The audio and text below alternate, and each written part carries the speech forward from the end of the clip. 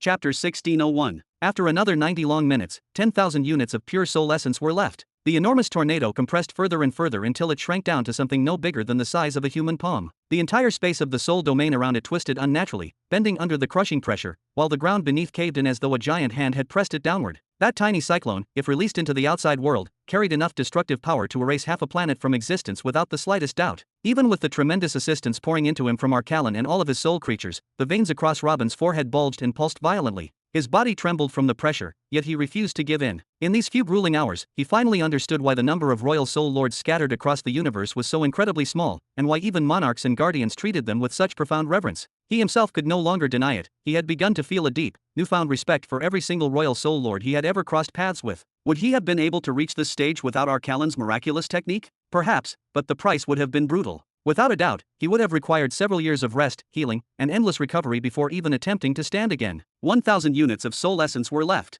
Prepare yourselves, all of you.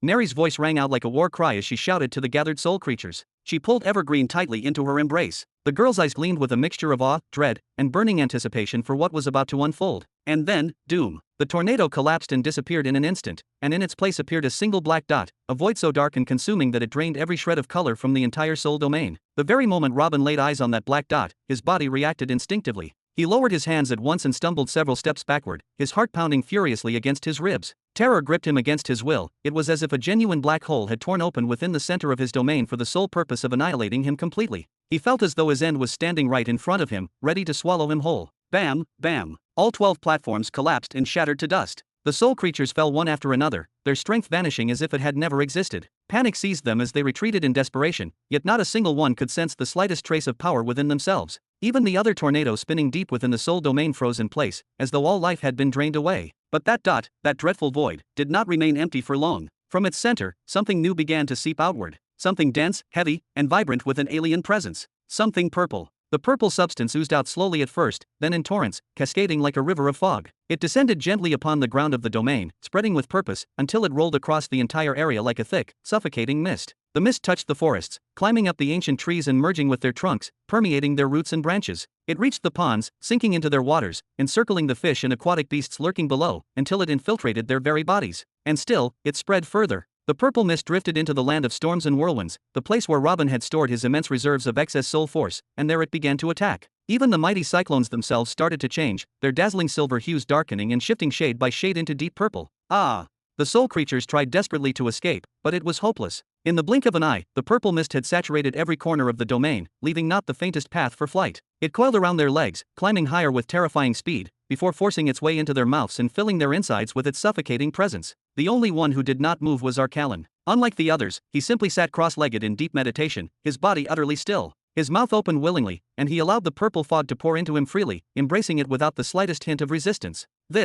Robin himself was stunned as he noticed the purple mist swirling around his own body in an almost mystical fashion. Everywhere it touched, the silver glow of his manifestation instantly shifted into purple. His soul embodiment, too, began to transform. Where once it had looked like a child of no more than 7 years, it now expanded rapidly, its shape growing taller, sharper, and more defined, until it took on the image of Robin in his 20s, though here, it was a figure entirely shrouded in purple light. Only after every last thing had been consumed, only after every single silver cell of the gigantic Hovaenheim construct had been replaced with purple essence, did something even stranger, something beyond comprehension, begin to occur. Doom! The black hole folded in on itself, shrinking to nothingness. Then, boom! A colossal detonation tore through the space where it had been, releasing a shockwave so violent that everything was hurled backward like fragile leaves caught in a storm. Even Robin's purple soul manifestation, already tempered and fortified by countless trials, was forced to retreat several unsteady steps. The air of the domain quivered, every corner of it echoing with the lingering rumble of destruction. When Robin lifted his gaze again, he saw it, the royal star. How could words capture it? It was not a mere light or flame. It was a massive, living sphere of purple gas, swirling as if it contained its own stormy heavens.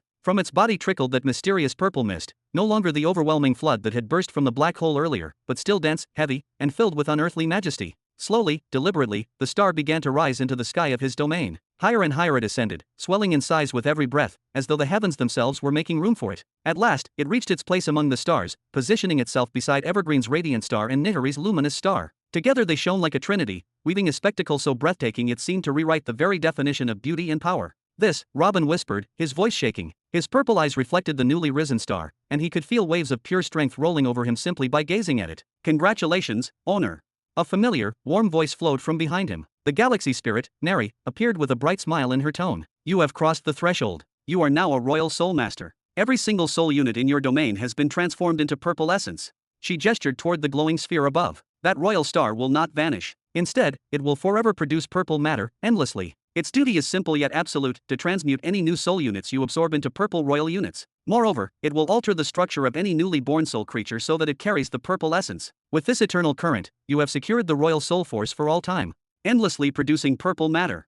Robin muttered in disbelief. His brow furrowed as he stared at the star. But where does such matter come from? What was that black hole? I expected my domain to undergo a purely internal change, yet everything feels as if it is being reinforced from an outside source.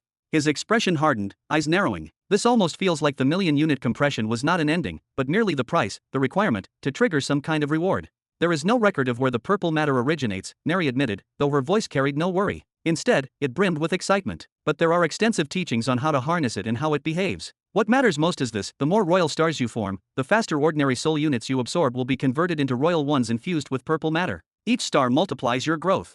She clapped her hands together with infectious joy, her words echoing in the quiet domain. Do you realize what this means? You now hold a qualitative advantage that no one below the royal realm can overcome. Any who linger below your level cannot harm you. You could annihilate a failed Nexus state without effort, and even stand your ground against a low-level Nexus state in direct combat, so long as you fight at your peak. From this moment onward, you have become worthy of being recognized as a true planetary emperor in the Middle Belt. Her tone then grew serious, like a mentor reminding her pupil of hard truths. But make no mistake, this alone is not enough. A low-level Nexus state who exceeds the average battle power could still wear you down, even defeat you. To truly stand tall in the great arena of power, you require more. More purple matter, more units, more stars. You already possess the unmatched quality, but now you must acquire overwhelming quantity. That is the path forward. Her serious expression softened into a charming smile. Owner, this is a great chance, and you still have the choice. I believe it would be best for you to compress the second royal star right away, so you can firmly establish your foundations as a mighty royal soul master. Chapter 1602. You should start compressing the second star right away. Have you lost your mind?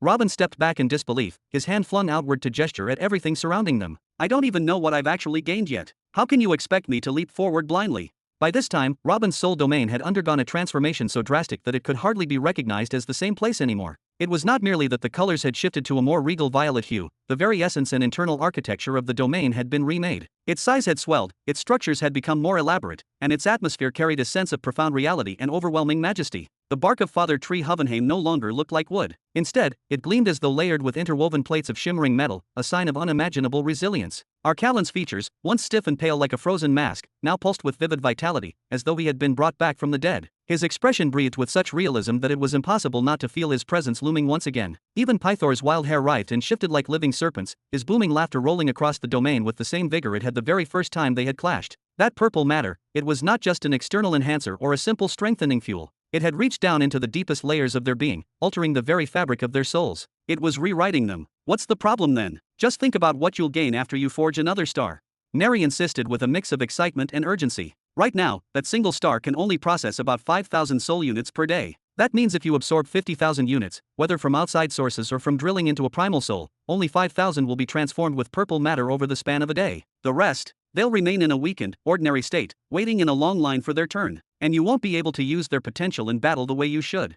But if you add another star, it will inject violet matter into every unit, strengthening your soul creatures and enhancing your techniques far more than you can imagine. And that's not all. Two stars working together don't just add up, they multiply each other's efficiency. Together, they could convert nearly 30,000 units per day. And if you were to forge a third royal star, the synergy would amplify again. Your soul creatures would evolve to greater heights, and the conversion rate would skyrocket, giving you a torrent of empowered units. With stronger units, you'll be capable of weaving techniques that are deeper, sharper, and infinitely more complex. And with greater numbers, you'll be able to summon larger armies of soul creatures and unleash countless spiritual arts at once. Can you picture the scale of your power in battle as the stars increase? Every additional star reshapes the battlefield itself. Neri leaned closer, her hands sliding gently onto Robin's shoulders. She began massaging them with deliberate, reassuring motions. This is the true difference between royal soul masters. Every star is a colossal step forward. The gap in strength between a 1-star royal soul lord and a 2-star one is simply unfathomable. I'm not so sure about this, Robin admitted, tilting his head slightly, though his body relaxed under the steady rhythm of the shoulder massage. I'm not afraid of the compression process anymore thanks to Arkalon's array. But to forge a second star, I'll need to expand my domain capacity to 2 million units, right? That's going to take years, maybe even decades. And I still have piles of research waiting to be completed, as you well know. My beloved owner, then look over there. Neri's voice softened, but her hands never stopped kneading his shoulders. With delicate insistence, she guided his gaze toward the land of storms. The sight that greeted him was unnerving. The silver tornadoes that once howled and shredded through that desolate expanse had been stained violet. Their movements had slowed, heavy with newfound weight, their rotation more deliberate. Yet the power behind them had not lessened. In fact, their momentum had become far more crushing, each gust rolling with oppressive strength. After allowing him several seconds to drink in the sight, she finally spoke again, her words low and measured. Normally, your domain should only be able to contain 1,000,000 units. That's your natural limit. But back in the Valley of the Spectres, you swallowed and destroyed nearly 5,000,000 soul units from the prisons just to ignite the decree of truth. And after that, you consumed over 20,000,000 more from Arkalon and the others. Of course, the purgatory flame burned away a huge portion of them, erasing countless units permanently, and it pacified the survivors after the initial frenzy. But that doesn't erase the fact that you're still carrying layers upon layers of excess, multiples of your natural capacity. Her tone softened further, almost like a whisper. Because of your elastic domain trait, you've forced your soul domain to endure beyond its limits, stretching it to the point of danger. And now, what you're witnessing, those violet tornadoes, are proof. That elastic trait, the very thing that kept you safe, is almost gone. Do you understand what that means? Robin remained silent, his brows tightening as the weight of her words sank in. It means a single strike from the outside, even one you might normally shrug off, could puncture your soul domain and kill you outright now. It means your life hangs by a thread, constantly at risk, as long as these tornadoes whirl around you, inflating your domain beyond what it can normally bear. Neri stepped forward, her hands slipping away from his shoulders as she faced him directly, a soft yet earnest smile curving her lips. So tell me, owner, why would you keep gambling with your life in such a reckless way? Robin gently brushed Neri's hand aside and took 2 deliberate steps toward the raging whirlwinds. You can't possibly imagine, he said with a heavy voice, the depth of helplessness I feel when I desperately need units to deploy but find nothing at hand. When I look at these storms, at this massive surplus swirling endlessly before me, I can only see an emergency reserve, a backup resource meant for the most critical situations. Is that reserve more important to you than the elastic trait itself? Neri snapped back without hesitation, her tone sharper than before. Didn't you say with your own mouth that this ability has saved your life countless times? Do you seriously think that temporary power you gain in battle matters more to you than your own life? Tisk, Robin exhaled, the sound carrying frustration. He sat down slowly, then waved his hand backward dismissively. Go. Begin additional training for the soul creatures. I want to see just how far they can go, how much they can evolve under pressure. Then he let out another long breath and closed his eyes, shutting out the noise around him. Whoom. Neri's eyes darted around in shock as she noticed the domain itself beginning to expand again, this time at a steady and confident pace. She clapped her hands in excitement and spun on her heel, running back with renewed vigor. At once, owner, she called out with a bright, ringing voice. I will forge them into the strongest soul creatures in the entire cosmos for your sake. Sector 99, Mid-Region, Dawnlight Stellar Academy, Student War Arena. In the match between Student Ovanos of Professor Borik's class and Student Noreen of Substitute Instructor Morgana's class. The commentator assigned to narrate the student war events furrowed his brows, almost unable to believe the words forming on his tongue. Student Noreen of Substitute Instructor Morgana's class has emerged victorious. Wah! The clash was pure soul force against soul force, and Professor Borik's side has lost. Incredible! Student Ovanos is considered one of the top 3 prodigies under Professor Borik. How could this possibly happen? It doesn't matter, another voice argued from the stands. In the previous bout, a student from Substitute Instructor Morgana's class lost to one of Borik's students. This kind of thing can't be treated as an absolute measure. There are so many hidden factors that decide a fight. Are you saying it was pure luck? One hot-blooded student roared from the bleachers, his eyes wide and veins standing out on his neck. He tore his uniform into shreds with trembling hands, eyes gleaming with a fanatical light, and shouted down at the arena, "Long live Substitute Instructor Morgana! We will devote ourselves to Substitute Instructor Morgana. I'm ready to die for you, Substitute Instructor Morgana. I love you." Chapter 1603. I am ready to die for you, Substitute Teacher. Substitute Teacher, let me shine your shoes and cook your meals. Amidst those passionate cries, the woman standing proudly beside the battlefield below gently raised her hand and waved to the gathered students, her crimson nails glinting under the sunlight. Hee, thank you for your kind words, children. Of course, that woman was none other than Morgana herself. She wore a long crimson dress that shimmered faintly like liquid fire, tightly fitted at the waist and chest, emphasizing her hourglass figure with almost unnatural elegance. Even among her male students, she towered above most of them, surpassing 2 full meters in height. Her lips gleamed red as if painted with blood, a faint crimson hue surrounded her eyes, while her cheeks were flushed like ripe apples, giving her an allure that was both dangerous and irresistible. Anyone who laid eyes on her would immediately feel the urge to take a bite, to surrender. Naturally, there was no need to speak of her features. The royal bloodline she inherited as a princess of a dynasty that once ruled a millennial empire was overwhelming in its majesty. Every detail, her delicate face, her sculpted body, even the way her limbs moved, was like a masterpiece crafted by the heavens themselves. She was beauty and power, fused into a single existence. Heh, that is not fair, teacher. The girl called Noreen descended from the stage with a weary sigh, though the mischievous smile tugging her lips could not be hidden. Her shoulders slumped in defeat, but her eyes glimmered with admiration. I won, but you are stealing all the spotlight again. This is not fair at all. Of course the teacher steals the spotlight was made for her. Teacher is the light itself. Dozens of boys and girls surrounding Morgana shouted in chorus, their voices trembling with passion, their eyes shining with the starlight of unshakable devotion. Ever since Morgana appeared decades ago in the ancient academic building of Professor Robin Burton, declaring that she would act as a substitute teacher until his eventual return, the entire academy had undergone a revolutionary transformation. During the first few years, Morgana walked a path similar to Robin's, isolated, detached, immersed in long stretches of silence. But unlike Robin, she had no research to drown herself in, no truth chamber tasks to distract her endless days. All she could do was listen, the lecture hall filling each day with the chatter of young boys and girls, hear the whispers rising from below, hear Shaddad occasionally booming his own lessons. Out of sheer boredom, one day she sighed, brushed her hair back, and descended from her high seat. She began to lecture about soul force, especially about soul creatures. At that time, her entire audience was no more than 2 boys and a single girl, all from the same batch Robin had once disciplined harshly. Shaddad too would scold them whenever he attended, smothering them with his suffocating bear hugs and other incomprehensible punishments. So when this angelic yet imposing figure appeared before them, declaring herself a royal soul mistress, she simply explained a few principles, then casually dismissed them, telling them class was over and they were free to leave. Yet something deep shifted inside those 3 students that day. So this is what a normal teacher is supposed to be like. The following week, Morgana was astonished to find not 3, but 10 students waiting in the lecture hall. She went down again and gave another lesson. But this time, after the class ended, none of them left. They lingered. They approached her with burning eyes, asking her questions, personal questions, trivial questions, questions that revealed their hunger for closeness. The girls, especially, were captivated by her presence. Female instructors in the academy were rare, and none carried such ethereal beauty nor that balance of strength, refinement, and self-care. To them, Morgana was more than a teacher, she was an ideal, a living standard to aspire to, proof that a woman could be both feared and adored. And for Morgana herself, who in all her long life had never once tasted the sweetness of being admired openly, of being cherished, this sensation was entirely new, almost intoxicating. For the first time in centuries, she felt something stir within her, an anticipation, a curiosity. An event worth looking forward to in the weeks to come. And indeed, after that very first week, they came back once more. This time, the number had swelled to nearly 100 eager boys and girls. The male students came for one reason alone, to set their eyes on the new beauty, to confirm whether the rumors they had heard in every corridor were true. The female students, however, came with brighter expectations, to see for themselves if there truly was a gentle new teacher who would answer their questions with patience and kindness, someone different from the usual harsh and distant instructors of the academy. What they found was not only what they had hoped for, but far more.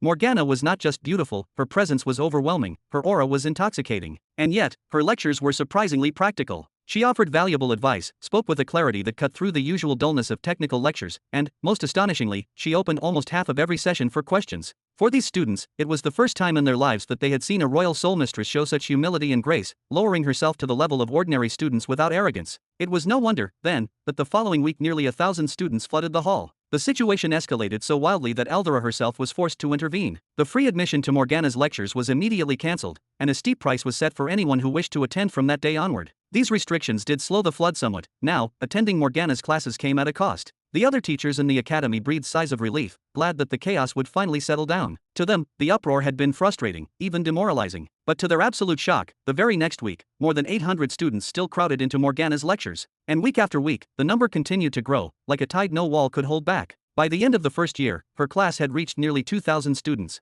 Almost every soul student who, for one reason or another, had not joined Professor Brick's class found themselves drifting into hers instead. And yet, despite this massive growth, Morgana's approach never changed. She still lectured with the same calm voice, the same unhurried tone. She still spent half the time answering questions, listening to even the smallest voices in the hall. Sometimes she laughed with groups of girls, sometimes she joined them on outings to restaurants and cafes across the planet, and sometimes she even strolled with them through the library aisles, helping them choose which books to study. Even Morgana herself could not quite explain why she did it. Did she see them as younger sisters? As children of her own? Or perhaps as friends, companions with whom she was simply trying to relive, or even replace, the childhood she never had? Whatever the answer, she discovered that she liked this live. For her, this was infinitely better than solitude. And for her students, her unique style became a sensation, an approach that spread by word of mouth like wildfire. By the end of the first year, substitute teacher Morgana had already become one of the wealthiest and most celebrated instructors in the entire academy. Her students, too, were beginning to show remarkable progress, their results shining brighter with each season. By the end of the first decade, her reputation as the gentle teacher, and as a royal soul mistress, had spread far beyond the academy walls. The outstanding achievements of her students in the field of soul arts in general, and especially in the mastery of soul creatures,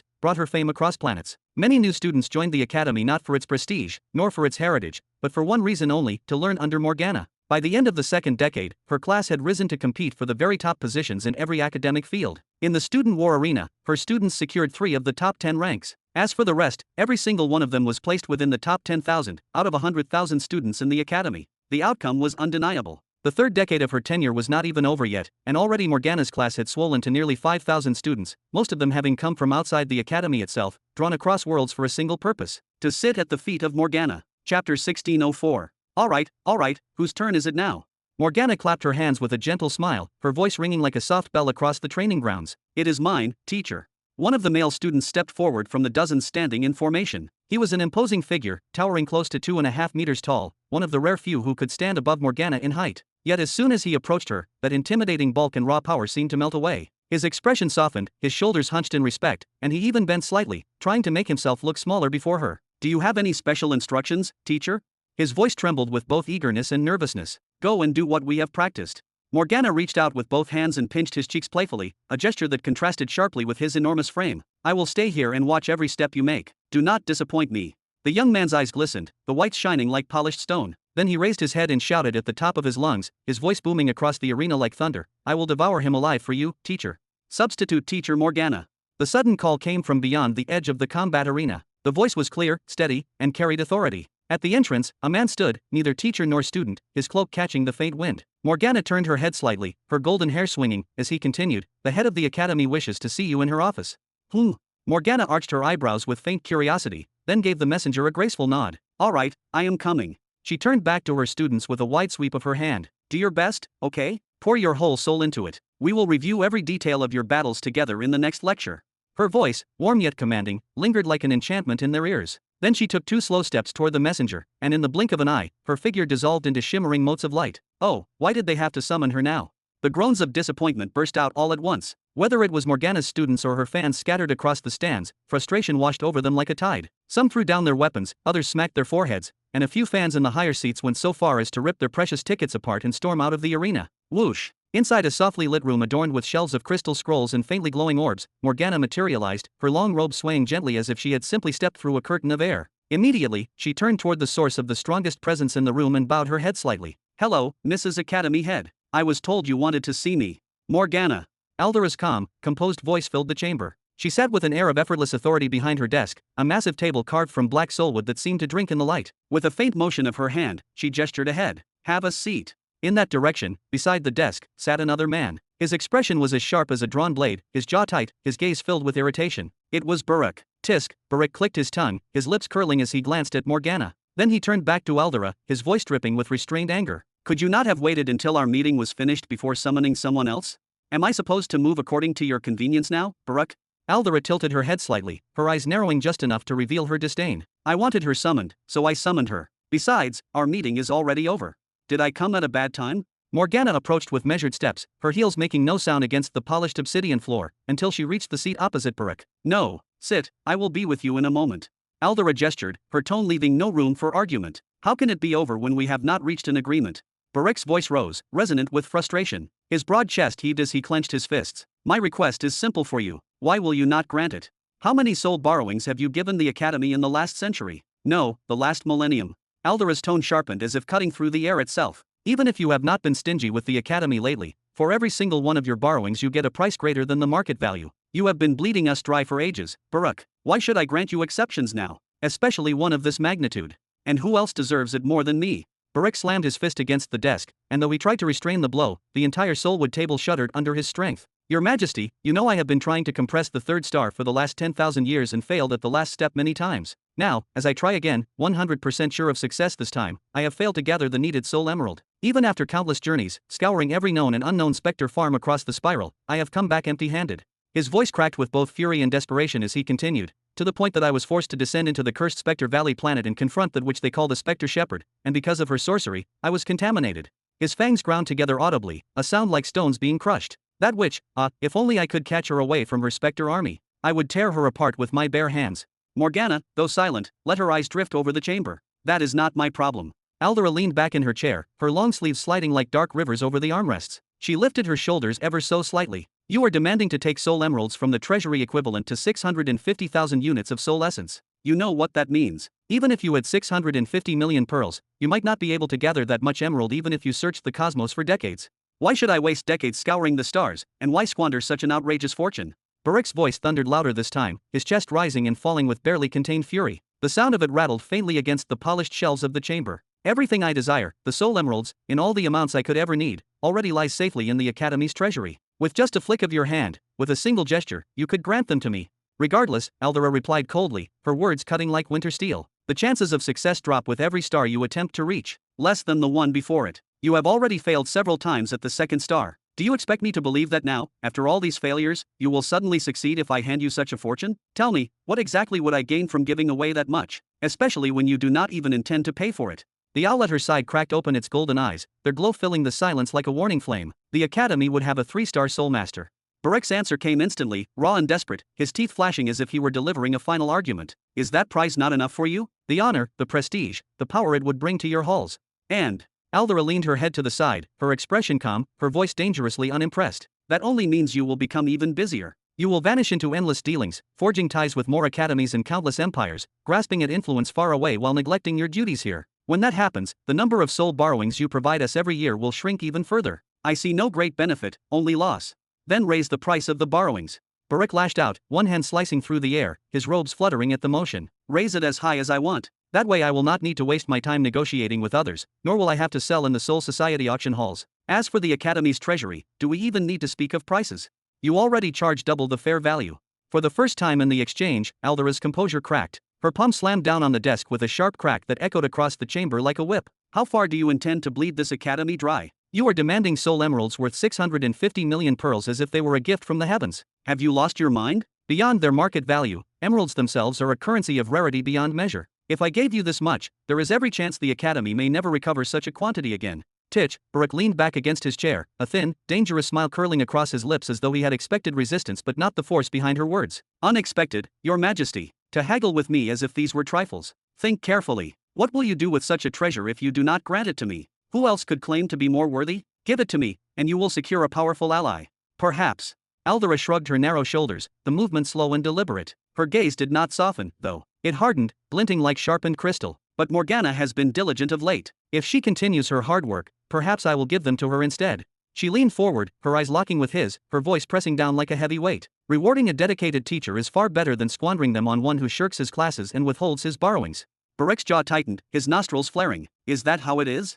His gaze, dark and venomous, locked on Aldera for several tense heartbeats before it snapped toward Morgana, who had remained quietly in her seat. He rose with a scrape of his chair, his aura bristling like a storm barely leashed. Remember this well, Your Majesty. Etch it deep in your mind. Those who support me on my path, I will never forget their kindness. But those who refuse me, those who stand in my way, they will find no place on the wave I shall ride when I claim dominion over the soul world. His glare slid to Morgana's oversized hat, his lip curling in a sneer. Enjoy your diligent little one-star teacher. While she plays tea parties with her students and wastes her time in childish games, I will carve my inevitable road to the 3rd star. Humph. Whoosh. With a flick of Aldera's hand, the entire chamber rippled. Barak's figure dissolved into the air, vanishing as if swallowed by the void. The silence that followed was heavy, until Aldera finally turned toward Morgana, her sternness softening into calm reassurance. Do not trouble yourself with his words. That is his way, loud, venomous, and empty. It is fine, Morgana waved both hands twice, her ever-bright smile blooming across her face as though Barak's venom had not touched her in the slightest. So then, Your Majesty, why exactly did you summon me? Chapter 1605. Why have you summoned me, Your Majesty? Morgana asked with a faint smile tugging at her lips. As you know, my students are fighting in the arena right now.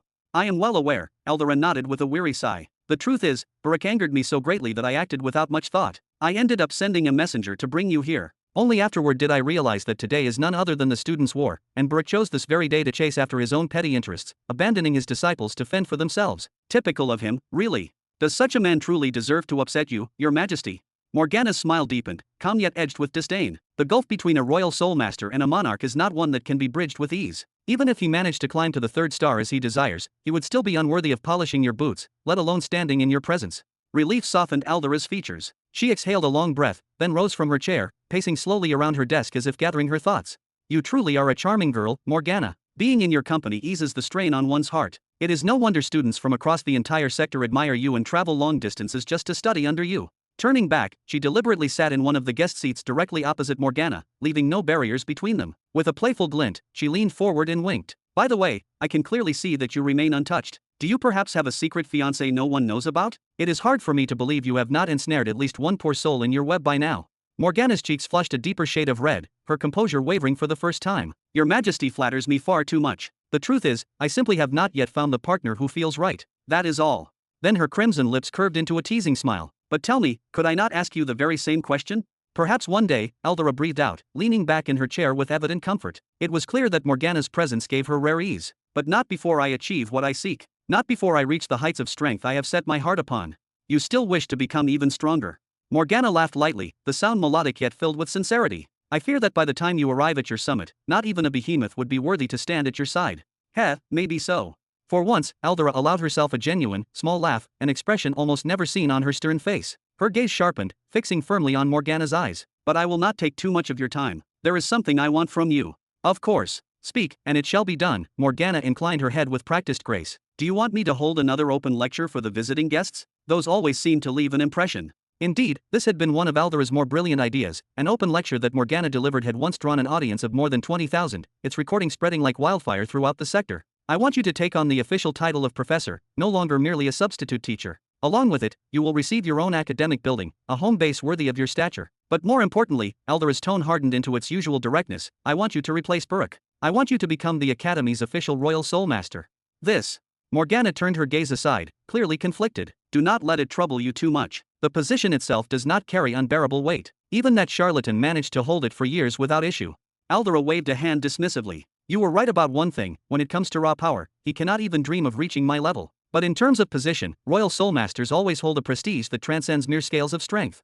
She shook her head slightly, as though lamenting the truth. Even in the Dawnlight Stellar Academy, the greatest academy in the entire sector, we have only Buruk to serve as our sole source of soul borrowings. We cannot simply invite another. The rest either pursue their own paths or owe their allegiance to factions that raised them to the level of Royal Soul Masters. Then, with a more personal note, she gestured toward Morgana. When your master, Lord Robin, first told me that you had attained the rank of Royal Soul Master and that you intended to remain here for a while, I admit, I did not believe it at first. Not until I saw your power with my very own eyes.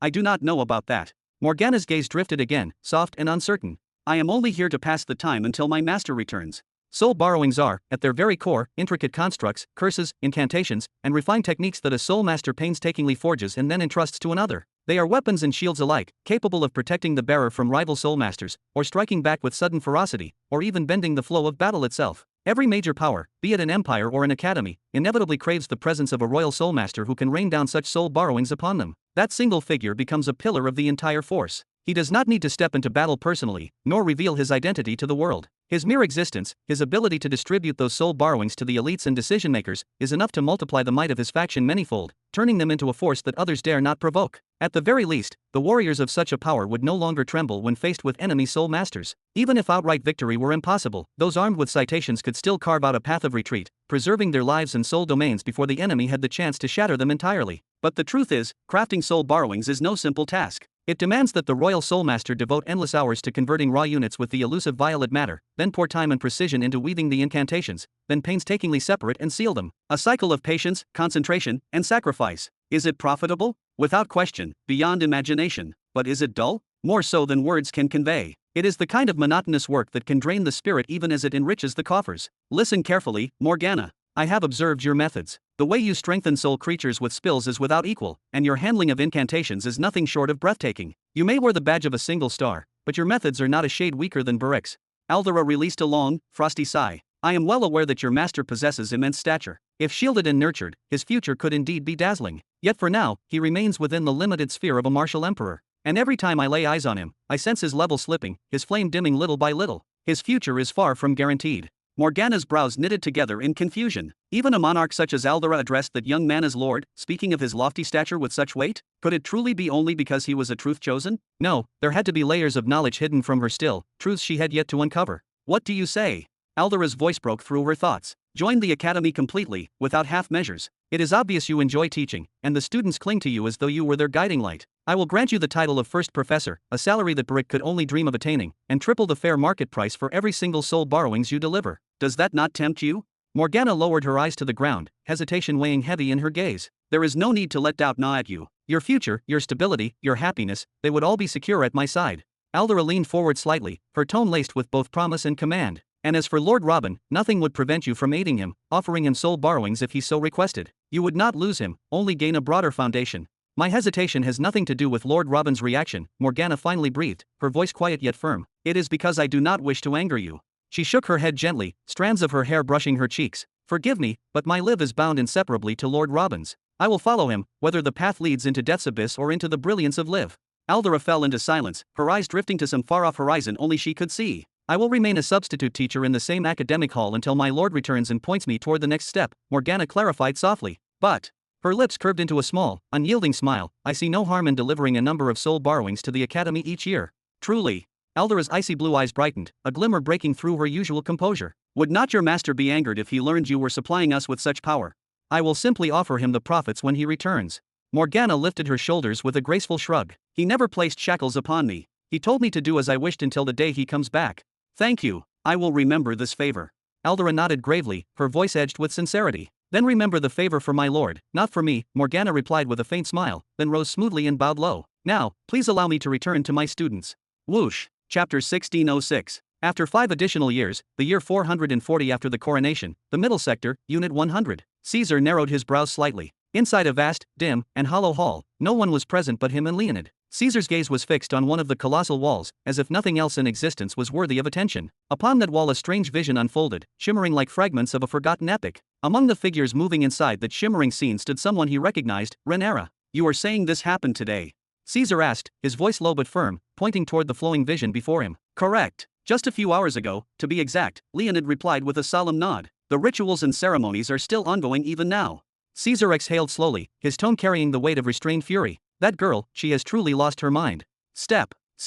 From the towering balcony of her imperial palace, Rhaenyra advanced forward with steady, deliberate strides. The air was thick, charged with a silence so sharp it could cut flesh. Only 5 others stood behind her on that balcony, their hands locked rigidly behind their backs, beads of sweat trickling despite the cool height of the palace winds. None dared utter a word. Rhaenyra's attire today was not the lavish, white-skirted royal gown she had always been draped in. Instead, it was dark, narrow, and stripped of its usual regal ornamentation. What made it even more dreadful was that it was soaked in blood. In her right hand she carried not a scepter, not a banner of her empire, but a severed head that dripped scarlet. Her snow-white hair, flowing from beneath her crown, cascaded down her shoulders and back like a waterfall, providing the only contrast to the suffocating darkness of her dress. Yet even that purity could not soften the storm written on her face. Her orange eyes blazed with hatred and contempt, her lips twisted, her teeth clenched as if she were moments away from devouring the world itself. This was no longer the serene princess of old, this was a predator crowned in iron. She advanced with regal menace until she reached the very edge of the balcony. Below her stretched the grand courtyard of the palace, a garden vast enough to meet the horizon itself. But today it was no place of peace.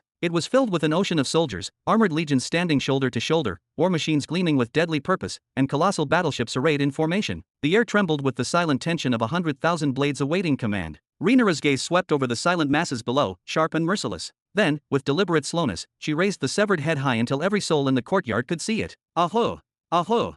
Aho! The earth shook with the roar of millions of voices. Soldiers thrust their spears toward the heavens as if to pierce the firmament itself. Their shouts were primal, desperate, as if their very lives depended upon this cry. Blood rushed like fire through their veins, and even the sweat on their brows seemed to vanish, burned away by the searing heat of their frenzy. My soldiers! O soldiers of the great Nine Paths Empire! Rhaenyra's voice thundered, resounding over the world. The reckoning has begun. We shall not halt until every throat that conspired against us is severed. We shall not rest until every power that trampled us in our darkest hour is annihilated. We shall not forgive even those who dared to cast upon us a glance of contempt. Ahu! They roared. Humph! Prepare yourselves. Rhaenyra hurled the severed head aside, letting it thud against the marble floor. Then she slammed both her blood-stained hands against the balcony's stone rail, her voice rising like a storm. From this day forth, we shall reclaim everything that was once ours. Aho! Aho! Aho! The roar of the legion shook the heavens. Heh, what a pity! Caesar waved his hand lightly, and the grand vision faded into fragments of light until the chamber returned to its dark emptiness. His tone carried not rage nor admiration, only a quiet trace of disappointment. I truly expected something greater from her than this display. Greater than this. Leonid's eyes widened in disbelief. She lured the planetary emperor of the Pink Bull Empire, one of the very powers that struck at the Nine Paths Empire and stole its worlds, into a flawless ambush. She chased him across 3 entire planets in a pursuit that became legend, cornered him in the void, and in the end severed his head. Tell me, your highness, when was the last time a planetary emperor, a sovereign at the Nexus state, fell in such humiliating fashion? That head she raised, Leonid pressed, was no nameless foe, it was the head of a planetary emperor who had mocked the Nine Paths Empire and stripped away its lands. No wonder the moment it appeared, morale blazed like fire in dry grass. I would swear on my soul that if the Empress had commanded them then, her soldiers would have leapt into hell itself with joy. Caesar smiled faintly, though his eyes stayed cold. You mistake me. I do not dismiss morale. It is the spine of war. Even in our armies we have divisions whose sole duty is to raise spirits, to fill hearts with fire. A soldier burning with belief can strike with the might of 10. Conviction turns men into weapons. The smile died. He shook his head slowly. But let us not fool ourselves. This is no fable sung by poets. Soldiers do not break their limits simply by shouting louder. Cries will not conjure weapons from the air. And those worn ships she parades will not suddenly transform into fleets worthy of a true empire. Leonid's expression hardened. Your Highness, are you implying?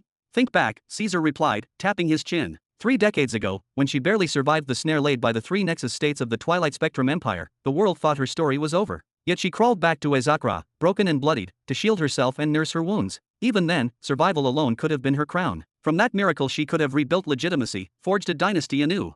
He leaned forward, voice darkening. But then whispers spread. One of the 3 Nexus states had vanished, grievously wounded. The Twilight Spectrum Empire demanded answers from Rhaenyra about the Emperor's lost brother. From that moment the noose was set. And what did she do? Did she deny it? Did she shield her empire from that accusation? A low, sharp chuckle escaped him. No. She turned the charge upon them. She demanded an explanation about the vanished Fourth Hall mistress and her followers. She ignored the blame, and in doing so she accepted it. She wore it like a cloak and made it fuel. By embracing the shadow, she found momentum. She declared not ambition but a war of survival. And then she struck their worlds herself, burning, destroying, vanishing again into the void. Leonid nodded grimly. Yes. For years she carried the war alone. She moved from planet to planet, shattering each before slipping away. It was relentless, almost a mirror of the Iron Boar Emperor's terror against us. But in the end, Caesar said, his voice like steel, what did it bring him, or her? That reckless style, that desperate clawing against greater foes, it is nothing more than the last refuge of a sovereign at death's door. Chapter 1607. This pitiful, cheap tactic is nothing more than the final resort of a dying king upon his deathbed. Caesar's arm cut through the air in a dismissive wave, his tone dripping with contempt. Rulers who stoop to such desperate measures remind me of nothing more than a wounded cat, cornered and pressed against a wall, shrieking in futility as it struggles to rise on its trembling hind legs, puffing itself up in a laughable attempt to appear larger, stronger, more fearsome than it could ever truly be. But the Twilight Spectrum Empire is not us. Leonid shook his head slowly, his expression heavy with conviction. Unlike us, who can afford to ignore the mounting losses from the endless assaults of the planetary emperor's pack, because we are shielded by the immeasurable wealth of the Cradle Empire, and because each and every month we receive a flood of weapons and ships from the Young Belt, the Twilight Spectrum Empire has borne the full weight of its losses. They have bled in truth. The planetary empress, Rhaenyra herself, led the charge, Leonid continued, his voice hardening. She struck countless outposts, strongholds, and planetary garrisons of their armies with her own hands. Entire planets were laid low, burned and leveled into ruin before she even considered withdrawing. The devastation was so immense that the Twilight Spectrum Empire was forced to halt its expansion altogether. His brows drew together in a deep frown. And even though their emperor chose to wallow in filth and play the same game, unleashing both the dreaded world cataclysms under him, and joining the fray personally to crush the 9 Paths' remaining worlds, Rhaenyra refused to stop them. She ignored what they are doing and pressed forward, hammering their armies again and again until they were left ragged, overextended, and driven back into defense. Rhaenyra has nothing left to lose. Caesar's head swayed slowly as though mourning a truth already written in stone. When she departed from me, she had already consigned herself to emptiness. She acknowledged then that no soul remained at her side, no bonds tethered her to restraint. To her, whether it meant destroying an army, or annihilating every single planet within reach, none of it carried weight. Vengeance was all she sought. His gaze slid toward Leonid, eyes narrowing as his tone hardened to steel. But her indifference to the cost does not erase the cost itself, does it? Whether she looks away or not, the truth stands, she has torn apart her own dominion even further. Leonid gave a heavy, deliberate nod. After the Twilight Spectrum Empire descended upon the planets of the 9 Paths, not to conquer, but to devastate and leave only ash, they themselves suffered ruin. Their armies were bled thin, their strength hollowed, and when the time came, they no longer had the soldiers or the resources to claim the planets they had shattered. But then, other empires stepped boldly. He inclined his head toward the looming, frozen projection before them, where scenes hung suspended like paintings in the air. Among those opportunists was the Pink Bull Empire, who struck with brutal precision and seized 3 planets in a single sweep. And thus, in barely a decade span, the number of planets under the banner of the 9 Paths Empire plummeted, reduced to a mere 23. And now this. Caesar exhaled, a long, weary breath, his eyes fixed on the unyielding image of Rhaenyra etched before them. She has withdrawn the entirety of the 9 Paths Empire's forces, amassing them upon one single bastion, planet Xianxia. She has stripped the defenses of every other world under her command, abandoning them in the hope that by doing so, they will not be obliterated at the hands of the Twilight Spectrum Empire. And as though that were not enough, she parades the severed head of a planetary emperor for all to witness. His body shifted, turning back to confront Leonid with measured intensity. Do you truly understand what her actions declare to us all, here and now? That she has chosen war, and she no longer hesitates. Leonid's brows knitted, his voice carrying the weight of inevitability. Indeed, there could be no other meaning. The scene itself screamed the truth louder than any words could. There exists, Caesar began, his voice carrying the weight of authority, a certain unspoken code of respect, a silent yet ironclad protocol that every emperor is expected to observe when dealing with his peers. It is not written in laws, nor carved in stone, yet it is as binding as any decree. For instance, when a planetary emperor personally descends to fight with his own hands, it is not seen as bravery, it is seen as humiliation, as a public confession of inadequacy. And when a planetary emperor lowers himself to strike against common ground forces, that act alone brands his name with eternal disgrace, leaving an indelible stain upon his reign and legacy.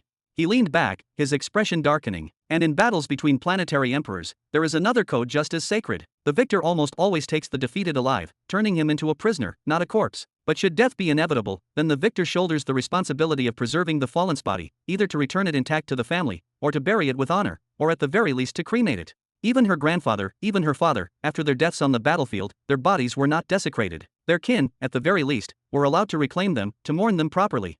Caesar's brows furrowed, his voice sharpened with disdain. But she shredded her victim's body into mangled pieces, and then lifted his severed head high like a trophy? Such a crime is no mere brutality, it is an outright violation of every tenet of imperial order. He exhaled slowly, then continued. In the eyes of her fellow planetary emperors, she has already discarded legitimacy. To the surrounding powers, she no longer appears as the sovereign of a dignified planetary empire, one with standing and weight among the stars. No, through her reckless, frenzied excesses, she has stripped herself of that legitimacy over and over again, until even the memory of it has been wiped clean. And so, instead of falling into the bitter path of a permissible blood clan, Rhaenyra has chosen something far darker. She has chosen to remake herself in the image of a demonic clan. A demonic clan. Leonid's voice dropped to a harsh whisper as his eyes locked on the scene, his brows drawn together in grim disbelief. The word alone was enough to send a chill into the room. Demonic clans and powers, by their very nature, are treated as a plague upon creation itself, like a disease festering in the flesh of civilization, demanding to be cut out at the root. Whenever such powers rise, the only acceptable answer is eradication. And if by chance they wish to survive, they can do so only by embracing corruption fully, by leaning upon their illegitimate arts, offering bribes, concessions, and gifts to the so-called righteous powers nearby. Yet Rhaenyra is unlike them. She is not the ruler of a true demonic force, nor does she hold wealth or treasures to bargain with. She has nothing to trade, no leverage to offer, and no allies who would dare shield her. Leonid turned back, his voice edged with urgency. Then you mean, the Nine Paths Empire truly stands on the edge of peril now, Your Highness? After all this time, after halting the advance of the Twilight Spectrum Empire, after even slaying the Pink Bull Emperor himself, I thought surely the tide had begun to turn at last in their favor. Caesar raised his hand and dismissed the notion with a wave. She has already signed her own death warrant, he said coldly. He gestured toward the 5 hallmasters gathered around Rhaenyra in the vision before them. Look closely at their faces. You can see it in their eyes. They know exactly what they have entangled themselves in. They know the doom that has already been written for them. It is not a question of if, it is only a question of when. His tone grew heavier, his words rolling like thunder. Every neighboring power that encircles the Nine Paths Empire will leap upon this chance. They will unite under the banner of vengeance, claiming justice for the fallen Pink Bull Emperor as their excuse, and together they will descend upon Xianxia in overwhelming force. Once they have reduced everything there to ash, they will divide the spoils among themselves, splitting the remaining planets of the Nine Paths Empire as casually as one carves meat at a banquet table. And when they are done, they will not stop, they will almost certainly seize and partition the realm of the Pink Bull Empire itself as well. He let the weight of those words hang in the air before continuing. This is politics, Leonid. A vile, poisoned game. Until one rises to a position of absolute and undeniable supremacy, he remains bound, shackled by politics and intrigue. Every empire, every sovereign, every so-called ally, they all think only of how to snatch what rests in another's hands. And Rhaenyra, his lips curled into a cold smile, Rhaenyra has handed them the perfect reason, wrapped like a gift, placed before them on a golden platter. Leonid let out a long, weary breath. Oh, then, is there truly no path left for them to survive? It is already decided, Caesar replied with a slow shake of his head, his voice stripped of all mercy. Rhaenyra must find a protector now, if she has even a shred of sense left in her. Most likely, she will try to flee into the savage Sephiroth galaxy, dragging her kin and the hallmasters with her, seeking shelter when the invasion begins. She will leave everything else behind to burn, every soldier, every city, every dream, reduced to ash in her absence, if, that is, the Sephiroths even agree to accept her at all. Then his gaze grew sharper, almost entertained. Or perhaps she will stay. Perhaps she will stand her ground, fighting to the last breath with nothing but rage in her heart. Watching such a spectacle would, at the very least, be fascinating. At last, Caesar shook his head once more, his tone dropping into something that sounded almost like pity. What a waste. Knock, knock. The silence shattered as a voice echoed from outside the Grand Chamber. Your Highness, Planetary Empress Rhaenyra requests an audience with you. Chapter 1608. After a few long minutes. Step, step, step. Caesar's brows drew together ever so slightly as he watched Rhaenyra stride into the Grand Hall. It had been no more than a handful of hours since she stood on the blood-soaked soil of planet Xianxia, raising high the severed head of a planetary emperor, her voice echoing across the stars as she declared war. Now, astonishingly, she was here before him, unshaken, wearing the same battle-forged garments crafted for combat, the same gleaming white crown symbolizing her dominion, the same expression carved with pride and defiance, the same uncompromising, iron gaze that could cut through steel. Her footsteps rang clearly against the polished floor as she crossed the massive chamber. With deliberate poise, she halted before the chair that faced Caesar. Her attention flicked to the towering wall where a projection replayed the recording of the military parade, its images still pulsing with fire and fury. Without hesitation, she seated herself gracefully, her voice calm yet sharp as a blade. It seems I do not need to speak too much. As always, the shadow swords fulfilled their duty. This time, however, her demeanor was nothing like before. She crossed one long leg over the other, leaned slightly back, and rested her hands firmly on the armrests of the chair, but with the commanding authority of a ruler who had come to negotiate on equal terms, if not higher. Caesar caught the shift instantly. A faint smile tugged at his lips as if amused by her boldness. Then he turned his gaze to lock with hers directly, his tone edged with irony. You are right, there is no need for words. I already watched you commit political suicide, live, in both sound and image. Oh. Rhaenyra's smile deepened, her eyes narrowing with amusement. So you think the same as well? That is exactly what the 5 hall leaders told me. Of course they did. It is the simplest truth, Caesar said with a dry chuckle. You have severed every road to escape. Before today, your troubles were merely internal disputes with the Twilight Spectrum Empire, and some border skirmishes with the surrounding powers. But now you have painted yourself as the villain of this starfield. Everyone will rally to crush you. But they will not succeed. Rhaenyra's gaze drifted away for a moment, as though she were already peering into the future. Her voice was low but unwavering. I am strong, and they all know it. I would never deny that. Caesar nodded gravely. You have proven your strength before the eyes of countless powers more than once. Yet strength alone will not shield you. They do not hunger for your life, they hunger for what you possess. They want what remains of your empire. They want the vault hidden deep within Xianxia. His hand lifted, pointing toward her like a judge delivering a verdict. And these treasures are not something you can slip into your pocket while clashing with legions on every side. Rhaenyra gave a slow nod, lips curving into a subtle smile. And so, the solution, she asked, her tone laced with provocation. Of course you need to find a protector to, what? Caesar's expression hardened, his brows knitting into a sharp line. You already know the solution, do you not? That is why you came here. He suddenly froze, realization dawning, and his voice rose in disbelief. No, absolutely not. What is wrong with it? Rhaenyra leaned further back into her chair, her posture radiating calm dominance. Surely you are prepared. Prepared. Caesar slammed his palms against the armrest of his throne as he surged to his feet, his voice thundering like a storm. Are you joking with me? You march across the starfield, enraging every great force, and then expect me to stand in the line of fire for you. And why should you not? Rhaenyra lifted her shoulders in an almost careless shrug, as if his outrage barely touched her. The Cradle Empire already battles half the Starfield's powers and triumphs. What is the harm if you face the other half as well? Rhaenyra. Caesar's roar cracked through the chamber like thunder, shaking the silence around them. I know full well that one of your 9 paths is seduction, but if you think that path works on me, then you are truly delusional. Rhaenyra, without titles, she teased, her chin rising higher, her smile lingering like a nice edge. Very well, but tell me, why claim I am trying to seduce you? I have not even begun to act yet. That is the only explanation for this insanity. Caesar's arm shot outward, finger stabbing the air toward her. Do you honestly think you can just walk into my hall, demand my protection, and pile twice the weight already crushing me? If I stand with you, I will not just be burdened, I will be branded the one who shields a demonic power.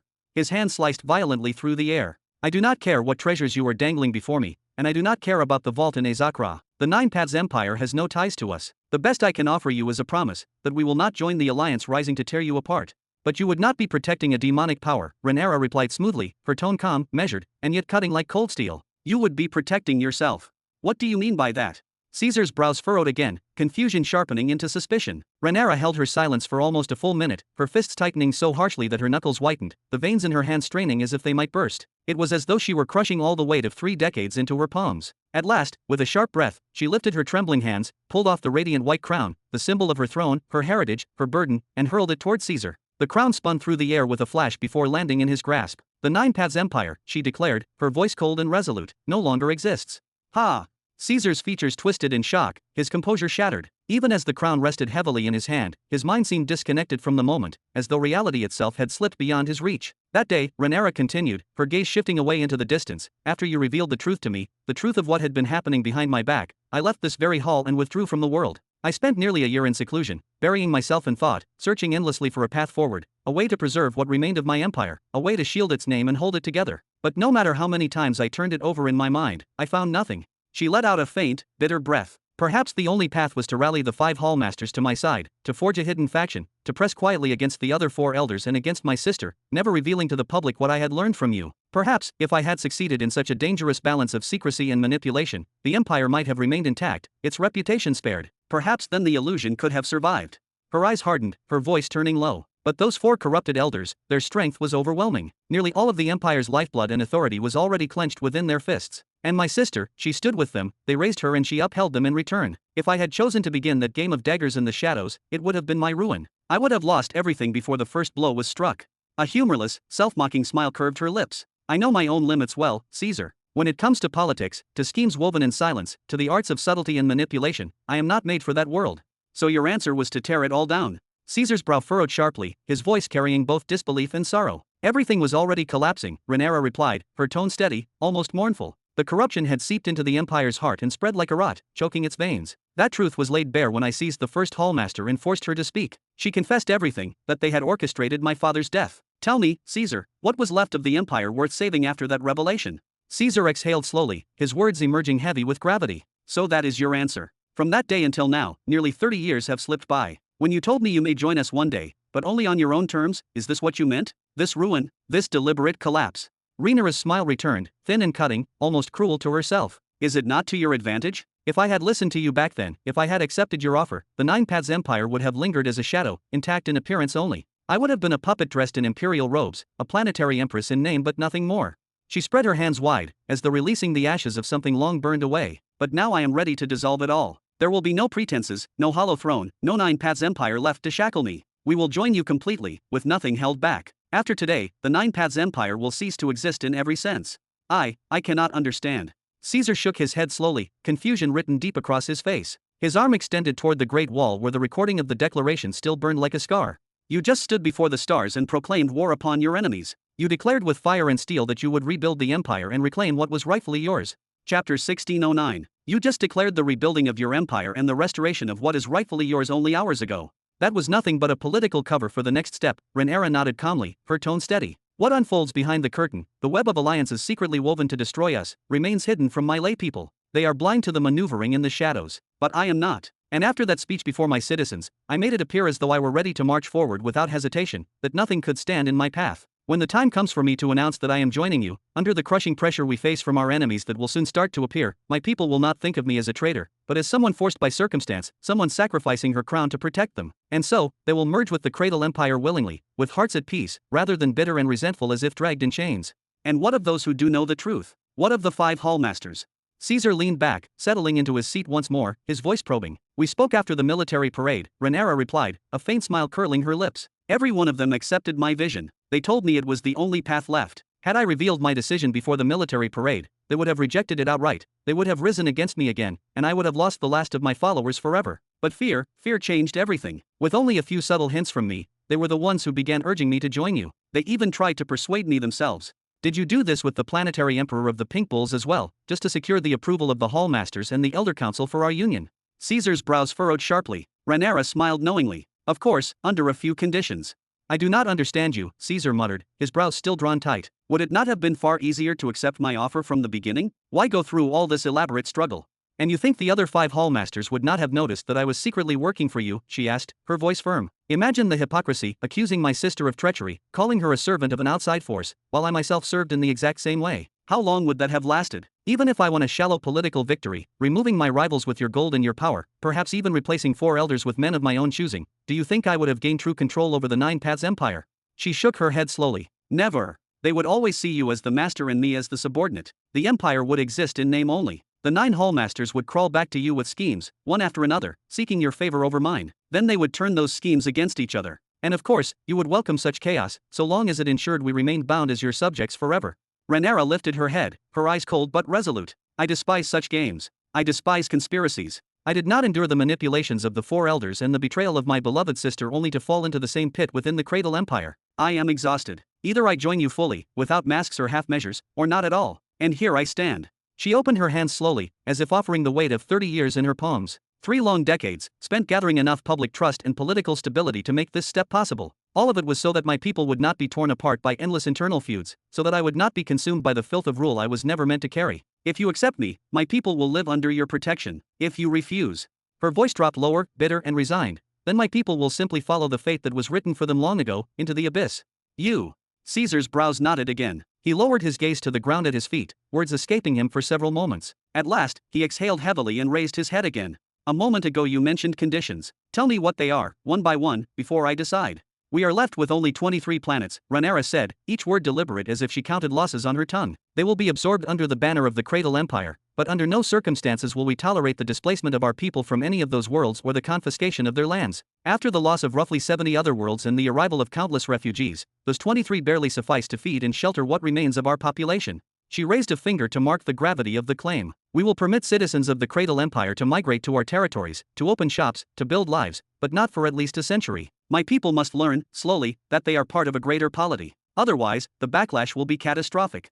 That is sensible. I have no objection to that, Caesar answered after a measured beat, his nod signaling an easier first item to accommodate. He leaned forward a fraction, eyes wary. And the next condition.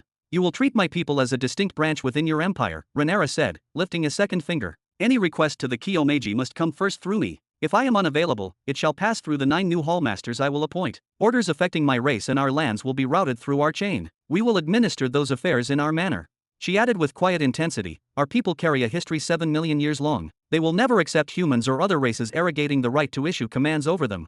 Caesar tapped the armrest, the sound small in the vast room. His brows drew together, not in immediate refusal but in caution. He knew similar arrangements existed. The Deovosians, Dorgrians and other races under the true beginning empire maintained comparable autonomies, so this was not unheard of. Still, the practicalities troubled him: communication, command, unity of effort in wartime. What is your third condition? He asked. Protection and active support, Rhaenyra answered, and the briefness of the phrase contained a world. She let out a slow breath, one that carried both petition and pledge. I want your solemn promise to defend the Kyomeiji people and to mobilize on our behalf should we face assault. Moreover, I want the Cradle Empire's backing so I may continue to pursue my vengeance.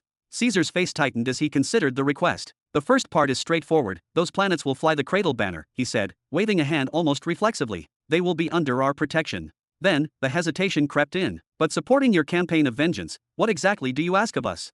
Rhaenyra's gaze lifted to meet his. I know the problem you face, or rather the problem of the Cradle Empire itself, she said plainly. You lack a spearhead, an instrument capable of breaking the enemy's lines and striking where they are most vulnerable. I offer to be that spearhead. She tapped her breast with a single, calm motion. With me operating within the least nexus states, amid the innumerable world cataclysms stirring across the 9 paths and the Cradle Empire, and with our combined armies arrayed behind us, who in this starfield could realistically stand in our way? Caesar let those words sit, counting the logic and danger alike. Do not forget, he said finally, the 9 paths empire fights on more than 7 fronts. Our internal fractures are what weakened us and brought us to this ignoble spectacle. Yet if our forces were consolidated, if we stopped bleeding ourselves with internecine conflict, then why not strike back? Did your father not order expansion? Did he not push for more worlds under our banner? Why be afraid? Together, with unified armies, we might sweep this starfield. Rhaenyra's eyes shone with something like a blade, hunger for retribution, not mere ambition. Caesar held her gaze longer than he had any right to, searching the woman she had become. What has happened to you? He murmured, almost to himself. You are not the same as before.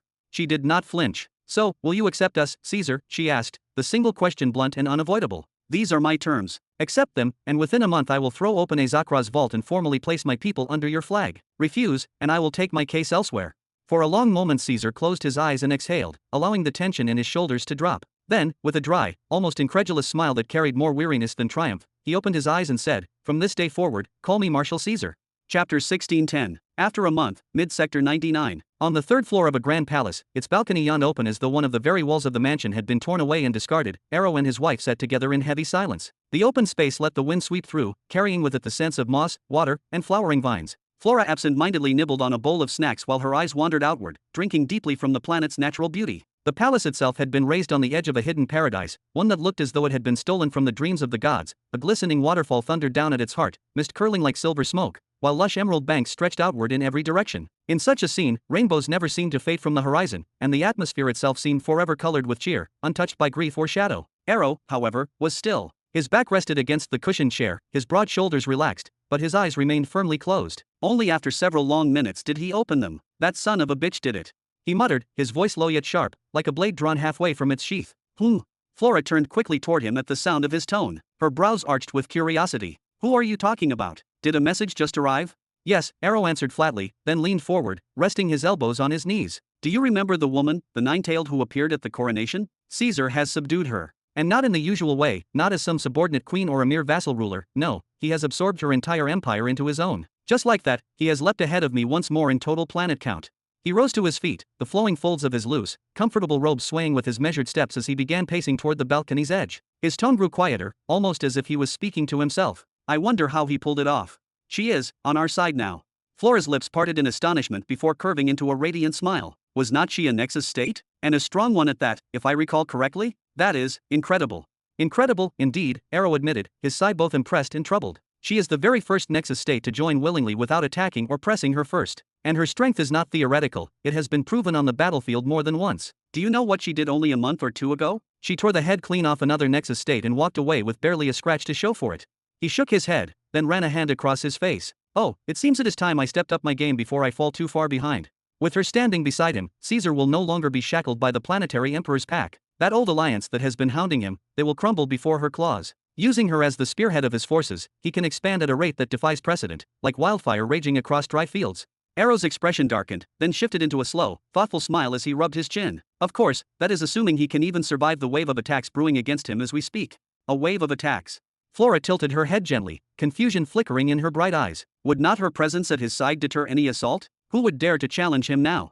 On the contrary, Arrow replied, his voice dropping to a grave timbre. Because of her, the assault will begin. Mark my words, a devastating offensive is being prepared, one that will engulf an entire starfield in chaos.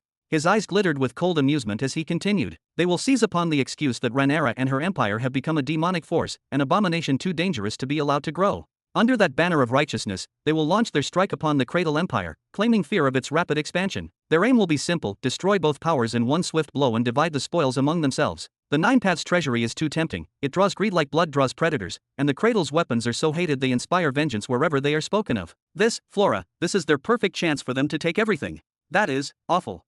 Flora's hand rose instinctively to cover her lips, horror softening her features. Not as awful as you think, Arrow waved his hand dismissively, as if brushing away an insignificant detail. The true beginning empire can no longer be destroyed. That much is certain. Plus, I would wager that even now, as we sit here, planetary weapons, energy pearls, and entire fleets are already pouring from the Nine Paths treasury into Caesar's hands. The coming war will not be some minor clash of armies, no, it will be a legendary battle. A war etched into history, one that will either end with an entire starfield kneeling in subjugation, or with Caesar and his men forced into joining us here. A smirk tugged at his lips, one almost playful in its cruelty. And frankly, I would not mind if Rhaenyra herself is cast aside in the conflict, exiled as part of the war's losses, and sent to us. Ha! Why?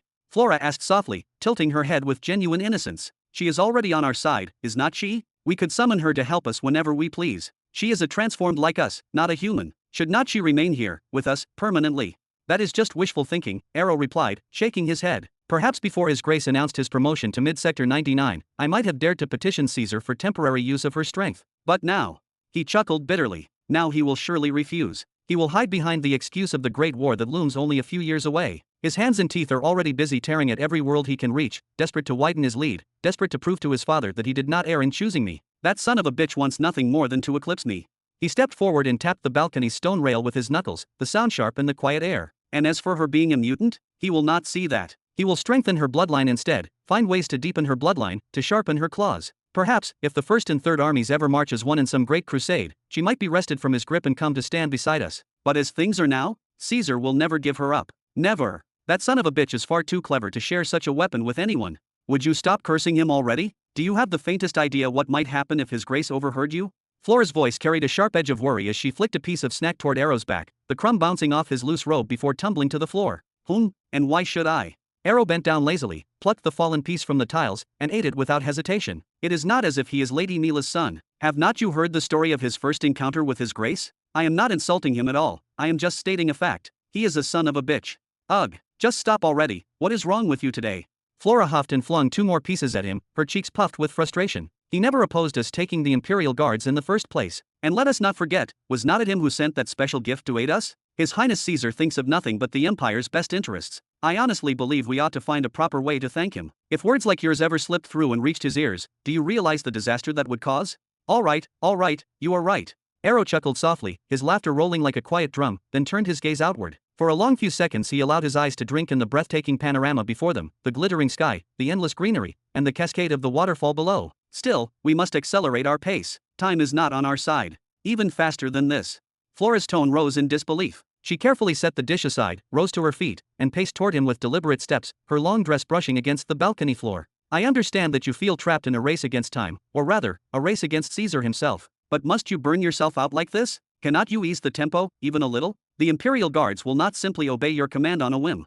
Her words carried a heavy truth. Only a few decades earlier, His Grace had orchestrated the integration of the legendary Black Wasps into the Grave Empire. The event had not been a quiet affair. Arrow had orchestrated a grand, almost mythic ceremony, summoning every neighboring power, every influential leader, and even delegations from across the star's media networks, ensuring the moment would be carved into history forever. And the reaction? Mid-Sector 99 had erupted in sheer chaos, its people swept by waves of astonishment, fear, and feverish gossip. Never before had the 900 Black Wasps stood united in one place. Their arrival on that night was like the descent of a storm. They filled the central plaza in immaculate formation, row after row of towering figures clad in their infamous dark armor, standing perfectly still, their silence louder than thunder. They looked less like men and more like monoliths carved from night itself. Even the planetary emperors who attended, those Nexus states who had swallowed their dignity to be present, felt their bodies quake. Their veins boiled with humiliation, their pride scorched under the suffocating weight of that sight. The reputation of the Black Wasps was not built on rumor, it was carved into the bones of the sector. They were the unchallenged embodiment of violence and precision. To even imagine these men were imposters was laughable, impossible.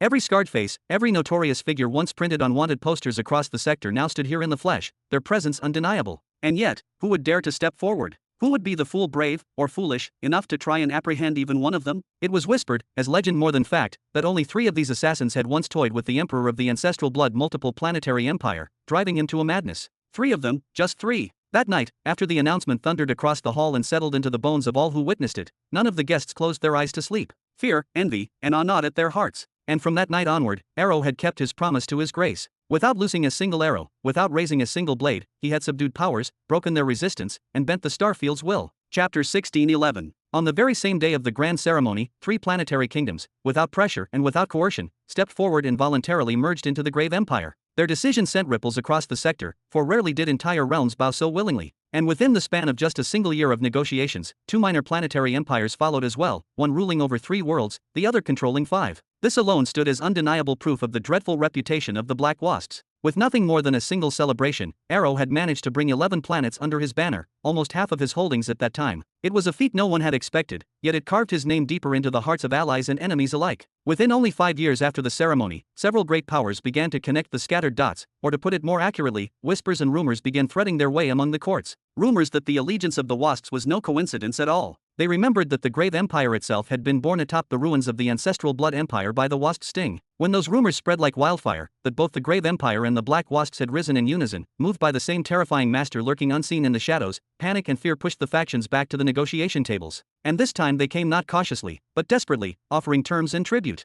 Out of this, Arrow secured 15 more planets. A decade passed. The storm born of that first ceremony gradually waned, its momentum dying down. By then Arrow realized a truth. The empires and kingdoms that remained in negotiation had begun to stall. Some backed away, unwilling to risk more. Others raised conditions so harsh and impossible that they might as well have been insults. And so, Arrow revealed his fangs once more. He unsheathed his wrath and turned it into steel. He launched relentless campaigns against every nearby power. Those who had dared to strike at him back when the Grave Empire was but an infant nation, he branded them enemies and crushed them in the name of vengeance. Those who had wasted his time at the tables, he punished them with fire and blood under the excuse of squandered years. This time, his military campaign carried with it the true nightmare. Arrow secured 30 Black Wasps from the 3 division commanders. Just 30, yet they were more than enough to terrify entire civilizations. To see a Black Wasp in the heart of a battlefield was to face horror itself, something visceral, undeniable, and raw. These creatures cared nothing for legions, starfleets, or defenses. They acted as if designed by some cruel hand to fulfill 3 purposes only: seek out the mightiest experts among the enemy and annihilate them, locate weapon arsenals or vaults of resources and strip them bare, or find the command hub itself and burn it to cinders. The appearance of a single Black Wasp meant fate had already been sealed. One would fall. Either the champions of the enemy would retreat in shame, or armies would collapse backward to defend their treasuries, or the command center would vanish in fire. No matter what, something would break. A single Black Wasp was enough to undo months of planning and shatter the will of millions. It was this terror, this embodiment of inevitable disaster, that forced countless powers back to the table, their pride burned away by dread. Another 20 years passed. Piece by piece, through fear, negotiation, and relentless pursuit, Arrow gathered 62 planets under the shadow of the Grave Empire. The number of minor empires and planetary kingdoms that joined was staggering. Each came with requests, demands, and ambitions, yet most asked only one thing: that their bloodlines be safeguarded from decline and obscurity. To accommodate them all, Arrow forged something new, something unheard of: the wing system. You are the Empire of the Ice Mountains? Very well, he declared. Join us, and you shall be known as the Wing of the Ice Mountains. Your planets remain yours, your internal authority untouched. Only the word empire will vanish, replaced with wing, a part of the Grave Empire, yet retaining your own pride. The arrangement was met with enthusiasm. A grand ceremony was held once again. One after another, the newcomers swore loyalty to the silent emperor. Afterward, they mingled and familiarized themselves with Latania, Malek, and Wade. Some, carried by both curiosity and arrogance, even requested friendly duels against them. The requests were accepted, and the duels took place. Yet no matter the challenger, whether a seasoned world cataclysm or a venerable nexus state, none could so much as lay a finger on the three. Their superiority was absolute, and their presence became legend that very night. From that evening forward, the Grave Empire's military strength expanded at a pace beyond imagination. Every one of those new powers now burned with the desire to prove themselves. More importantly, they yearned to prove to the Black Wasps that they truly belonged at their side. The result was astonishing. Armies that had once shed blood in war against the Grave Empire now stood proudly beneath its banners. Planetary emperors, mighty nexus states, all of them stood tall at the heads of their armies, marching with unshakable resolve. The Grave Empire had ceased to be a rising power. It had become an unstoppable tide. At this very point, Arrow had a clear and undeniable advantage over Caesar. His influence had grown enough to draw several nexus states to his side, a feat that tilted the balance of power in his favor and left no doubt about who was ahead. But on that same night, the 30 Imperial Guards suddenly withdrew from the battlefields. Malik announced with a calm yet firm tone that they would return to perform their usual duties, as commanded by the Supreme Guardian, and that their interference would only come again if a truly catastrophic threat arose. Even Arrow, who was never quick to compromise, had to nod in agreement at this decision. Using the wasps as a frightening deterrent was clever in the beginning, a tactic to unnerve enemies and keep them at bay, but turning them into a spearhead was reckless and dangerous. Such an approach would inevitably bring disaster. The moment those fundamental laws were wielded too openly, they would draw the piercing gaze of millennial empires. And already, the prestigious stellar academies had begun contacting him, sending cautious but insistent messages, demanding cooperation to hunt down suspects tied to the incidents. Reluctantly, Arrow exchanged contact details with them, his expression unreadable, and in the end he permitted them to withdraw in peace. Years slipped by after their departure. During that span, the Grave Empire spread its wings wider and wider, extending its shadow over countless territories, fighting fierce battles on several fronts at once. The very backbone of the Grave Army abandoned the smaller and scattered kingdoms, considering them unworthy prey, and left them for the wings to take care of, and instead set its ambitious gaze upon a centennial empire, a far more dangerous and glorious target. It was then that Flora approached Arrow. She walked gracefully to his side, the sound of her steps soft against the stone, and placed her hand around his arm with an intimate and grounding touch. Her voice was gentle but edged with warning. Don't let this rivalry with Caesar drag us into a spiral too deep to escape. You are already leading wars across many fronts, and now, with the first sparks of conflict against a centennial empire, we must advance carefully, step by step.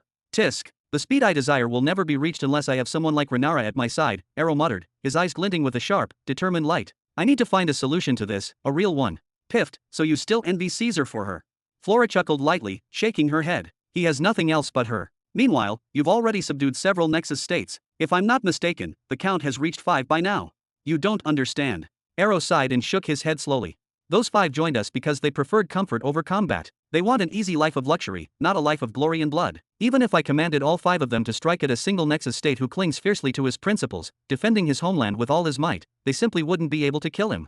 He tapped his fingers against the balcony rail, his gaze drifting outward. Renara, on the other hand, is driven by pure vengeance. She may only be a mid-tier nexus state, but her fury gave her strength enough to fight against 3 nexus states and escape their pursuit. Not only that, she even dealt one of them a near-fatal wound. That makes her not just a fighter, but a genuine, lethal weapon. His eyes dropped downward, and for a long while his mind drifted far away, lost in heavy thought. Finally, with resolve, he sent his soul sense into the ring on his hand. His voice came out low but clear, echoing with authority. Bring me that person, yes, the one His Highness Caesar gifted us. Chapter 1612. After 1 full hour, the great gate of the meditation hall slowly creaked open, its echo rolling like thunder through the silent corridors, and several dark silhouettes emerged from behind it. Marshal Arrow, we've brought the gift, one of them said quietly, his tone both respectful and wary. Enter. Arrow turned his head slightly, his wife standing tall and composed beside him. The loose, flowing robes he wore were soft and comfortable, yet not a single thread dulled the commanding aura radiating from him. His gaze flicked briefly toward the door. But be careful. He still bites. He doesn't even have the fangs left to bite with anymore, Marshal, one of the men replied with a faint, almost mocking smile, showing a row of perfectly aligned teeth. Then he pressed a firm hand against the figure standing in the center and shoved him forward. Move. Cling clang. Chains rattled loudly. The man in the middle shuffled forward, each step slow and heavy. Around his neck, wrists, and ankles were massive, rune-etched shackles that seemed to weigh as much as mountains. With every step, his back hunched as though he bore an entire world's burden on his shoulders. He was not an ordinary prisoner. His long, tufted ears, reminiscent of both fox and wolf, twitched slightly under the hall's cold air, and a single thick blue tail trailed behind him, swaying faintly. Apart from these striking features, he looked like a creature who had survived in darkness for decades, a being dragged up from some forgotten underworld. His skin was pale, his hair matted, his eyes burning but sunken. Behind him, a squad of 6 black wasps advanced in perfect formation. They carried their weapons at the ready, every movement crisp and precise, prepared to strike at a moment's notice. Ragnar, Arrow stepped forward, his pace steady, his head held high with quiet authority. You look just as pitiful now as the first time you came to me. How do you expect me to look? Contrary to what one might have anticipated, the prisoner lifted his head sharply and locked eyes with Arrow, staring straight into the depths of his soul force. Should I dance with joy at being captured and dragged across sectors like cattle? Arrow's lips curved into a faint, unreadable smile. This was no ordinary captive. He was the younger brother of the Emperor of the Twilight Spectrum Empire, a low-tier Nexus state who was said to be second in line for the throne. The only other low-tier Nexus state of that empire was an aged recluse who shunned power and preferred the silence of seclusion to the weight of rulership. Decades earlier, Rhaenyra herself had struck this man with an attack combining her 9 stars. That single blow had shredded his body into scattered pieces, and only the powerful planetary artifact he carried kept him alive. His brothers had placed him within a restoration array and continued their pursuit of Rhaenyra across the void of space, but when they returned, the array was empty, and the man was gone. Caesar acted swiftly. He dispatched an elite strike team composed of the most formidable shadow swords and the cream of the Cradle Empire's forces to track, kidnap, and secure Ragnar before he could resurface. They succeeded. Yet Caesar faced a dilemma. The prisoner was far too valuable to kill, yet impossible to subdue and use directly. To enslave him openly would mean immediate, bloody conflict with the Twilight Spectrum Empire and would fracture his carefully cultivated relationships with the surrounding powers. So Caesar devised a harsher plan. He embedded advanced sealing nails into Ragnar's chest, branded him with one of the most potent and expensive slavery seals known in the Soul Society, a seal used only on the most dangerous beings. Then, after healing him and stabilizing his condition, he shipped him off to the Grave Empire along with a single cold message: "Remember this, O two-horned one." Arrow had no reason to rejoice over this gift, nor to feel anger at suddenly being indebted to Caesar. Whatever the intent, he now had to face and manage the newcomer himself. Through the slavery seal, Arrow found he could issue commands, but Ragnar executed them without spirit, without a shred of loyalty. If ordered to attack that one, he would step forward, throw a single punch, and then stand still again. If commanded to go kill that one, he would begin moving but deliberately slow himself, searching for tricks to give the target a chance to escape. He was compelled to act, but his mind stayed awake, resisting execution at every turn. Thus Arrow had eventually thrown him into prison to wait. "Ragnar, I'm preparing an assault on a centennial empire," Arrow said now, his voice low but carrying through the hall. He continued walking until he stood directly before the prisoner, their eyes level. "I will send you to the vanguard regardless. It's better for you to listen to my instructions and not hold yourself back, otherwise you'll die at the hands of my enemies. Death is better than living as a slave." Ragnar roared, his voice booming like thunder and making the very air of the meditation hall tremble. "Give me the order to kill myself and you'll see, I won't hesitate for even a heartbeat." "And why would you kill yourself?" Arrow smiled. "If it's because of humiliation, we're in a different sector. None of those you know are here. My reach won't touch anyone you've seen before, so why do you feel this way? And before the war I'll get you a high-grade mask to hide your face and ears more. What do you think?" He leaned forward slightly. "But if your anger comes from your fate as a slave, I have a proposal." Ragnar knitted his brows but kept silent. 10,000 years. Arrow raised his fingers. "Serve me for 10,000 years and I'll give you your freedom. Consider it a trip to another sector or a private training retreat to strengthen yourself for war. What do you say?" 10,000 years. Ragnar's brows tightened hard. This was very little for his lifespan. "You're lying. Martial Arrow does not lie." Arrow produced an advanced oath tablet and channeled his soul sense into it. "I swear that if you serve me faithfully for 10,000 years I will remove the slavery seal and grant you your freedom. If I fail in my oath, let heaven strike me dead." Flora and even the 6 black wasps narrowed their eyes and exchanged glances. "You know what?" Arrow looked at the tablet for a moment, then sighed and extended his hand. "Take it, keep it with you until you feel more at ease." Ragnar reached out, unable to believe the chance, and began to examine the strange tablet. "This looks real. Do we have an agreement or not?" Arrow sounded annoyed, hesitant. "If you don't want it, return the tablet to me." "We do." Ragnar hugged the tablet tightly. "Haha, of course we do, haha." "Heh," Arrow sighed, then weakly motioned toward the guards. "Unbind him and send him to General Candle's front. He'll know what to do." "Understood." The 6 wasps nodded. "After we hand him over, our mission to secure him ends and we will depart. Any further instructions?" "Tisk, everyone's in a hurry to go play away these days." "No, I want nothing else. Leave." Arrow waved, a trace of anger in his motion, then returned to stroll toward the battlement. Flora waited a few moments longer, watching the prisoner laugh as his bonds were removed and he was led away, until the gate was closed. "Grr." She followed Arrow. "Did you have to give him such a promise? You looked uncomfortable and you were right. Returning him to Sector 100, even after 10,000 years, will bring Caesar trouble." "Maybe you should have." She fell silent at that moment. The anger, the tension, and all those turbulent emotions vanished from Arrow's face, replaced by a smile full of challenge and triumph. Then he began to laugh. "Hee hee ha ha ha, how naive you are." "What's wrong?" Flora frowned. "Are you going to break your promise?" "Of course not. How could I? After 10,000 years I'll give him his freedom without a doubt." Arrow resumed laughing. "That is, if he's alive by then, hee hee." Then he stared toward the horizon with sharp eyes. "Oh Caesar, Caesar, Caesar. I now hold plus 60 planets and you plus 70. Let's see after a century who will win this rivalry." Chapter 1613. After 50 long years, year 490 after the coronation. Whoa. Robin slowly raised his hands from Jabba's head, moving with deliberate care as though afraid to disturb the fragile balance he had just maintained. His palms were still wrapped in a faint, shimmering violet mist that clung to his skin like threads of living light. Only after a moment did he finally open his eyes, letting out a long, weary breath as he wiped the sweat glistening on his forehead. Phew, well, that's as far as I can go for today. The results are far better than we expected, came a calm and steady voice from behind Robin, carrying with it a note of reassurance. 2 more sessions like this, perhaps 3 at most, and your endeavor will reach completion. Robin gave Jabba's face 2 gentle pats, the kind one gives to a dear comrade, before rising to his feet. He turned around, his gaze falling upon a particular soul creature, one whose massive body rippled with muscle, a towering presence exuding both strength and dignity. Robin grinned faintly. I honestly don't know how I could ever repay you, Arkalon. You're nothing short of astounding. The damage Jabba had suffered from activating the blood destruction array was catastrophic. His soul domain had been ravaged, torn apart, punctured in places, and stripped of vast amounts of soul force. Whole fragments of information had been erased, delicate pieces of the internal structure broken away as if devoured by unseen jaws. Without intervention, Jabba's essence would have unraveled entirely. By sheer fortune, Robin had been present at the critical moment, weaving the reality seal spell onto Jabba to freeze the destruction in place, halting the collapse before it could spread further. Yet even then, Robin had been at a loss. He had no idea what more he could do. Soul wounds were unlike any physical scar, as such injuries were meant to be handled only by their owner, through painstaking effort and recovery. And injuries of this severity? They bordered on the impossible. That was why, once his own final royal star had stabilized, Robin turned to Arkalon for aid. Arkalon, who had gained immeasurable benefits from the mysterious purple substance, whose awareness had deepened and sharpened beyond what most could imagine, did not hesitate to collaborate with Robin. Together they forged a method to heal Jabba's soul domain. Now, the largest and most threatening hole in the domain had been closed. Robin no longer needed to keep the reality seal active every moment. With just 2 or 3 more healing sessions, the very foundation of Jabba's soul domain would be restored as though born anew, rebuilt stronger and sturdier than before, strengthened by the violet substance woven into the very fabric of his recovery. And so, with the seal lifted and the healing power of the purple substance flowing steadily, Jabba's return to consciousness was only a matter of time. Soul creatures do not require rewards, owner, Arkalon said, pride flickering across his features. His smile was faint but resolute, the kind born of unshakable conviction. With a respectful step backward, his enormous figure shimmered, then dissolved into the swirling light of the soul gate until not even a trace remained. Robin remained where he was, eyes fixed on the place where Arkalon had vanished, his thoughts lingering for long, silent seconds. The truth struck him suddenly and with weight.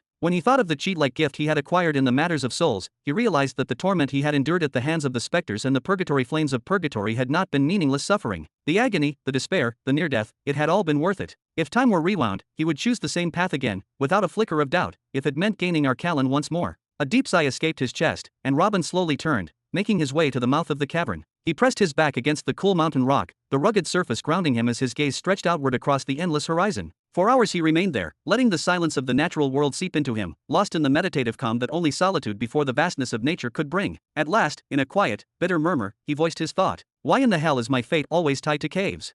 His brooding was soon broken. Robin straightened slightly and cupped his hands around his mouth, shouting down toward the base of the mountain, his voice carrying a sharp edge of irritation. Hey, you down there, what's for dinner tonight? But the scene awaiting him below was far from ordinary. This time, there were no bands of soul creatures simply roasting meat over open flames as was their custom. Instead, an entirely new spectacle had been conjured. An elaborate kitchen, crafted entirely from the essence of soul force, stood gleaming beneath the mountain. Inside, no fewer than 10 soul creatures bustled about, each wearing a neatly tied cooking apron. Every one of them was fully immersed in a task, chopping, stirring, arranging, or preparing dishes with practiced precision, as though a grand feast was about to be unveiled. After Robin's voice echoed across the mountain, the head chef stepped forward with calm dignity, placing his hands neatly behind his back as though presenting a formal report. His tone carried both respect and pride as he announced, "Tonight, we have roasted liver, rice served with the seasonal lily sauce, and thin slices of mountain duck glazed with orange." Robin tilted his head a few degrees, his expression unreadable for a moment. "All right, carry on." With that, he leaned his back once more against the rough mountain wall, letting the cool stone support him. He drew out a large number of blank tray and bark boards, each covered with markings and notes. His lips curved faintly as he muttered, "The purple substance, it truly brought out the hidden talents buried deep within so many of my soul creatures. Whoever had fragments of memories locked away began to focus on them, nurture them, and refine them. And now, what do I find? I even have a capable head chef among them. So then, what will you begin with today?" Neri's voice, clear yet relentless, sounded directly inside his mind. Will it be the method of reshaping Jabba's body into a younger form? The technique to repair his shattered energy-gathering center? The strengthening of Monarch Aldera? Or perhaps the healing of Morgana's broken soul domain? What about the gift you promised the Soul Society, the offering meant to stop them from bleeding you dry with taxes? Maybe you should return to meditation and dive once more into the mysteries of causality, balance, and identity. Or should you keep pressing forward with the fifth cultivation path? Or, perhaps the simplest option, you'll go back to carving truth runes, destroying pens and shattering boards one after another? Robin exhaled sharply, his head almost beginning to smoke from the flood of suggestions. He narrowed his eyes at the scene below the mountain and shouted again with sudden authority. Fuck it. Double the number of dishes, you there, and you as well. Do you realize what will aid you in every single one of these paths? Soul force. Neri's voice struck while the iron was hot, echoing with conviction. Heh, I've made progress in every one of them, Robin muttered as he rubbed his head gently, attempting to calm the storm inside his thoughts. And secondly, I wouldn't call it something as shallow as a way to make Jabba younger. You really underestimate my work when you phrase it like that. Then his lips twisted into a chuckle. What I'm trying to accomplish is to replicate the same extraordinary technique the all-seeing God used, the one that reverted both my body and Caesar's entirely to childhood. At that time, it wasn't just my appearance that changed. My bone age, my blood, even the aura surrounding me, all of it reset and transformed completely. Every fiber of me was altered at the core. If I can truly complete this, then Jabba won't be the only one to benefit. I'll be holding a treasure that could overturn entire markets. Imagine it, pills, cosmetics, restoration tools, all those fragile and temporary methods of chasing youth, they'll vanish the moment my technique appears. Robin's hands rubbed together greedily, and his grin widened. Of course, this miracle will only be for those who can pay the price, The true beginning empire consumes an unimaginable amount of pearls and resources of every variety. Only with such constant flow of wealth can we rise swiftly. Only then can we provide unwavering support for the Cradle Empire and the Grave Empire, raising them to their current level of power in such a short span of years. For Robin, this type of invention, something that didn't make his enemies stronger but remained in overwhelming demand across countless lands, was the ideal weapon. It was wealth, pure and unassailable, wealth that would keep pouring into his hands without limit. You know what? Robin said after a pause, his eyes shining with both mischief and determination. You've opened my appetite. I'll continue working on that technique. And don't you see? The stronger your soul becomes, the faster your mind can unravel solutions. The quicker your hand will inscribe runes, the greater your ability to run multiple projects in parallel without losing focus. Neri's voice was persistent, an endless echo in his thoughts. All of that could be yours. Don't you want it? Tisk, stop this nonsense, it won't work on me. Robin clicked his tongue in irritation, though there was a trace of humor in his voice. I won't start forming my fourth star until I finish everything on my plate first. Chapter 1614. The Middle Sector 100, Pit of Destruction Planet. Bang, bang, bang. A woman stood silently upon the balcony of her palace, gazing out at what others might still call the wonders of creation stretched before her. Yet the truth was unavoidable, she herself eclipsed any scene that could be painted upon the canvas of the heavens. Compared to her, the stars were dull embers, the moon a mere pale reflection, the sun itself humbled. Her hair cascaded down like pure, freshly fallen snow, strands gleaming faintly under even the faintest light. Her eyes were a blazing crimson, twin rubies that pierced through shadow, mist, and sea alike, as though they could see across ages. Her face was carved with divine symmetry, too flawless to be mortal, as though a celestial artisan had etched her features with a pen borrowed from the heavens themselves. Her body bore the polish of ivory and the glow of milk, sculpted into a form that seemed destined to shame sculptors and unsettle poets alike. Even the simple garments she had chosen, plain, almost austere, utterly devoid of vanity, looked regal upon her figure. The jewelry adorning her neck and wrists were no more than ordinary rubies, common stones in the great markets of the stars. Yet upon her, they radiated majesty, appearing as though they were imperial relics, treasures meant to be passed down through dynasties until the end of time. This was Helen Distra, the girl who had once been spoken of in every court, every banquet, every battlefield. The one rumored to be not only among the most beautiful but also one of the most gifted women in the cosmos. First unveiled to the public at the age of 15 when she appeared beside her father, she had carried herself even then with the aura of a monarch in waiting. Now, Helen crossed her arms and looked into the distance, her expression poised between calm composure and a thinly veiled disdain. Once, this balcony had been built to overlook waterfalls cascading into emerald pools, gardens overflowing with roses and amber lilies, the kind of scenery fit for emperors and dreamers. Now, the land below told a very different story. The earth was blackened and barren, scarred by mines that ripped through mountains, leaving them hollow and bleeding. Smoke rose endlessly from pits and smoldering craters. Half-naked men, their bodies coated in soot and their backs bent with exhaustion, carried stones and ores dark as coal. Their sweat dripped into the soil, staining it further with bitterness. There was no fragrance of roses, no sweetness of amber. The air was thick with the acrid stench of gunpowder, burning oil, and the iron tang of blood. Directly beneath her balcony, a battalion had gathered in grim silence. Nearby loomed a battleship, massive yet battered, its surface cracked and scarred, as though the only thing holding it together was stubborn defiance. 3,000 soldiers stood at attention, or something close to it.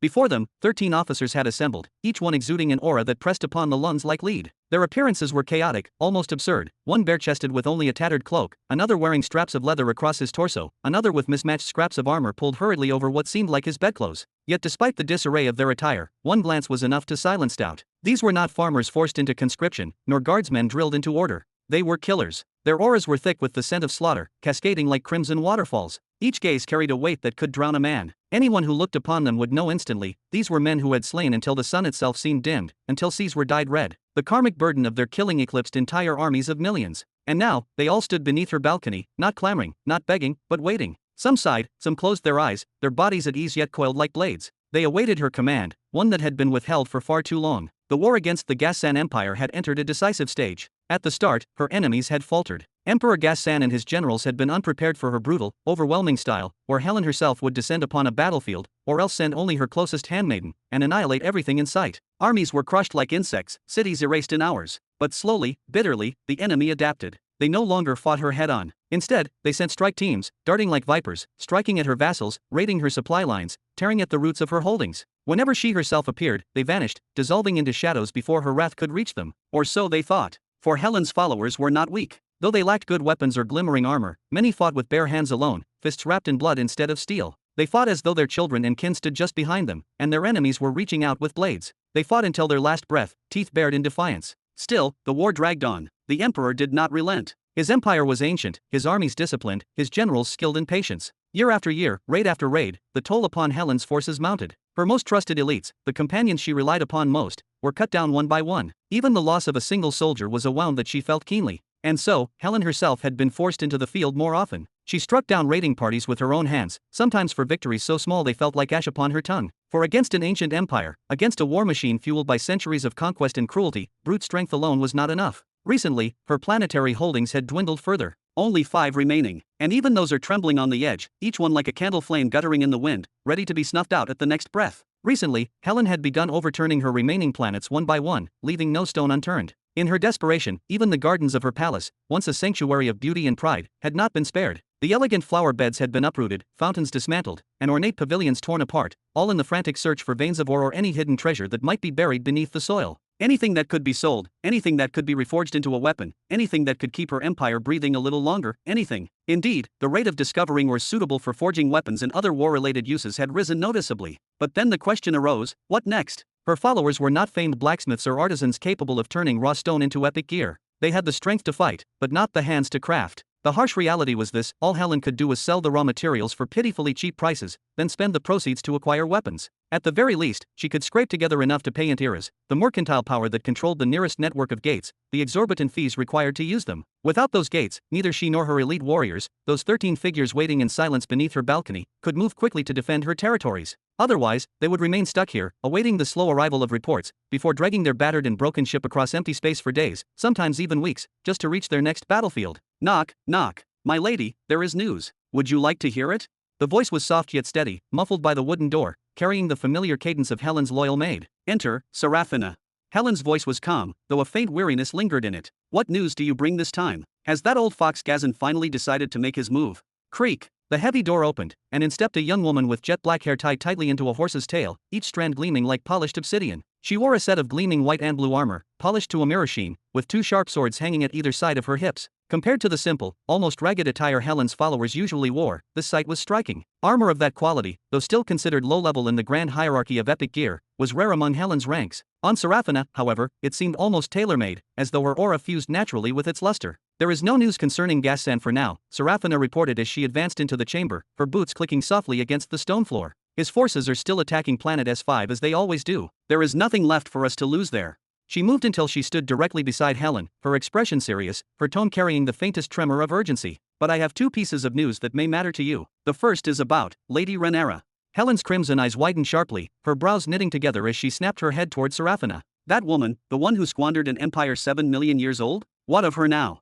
Her voice carried both disdain and the faintest flicker of unease. She has resurfaced, Seraphina answered quickly, her words tumbling forth like arrows released from a bowstring. She led a direct assault against the pack of planetary emperors, backed by none other than the elite forces of the Cradle Empire. Together, they succeeded in killing 2 planetary emperors outright. One of them was the infamous Iron Boar Emperor. She hesitated only for a breath before adding, as for the rest, they scattered. Word is that every last one of them has already sent letters of surrender to the Cradle Empire. Negotiations on their terms of submission are already underway. Helen's gaze slowly shifted back toward the ruined courtyard outside, her crimson eyes reflecting both thought and shadow. She whispered, almost to herself, you should have simply said you brought news about the Cradle Empire. No, Seraphina replied, her tone tightening with unease, a bead of sweat tracing her temple. I chose to mention Rhaenyra's name first on purpose. Her voice lowered, carrying a weight she dared not emphasize aloud. My lady, did you not once tell me, long ago, that you knew her personally? Chapter 16:15. My lady, didn't you once say that you knew her personally? Helen's brows twitched ever so slightly beneath her black mask. I would hardly call that single encounter a personal acquaintance. The Empress of the Nine Paths, she had manifested only as a fragment of soul on that dreadful day, stepping forth with a threat that she would strike down the pit of destruction empire if Robin or the planet Jura were to suffer any harm. That was all. That was the extent of Helen's so-called personal connection with Renara. Their exchange had been little more than a confrontation, just a handful of lines, nothing more. Words dripping with menace and warning, spoken back and forth like sharpened blades. And in the end, the golden fragment had simply vanished, leaving nothing behind, no gains for either side. Or at least, that was what Helen believed at the time. Yet in the centuries that followed, subtle changes began to ripple through the Nine Paths Empire. Helen had paid them no real attention at first, why should she? Until a rumor spread, faint and uncertain, that they had somehow obtained a merged law. The instant Helen heard it, she knew exactly where the source lay. That woman. That schemer. She had worked behind the scenes, weaving her web to win the favor of the true beginning empire. Renara might have posed as a mediator, playing the role of the innocent who only wished to preserve Jura, but Helen saw it clearly even then. She had been plotting to seize control from the very beginning. Her tone, her words, everything had betrayed it. Why was it that she was cast aside so easily, while Renara was rewarded with a merged law? It was infuriating, utterly unfair. And yet, who was there for her to complain to? No one. My lady, Seraphina's voice came quickly, earnest and soft. I am your servant and the keeper of your secrets. You've always told me everything. Even if your relationship with Renara wasn't warm, at the very least you spoke with her once, shared a history, however brief. That gives you a thread, a chance to open a conversation with her. A conversation about what, exactly? Helen's lips curved into a wry smile. About how best to dismantle my realm and pledge my service to another empire. Since the rumors of the merged law first surfaced, Helen had followed the major news about the Nine Paths Empire, even if she ignored the smaller details. And the last thing she had heard was staggering, that Renara had dissolved her empire of 7 million years and joined a newly rising empire, seeking protection within it. My lady, before Renara aligned herself with the Centennial Cradle Empire, her situation was dire. She was besieged, hemmed in by one Centennial Empire and no fewer than 6 other powers bent on her destruction. After she publicly announced the beheading of the Pink Bull Emperor, her enemies multiplied further. It was a storm that promised the utter annihilation of her and her people. And now, look at her, Seraphina tried to justify with urgency. By making that choice, she shed not a single drop of extra blood from her people. She safeguarded all 23 of her worlds, preserved the structure of her 9 halls, and now fights every enemy she once faced, only this time backed by the full might of the Centennial Cradle Emperor. Then she added quickly, do you know, my lady? Not long ago, the Centennial Cradle Empire struck at one of Renara's old planets, reclaimed it, and then returned it to her people intact. They've already ascended to the rank of a Centennial Empire, then. Helen tapped her fingers against the balcony railing, her tone edged with dry irony. When was their rise officially declared? 2 centuries ago. Even less, Seraphina answered in a rush. The entire sector is ablaze with their name. Their speed of growth and expansion has no precedent. The Centennial Cradle Empire now draws human clans and powers as moths to a flame. Their numbers of world cataclysms have already passed the 100 mark. This is dangerous for the powers surrounding them, Helen murmured, her voice carrying both weight and bitterness. If they continue at this pace, they might one day ascend all the way to claim the title of a millennial empire. That kind of strength would shake the entire sector. She exhaled a slow sigh, her shoulders lowering slightly. Fortunately, for now at least, they do not share the same starfield as we do. That small gap of distance is a blessing. Well, my lady, that's not entirely reassuring, Seraphina answered softly, her tone careful yet unwavering. To gain the title of a millennial empire and truly rule it, the sovereign must be at least a 7-stage law user, a guardian or a monarch. The Cradle Emperor, as he's called, is still only in a high-level nexus state, just like you. Some whisper that he's merely a puppet, a mask for someone greater who hasn't shown themselves yet. Others believe the rumors are just lies to confuse their enemies. Nothing is certain. She allowed a faint, almost mischievous smile to surface. And secondly, what does it matter if they are not in our starfield? Traveling between our starfields is not an impossible journey. With the use of a spacegate, it would take barely a few hours. Helen turned her head, her black mask catching a glint of fading light, eyes narrowing in suspicion. Why would we ever walk willingly into the den of such a rising beast? What could possibly make us step toward them rather than away? Her tone grew sharp as a blade. And why, Seraphina, were you prying about my acquaintance with Renara? My lady, don't misunderstand me. Seraphina straightened slightly, her hands still clasped before her. It is not idle curiosity. The truth is, everyone in the starfield, and beyond, now clings to the feet of this surging power. The Centennial Cradle Empire has established itself as the heart of its starfield. Every surrounding force is either locked in battle with them or bending knee in submission. And their influence is spreading further, catching the eyes of the entire stellar domain. Her voice carried both respect and unease. Much of this came after they unveiled a new system, the Wings system. Helen arched a brow, the words ringing oddly in her ears. With this system, Seraphina explained, a force that joins them does not lose its name, its treasuries, or even its planets. All remains intact. The only change is symbolic. From an empire or a family, the name shifts to wing of such and such. It is an alliance structure unlike any we have seen before. Her words gained a subtle edge. And they don't simply provide protection to these wings. They lavish them with weapons, armor, and resources. Every single wing that has sworn allegiance so far has only spoken praises, loudly, publicly. They even invite others in the Soul Society to follow suit, turning their submission into a rallying cry rather than a shameful act. Helen's silence stretched. Her body turned slowly, her gaze fixed firmly on Seraphina. When she finally spoke, her tone was low, dangerous, edged with warning. Seraphina, I may see you as a sister, closer to me than most in this broken court. But be very, very careful with your next words. Seraphina swallowed, lowering her eyes in respect, her voice trembling just enough to show she understood the weight of the warning. All I mean, my lady, is that it appears to be a profitable bargain. The situation as it stands, she hesitated, then admitted, it pleases no one. Not you, not your soldiers, not your people.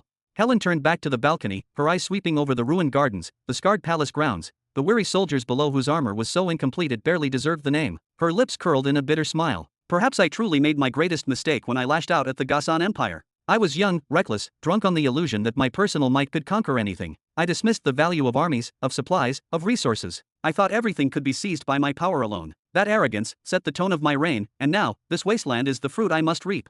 Her fingers drummed lightly against the railing, then tightened into a fist. But do not mistake regret for surrender. That does not mean I will run crawling to another sovereign, offering my dominion on a silver platter merely because he dangles resources before me. If I were to bow to anyone, it would be to my elder brother, not to a child empire barely 2 centuries old. She finally turned, her eyes burning beneath her mask. Seraphina, do you understand what my brothers would do if they learned I had bent the knee to such an upstart force? My lady, Seraphina spoke faster now, her words tumbling out in a rush. What good is listening to your brothers? They've always tormented you, mocked you, and belittled your rule. It doesn't matter whether you join the Centennial Cradle Empire or not, they will always find a way to make your path harder.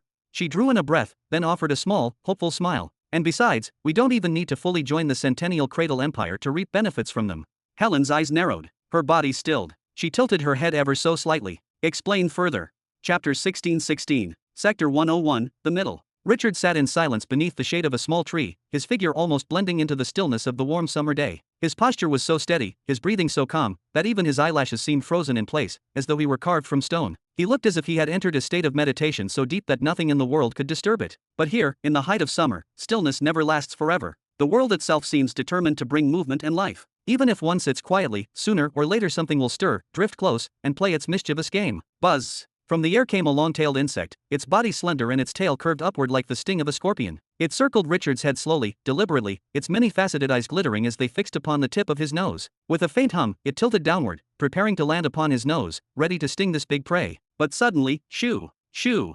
A girl rushed in from the side. With both of her delicate hands waving frantically, she chased the creature away. Her soft, slender palms swept through the air again and again until the insect finally relented, retreating into the summer heat. When it was gone, the girl turned her attention back toward Richard. A gentle smile tugged at her lips as her gaze lingered upon his face, her expression full of quiet warmth. "Whoa!" Richard released a long exhale, as if returning from the depths of another world. His eyelids lifted, and his eyes opened slowly to discover before him the most breathtaking sight a man could ever hope to see. It was her, the girl. Her beauty was so natural, so radiant, that it carried an innocence capable of disarming the hardest of hearts. To look at her was to feel unworthy, as if one's very gaze might stain the purity she embodied. Her eyes were as clear and gentle as those of an infant, pools of untainted light that reflected nothing but honesty. Her small, rosy cheeks glowed like delicate petals touched by morning sun. In that moment, Richard felt that he could challenge the entire world itself if it meant defending her smile. A pure and unguarded smile spread across Richard's own lips. "Did I keep you waiting too long, Serene?" "MMHM, she replied with a slight furrow of her brows, her soft voice tinged with gentle reproach. "You've spent almost 2 hours in the Soul Society this time."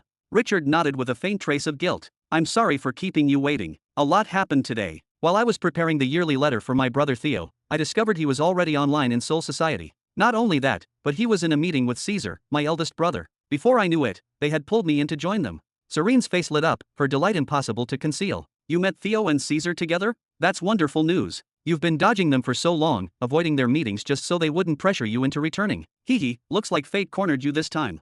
Richard let out a breath, half sigh, half laugh. "Perhaps I really was overthinking everything. They seemed genuinely happy to see me. They only wanted to share news about the Empire, nothing more. They didn't even hint at me coming back."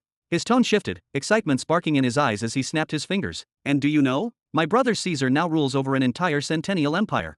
"Congratulations to him," Serene replied warmly, pulling a small woven basket from beside her. She began to arrange sandwiches with careful hands. "From the way you describe him, he truly sounds like a strong and admirable man." "Yes," Richard said with a fond smile, "his presence can command anyone except our father. Caesar was like a father to me himself until I reached the age of 10. He's the one who taught me discipline, how to stand tall, how to be a man. That's why, when people call me the Crown Prince and dismiss him simply because he's adopted, it stirs a quiet anger in me. It doesn't feel right." Serene let out a soft sigh. The fact that he himself shows no anger, that alone is proof of how deeply he cares for you. Then she shook her head and added with a half-playful groan, but please, no more of those details. I don't want to drown in the complicated world of empires, politics, and courtly intrigues. Richard chuckled, tilting his head at her. Still worried my brothers will think you're some kind of spy. He reached out and pinched her cheek gently. I honestly doubt I'm important enough to be spied on for centuries. Serene's cheeks puffed as she frowned. Don't ever say that. You're kind, honorable, and filled with goodwill. That makes you important, whether you believe it or not. Richard's laughter softened into warmth as he patted her head affectionately. All right, I surrender. Now, tell me, what's on the menu for lunch today? Jam made from spring basil that's been ripening for 1,000 years, Serene replied with playful pride, handing him the first sandwich with a glowing smile. It should give you more than enough strength for our next adventure. Richard took the offering with eager hands, his curiosity piqued. That sounds delicious. He bit into it, savoring the strange yet delightful taste, his eyes widening as he chewed. Impressive. And where, my dear Serene, will this next adventure take us? Planet ADRI 56, Serene murmured softly as she took a careful bite, covering her mouth politely while she chewed, her eyes narrowing ever so slightly. Reports say a new outbreak of the Black Plague has been detected there. I want to go and have a look. I should have known, Richard laughed lightly, shaking his head. Most of our so-called adventures end up circling around the Black Plague. It's almost like we're chasing its shadow from one world to another. Do you really think we'll stumble upon the answer you've been searching for this time?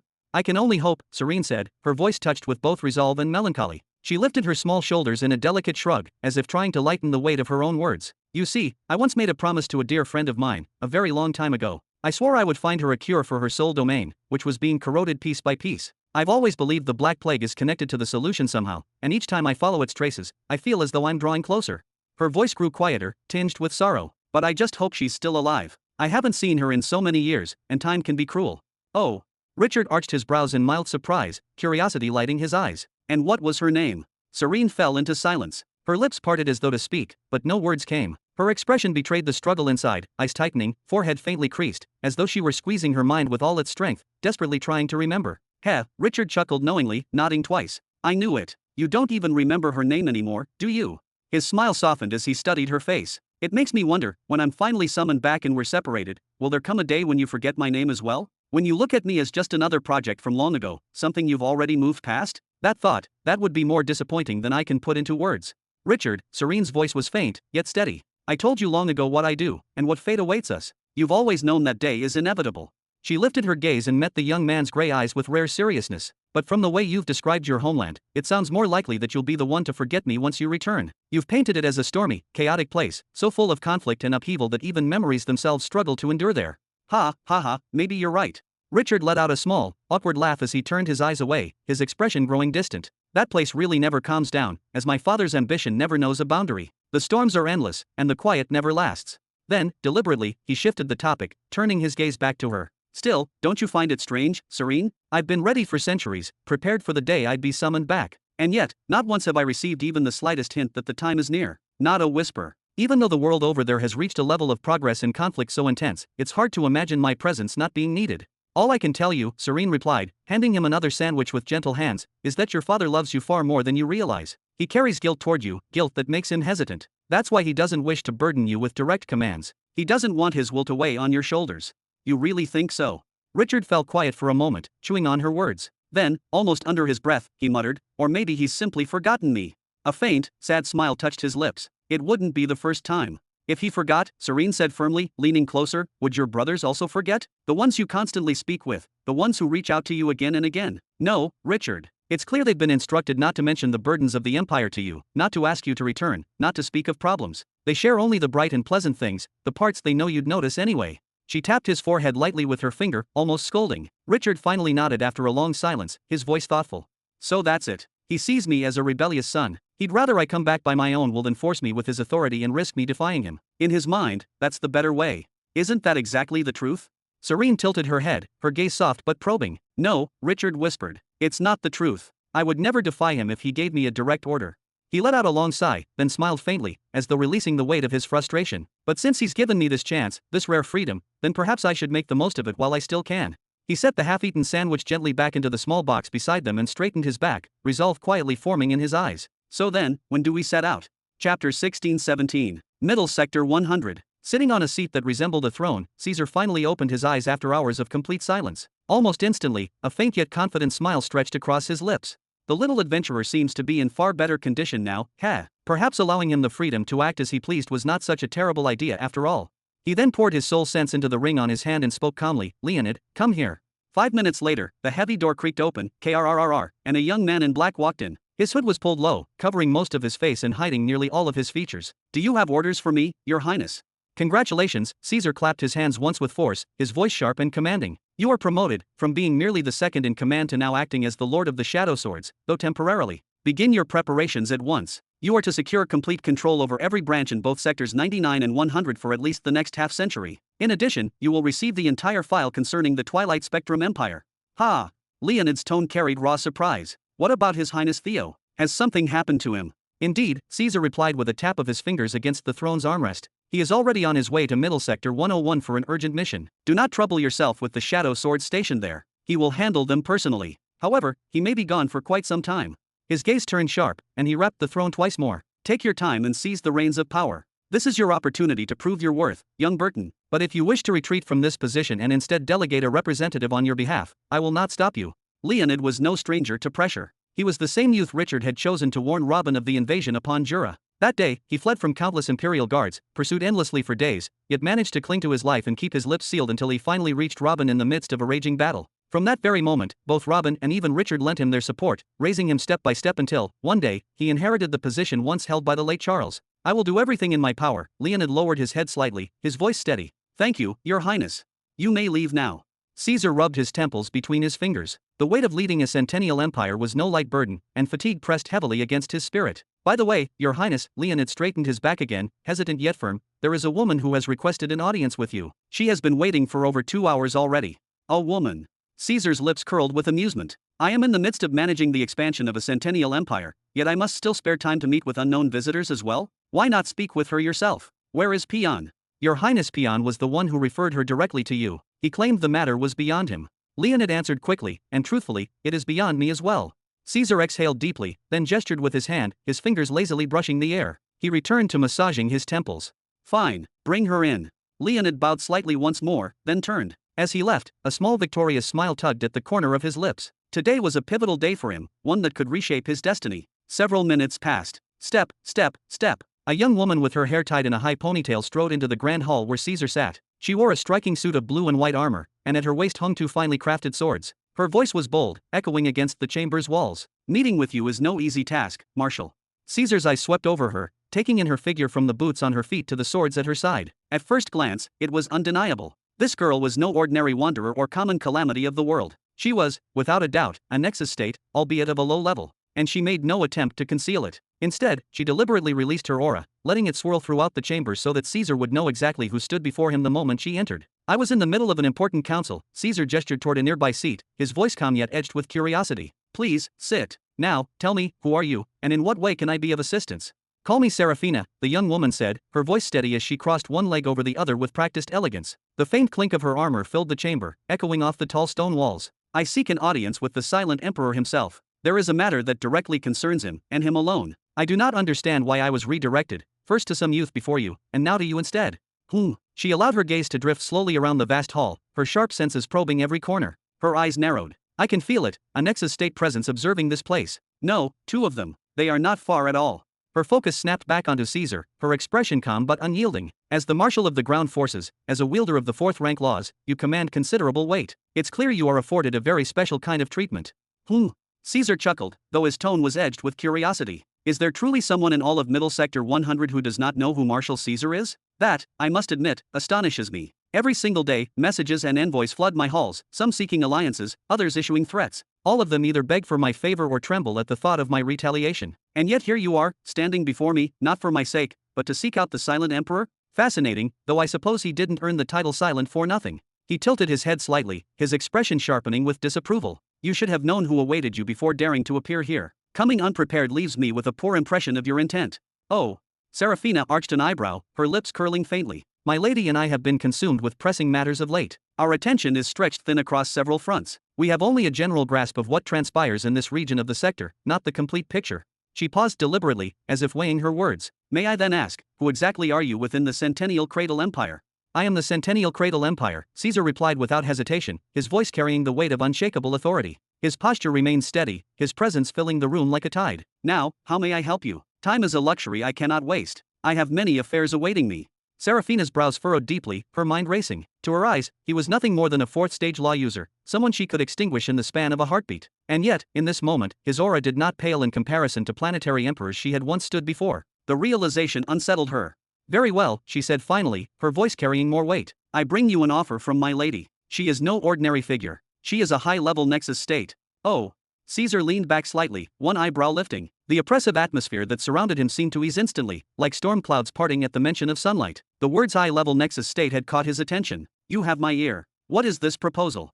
We have been watching your conquests unfold, measuring your empire's steps carefully, Seraphina explained, her tone shifting into something sharper, more formal. We believe we can aid in these campaigns. In return for an agreed-upon sum, my lady and I will strike any planet you designate. We will complete the mission with precision and then depart just as quietly as we arrived. She lifted her hand gracefully, signaling him not to interrupt. But understand, our cooperation will come with strict conditions. We will not march under your banners, nor will we embed ourselves formally into your forces. We will not exchange names or identities, and under no circumstance will my lady reveal anything about herself. Ours will be nothing more than a swift, transactional bond, give and take, nothing more. Oh. Caesar tilted his head, amusement flickering in his eyes. So you would call yourselves mercenaries, then? I would prefer the term unofficial partners, Seraphina corrected quickly, her tone sharp, unwilling to let the word define her. What do you say, Marshal? My lady and I are prepared to fulfill any task, so long as the price is fair. Whether it means breaching impenetrable fortifications or clashing head-on with your empire's fiercest enemies, we will see it done. She leaned forward slightly, her gaze locking with his. Think of us as another blade in your arsenal, one that strikes where you command, just as sharp and decisive as the new sword you've taken under your wing, Rhaenyra. Chapter 16:18. You may consider us another blade alongside your new sword, Rhaenyra. Seraphina lifted an eyebrow, then fell silent to let Caesar mull over her words, watching him carefully as he absorbed the implication. Oh. Caesar's features shifted faintly, curiosity and calculation crossing his face. Do you truly grasp Rhaenyra's value to the Empire, enough to place yourselves on par with her?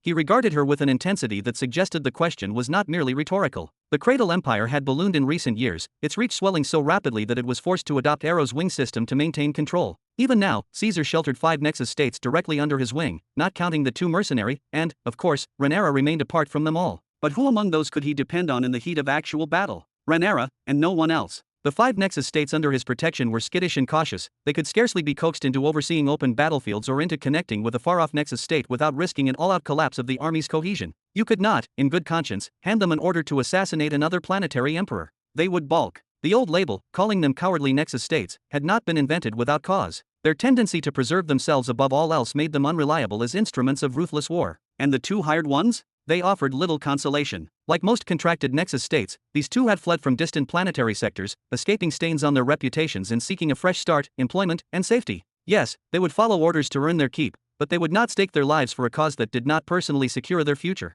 Their masters had issued strict directives: do not die, prioritize self-preservation, otherwise the investments poured into them would be wasted, and one of the syndicate's most dependable revenue streams would vanish overnight. So what did that leave Caesar with? Rhaenyra, vengeance incarnate. To secure her unreserved support, Caesar had thrown the full weight of his backing behind her crusades. She attacked whatever front he designated with absolute, unhesitating resolve. She was the spearhead, an unrelenting shock that made neighboring powers think twice. Without her fierce contributions, the Empire would not have ascended to centennial status so swiftly. I am aware, Seraphina said, inclining her head in acknowledgement. I've read the reports, her recent raids and the devastation she left in their wake. Frankly, I believe my lady and I could match that, or even surpass it. There are 2 of us, after all, we can cover more ground, strike more decisively. Her tone became firmer now, the casualness gone. You need only assess the value of our contribution correctly, and everything else will fall into place. Very well. Caesar nodded slowly, weighing the risk and the promise in equal measure. We do, in fact, need a new vanguard now that events have escalated to this point. He tapped the table a few times with measured patience. But be clear, payment will be rendered only after the mission's completion, and it will be proportional to how much of the objective you accomplish. Are we agreed? We are agreed, Seraphina acknowledged, masking the barely contained excitement with a practiced calm as she slid a small data chip across the table toward him. This is my Soul Society handle. Send your directives there. I will check in daily and take whatever missions you assign. Caesar accepted the chip and slipped it into the ring at his finger, his expression showing the professional detachment of a ruler who must trust but verify. No need to wait for formalities. There is a mission I can assign you immediately.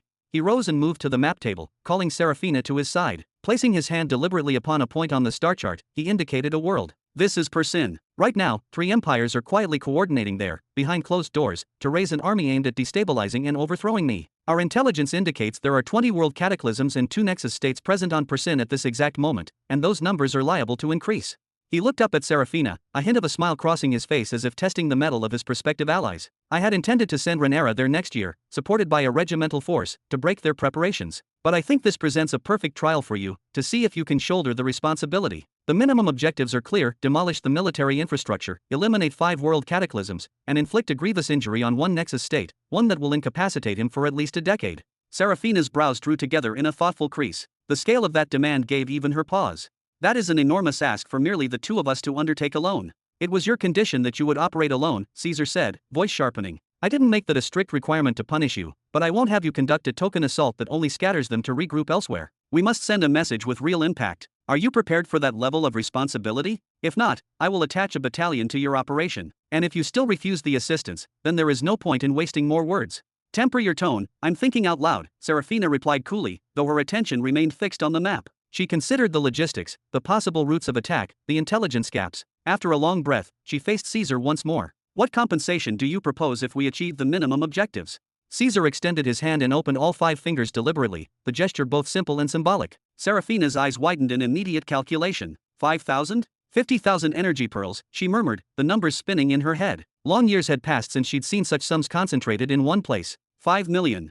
Caesar closed his hand, the finality in the word ringing like a bell. I will grant you 5 million immediately upon receiving verified confirmation that 5 world cataclysms have been neutralized and one Nexus state has been wounded to the extent that it remains bedridden or otherwise incapacitated for at least 10 years. Anything less, fall short, equivocate, or fail, and you will receive nothing. Serafina's expression froze in place, as if her very thoughts had been trapped in ice. Why are you staring at me like that?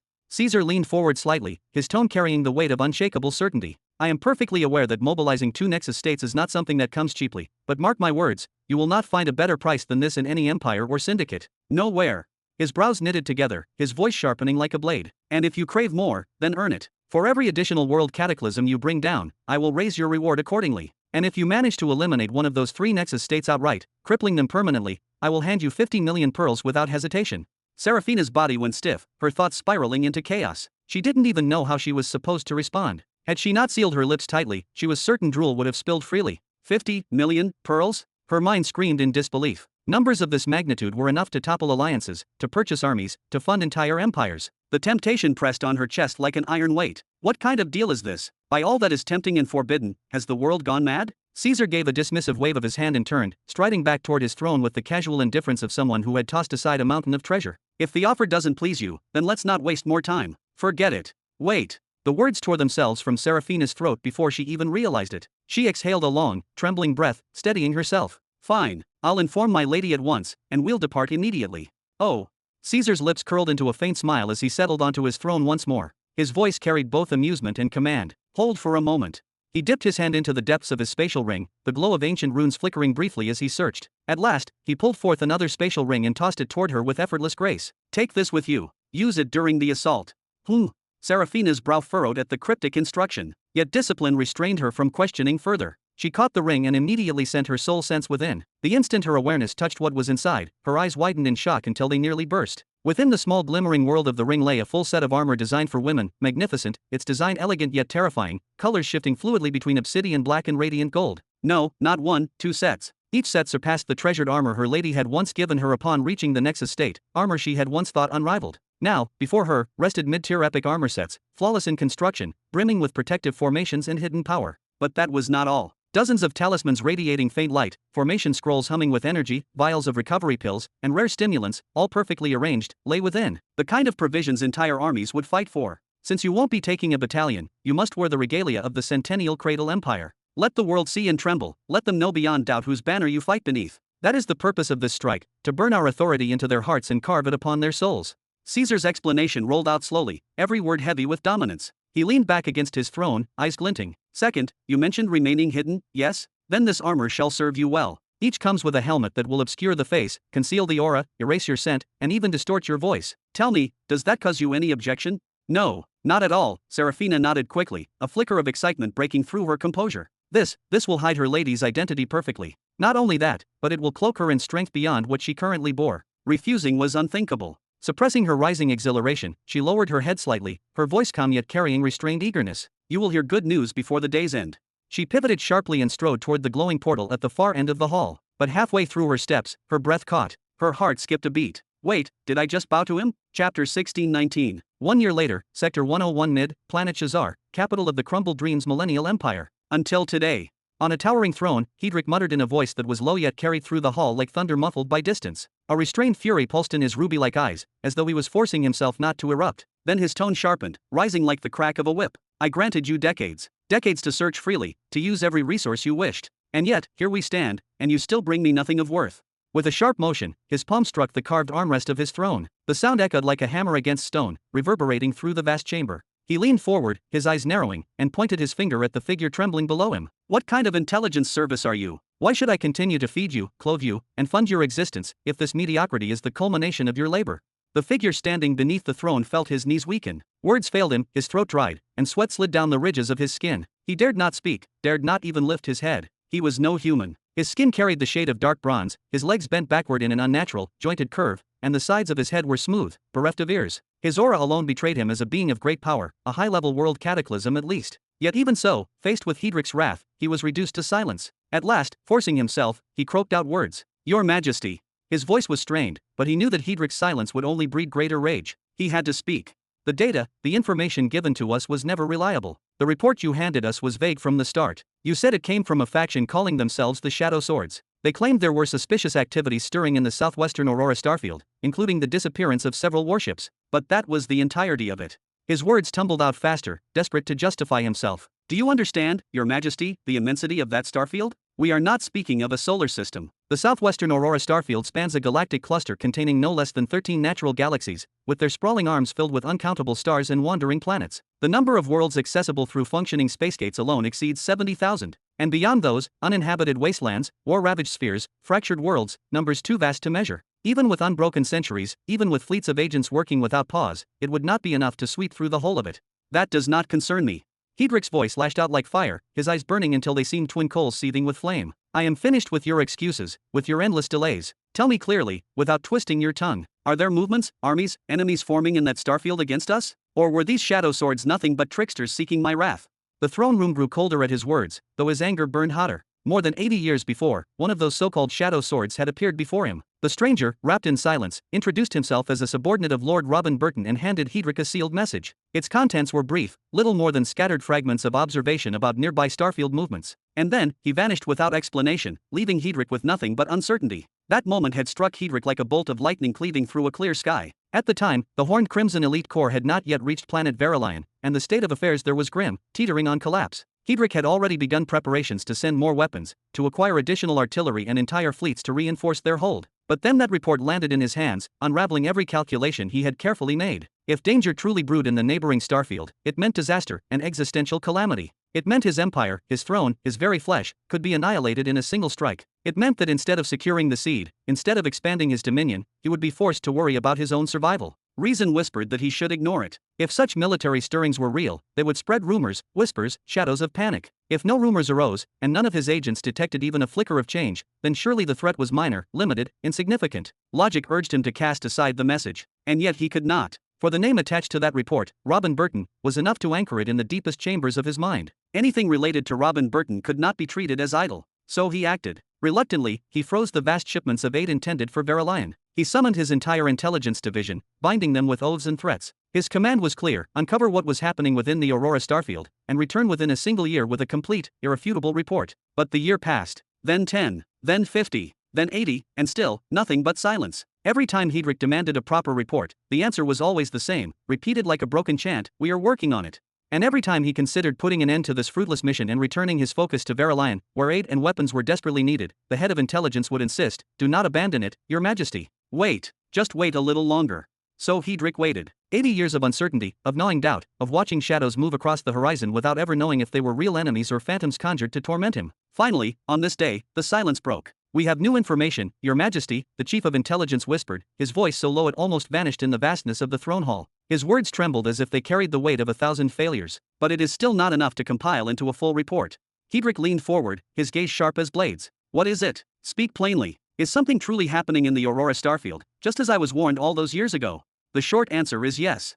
The chief dipped his head. But the long answer is more complex. What we have seen is this: an immense number of ships entering the starfield. Officially, everyone assumes they are passing through, bound for the young sector to take part in the great cosmic war unfolding there. But the truth is different. They do not simply pass through, they linger. They remain for years, drifting between planets. And during this time, their numbers dwindle. Piece by piece, fleet by fleet, their strength erodes. By the time the rest finally advance toward the young belt, 30 to 50% of them have already vanished. And this, Your Majesty, is an undeniable fact. Crack! The throne itself seemed to quake with the grinding of Hedric's teeth. His fists clenched, and his jewel-like red eyes began to tremble with fury. 80 years. His voice thundered through the chamber, reverberating against the high arches.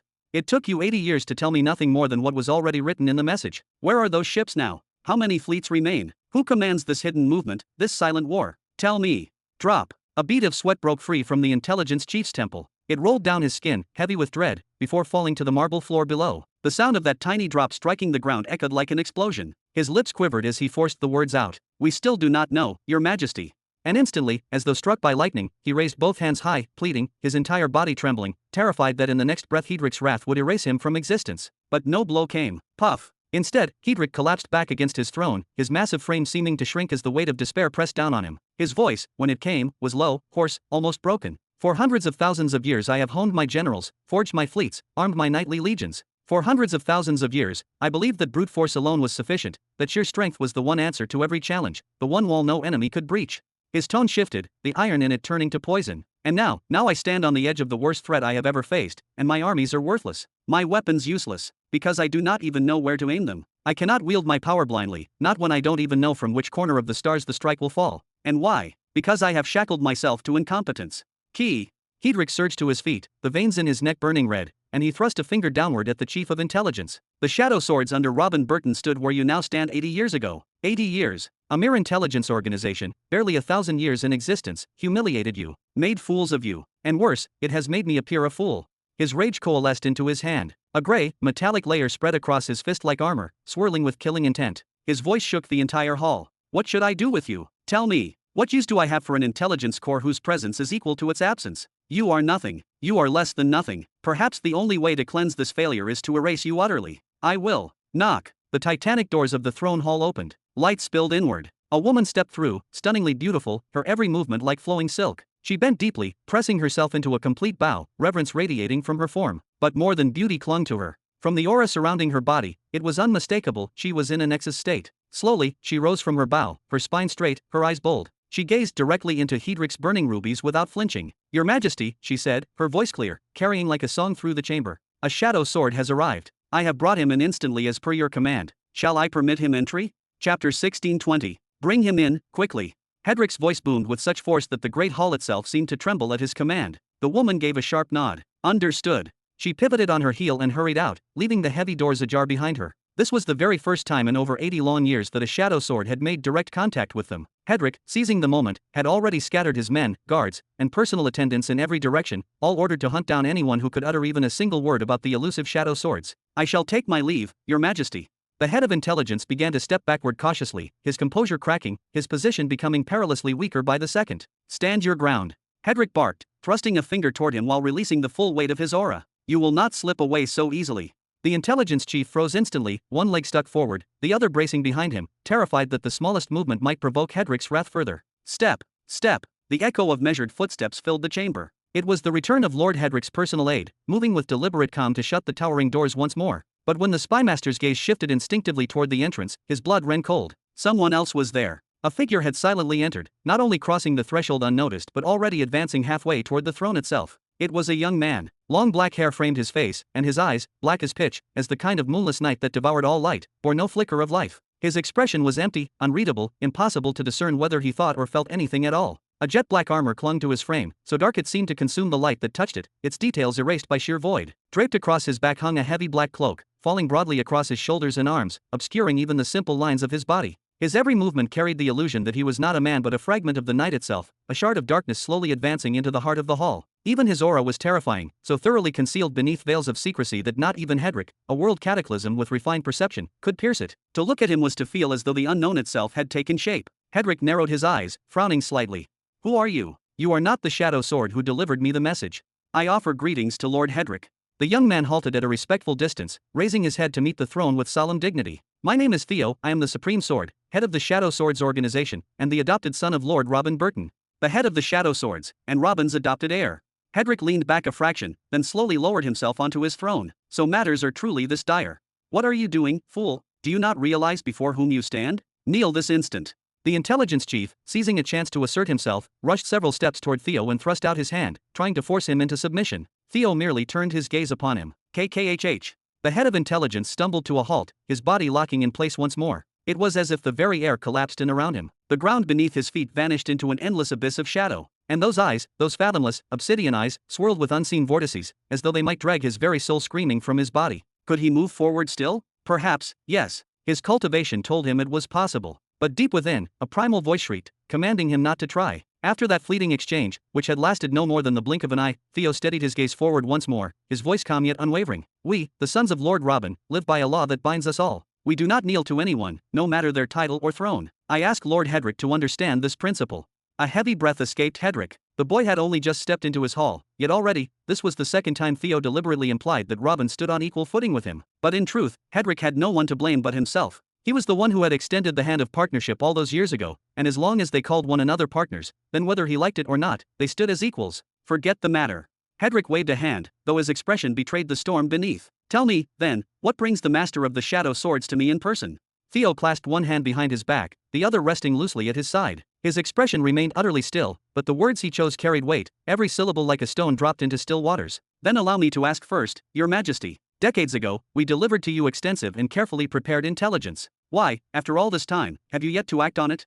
Your intelligence was incomplete, Hedrick shot back, his brows furrowing deeper. His voice sharpened, carrying frustration with each word. What you gave us was nothing more than a fragment, a loose thread. I was forced to dispatch my intelligence apparatus to unravel it, and such matters require time, far more time than you seem to appreciate. With all due respect, Your Majesty, Theo answered, his tone as sharp as tempered steel, that was not diligence. It was negligence. Your agents did not tug on the threads we handed them. They cast them aside as worthless and began their search from nothing, as if our words meant nothing. It was clear they placed no trust whatsoever in our source. And though we guided them, propped them up step after step along their fumbling path, we have seen no decisive movement, no practical progress from your side. So I must ask plainly, what, exactly, is happening here?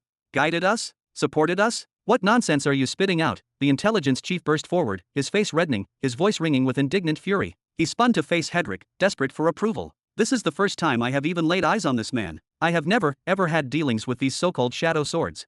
Theo did not shift, not even to look at him. His words flowed cold, heavy, as if carved into the air itself. And who do you think it was that leaked the information on planet Pharaoh 9 into your hands? Do you truly believe it came from a random child idly kicking a ball in the dust? Who do you think it was that drew your men deep into the cavern networks of planet Curtain? Do you still tell yourself those were specters? Who do you think struck your vessel near the Autumn Nebula, dragging it into the asteroid belt? Was it truly pirates, in your mind? Such foolishness. Every single advancement you managed to stumble upon in the past 40 years was not of your doing. It was prepared, orchestrated, placed in your path by us. And we only did so after losing all patience in your incompetence for the first 40 years. You. The chief of intelligence roared, but the words turned to ash in his throat. His mind froze, struck dumb. How? How could this stranger know such exact details about the missions, the disasters, the secrets of those two worlds? His tongue trembled, yet no explanation would form. Enough. Hedrick lifted his hand, silencing his subordinate with the gesture alone. A weary sigh followed. Enough. Stand down. Then, lowering his head slightly, Hedrick let his crimson eyes peer at Theo from beneath strands of his hair, as if trying to pierce through him. His voice rumbled with suspicion. Tell me, was it Robin who sent you today? Did he openly declare to you that we are partners? No, Your Majesty, he does not even know that I am here, Theo answered, his tone controlled, but the faintest ripple disturbed his composure when the word partner struck his ears. It was subtle, barely noticeable, but Hedrick's keen eyes caught it at once. That word, partner, had never been uttered by Robin, never hinted at in any of his instructions. Not once. He is occupied with matters far greater, matters that demand his full attention. Oh. Hedrick leaned back on his throne, lips curving into a cold half-smile. So you act behind his back? And why is that? Could it be because he does not want you to aid me? Perhaps he wishes to see me crushed into the dirt, so that he might seize Verilion for himself with those glorious crimson legions of his. Or perhaps he simply wants everything wiped away, just to keep me from laying my hands on that fourth-tier planetary displacement gear he guards so jealously. Tell me, young Shadow, what if you, without even realizing it, are undermining his grand designs? Chapter 1621. You must take Lord Robin far more seriously, Lord Hedrick, Theo said, his brows knitting together. If my father was unwilling to make a deal with you, then he wouldn't, even at the risk of his own life. You must have learned something about his character after your clash at the auction. In truth, Robin had never revealed any partnership or arrangement to Theo. He had merely told him that interests outweighed grudges, and instructed him to send a warning to Hedrick about the situation unfolding in the southwestern Aurora starfield. That was all. So how did Theo know there were secret agreements and relatively strong ties between them? The answer was simple: he looked to the Demon Kings. Every single one of them had gone to the planet Verilion to defend it, and not only that, they had even begun defending the worlds of the Shattering Meteor Empire. Their sudden intervention turned the war upside down, dominating the news across both the 101st Middle Sector and the Young Sector. Before long, Verilion became the focal point of attention for every ambitious power with designs on it. His father would never have dared such a perilous maneuver unless he had a solid and binding arrangement with Hedrick. Now, with Robin in isolation and refusing to meet anyone, the responsibility to save Hedrick had fallen squarely upon Theo's shoulders. If he failed, Robin would emerge from seclusion only to discover all his carefully woven plans lying in ruins. And the fortunate part? Most likely, his father would not blame him for any decision he made, whether he chose to intervene or not. From the very first day of Theo's purchase, Robin had granted him an unusual degree of freedom in choosing his path and making decisions. He extended the same liberty to Caesar, Arrow, Sakar, and a few other key figures of the empire. Whenever Robin recognized competence in someone, he placed no shackles upon them save for a single principle: do what is best for the empire. That was all. It was precisely this system, this reliance on placing the capable in their rightful place and trusting their instincts, that had allowed the three empires to reach a level of power that could only be described as terrifying. Their growth was swift, unprecedented, beyond anything recorded in both recent and ancient history. And now, Theo's instinct was telling him that Hedrick must be saved. If not, the crumbled Dreams Empire would collapse, and in its fall Verilion would be left unprotected, its outer defenses stripped away. With it would perish the senior legions of the Second Demon Army. Alongside them would shatter his father's dreams. Hedrick stared into Theo's eyes for a long moment, then gave a slow nod. Speak, then. Theo glanced to his right and gestured toward a massive table. That platform, Lord Hedrick, is it a tactical map? It would be better if we continued the discussion there. Hedrick inclined his head. In the next heartbeat, whoosh, he appeared at the head of the platform, activating a series of projections before signaling Theo come. The map of the Aurora Southwestern Starfield is ready.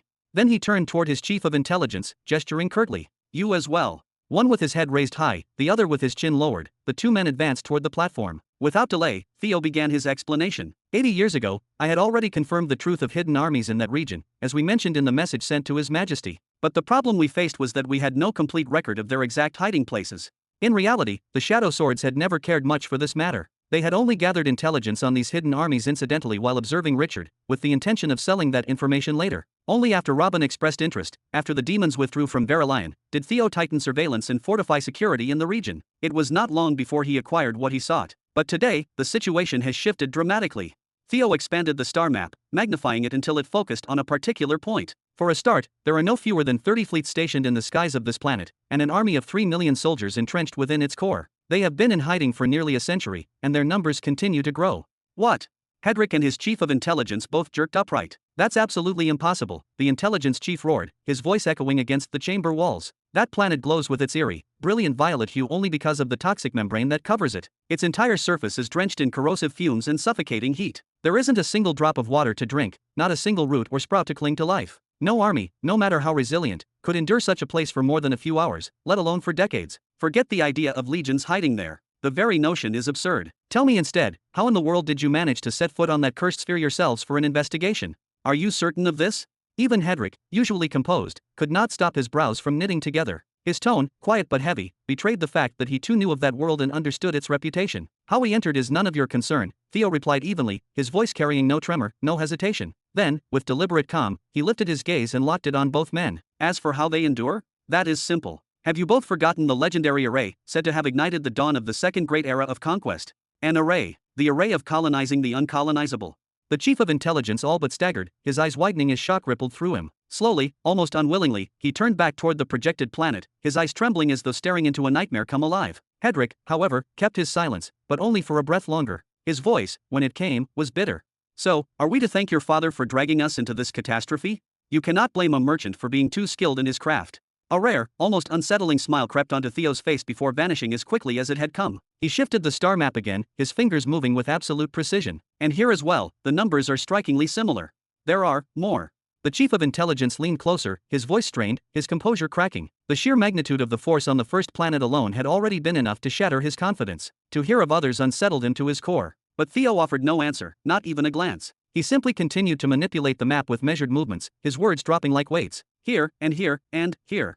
This time Hedrick's silence was different. It was not the silence of a cautious ruler, nor the stillness of a man lost in thought. It was the heavy silence of dread. Theo knew every world not only by its coordinates but by name and nature, reciting them as though he had walked their soil himself. And still he pressed on, marking planet after planet, the dim star chart transforming before their eyes. What was once a simple projection now gleamed with dozens upon dozens of blazing markers, like a battlefield alight with countless beacons of war. The chamber itself seemed to grow smaller under the weight of the revelations. Only after adding 2 more points did Theo finally lift his hand. His gaze, sharp and unwavering, rose to meet Hedric's eyes directly. His tone cut through the air like a blade. These are the primary strongholds. Primary. The intelligence chief let out a strangled cry, his despair boiling over. He slapped both hands onto his face, as if hoping to smother the nightmare with his palms. Correct, Theo nodded, his voice like iron. According to our reports, the total numbers are nearly 3 times greater than what you see here. But the other worlds each hold no more than 10 fleets or less. For the time being, we have set them aside. Chapter 1622. 3 times as many? And you ignored them simply because they held only 10 fleets or fewer. The intelligence chief's voice cracked with disbelief, his eyes wide and trembling as he turned desperately toward Hedric. His tone carried not just fear but outrage, as though shouting against the weight of an impossible truth. My lord, this is madness. It is inconceivable that such enormous movements could occur beyond our sight. No shadow in the stars could conceal this without a trail. Please, you must not allow yourself to be swayed by such lunacy. Hedric remained silent, a silence more oppressive than any words could have been. The strands of his long, dark hair fell like a curtain, concealing most of his features, leaving only the faint outline of his jaw and the shadow of his lips visible. Neither man in the chamber could discern his expression, and yet, in that stillness, it was evident that something vast and merciless churned within him. Deep inside, a storm raged, violent, unrelenting, and hungry. My lord, give me but 10 years, the chief implored, his voice cracking as he stepped forward, driven by desperation that bordered on frenzy. 10 years, and I will infiltrate those worlds with my own hands. I will pull their secrets into the light and return with irrefutable proof that will silence all doubt. But suddenly, whoosh, Hedric's hand cut through the air like a blade, moving so fast the eye could scarcely follow. In an instant, his fingers clamped around his subordinate's throat with crushing force. GHH.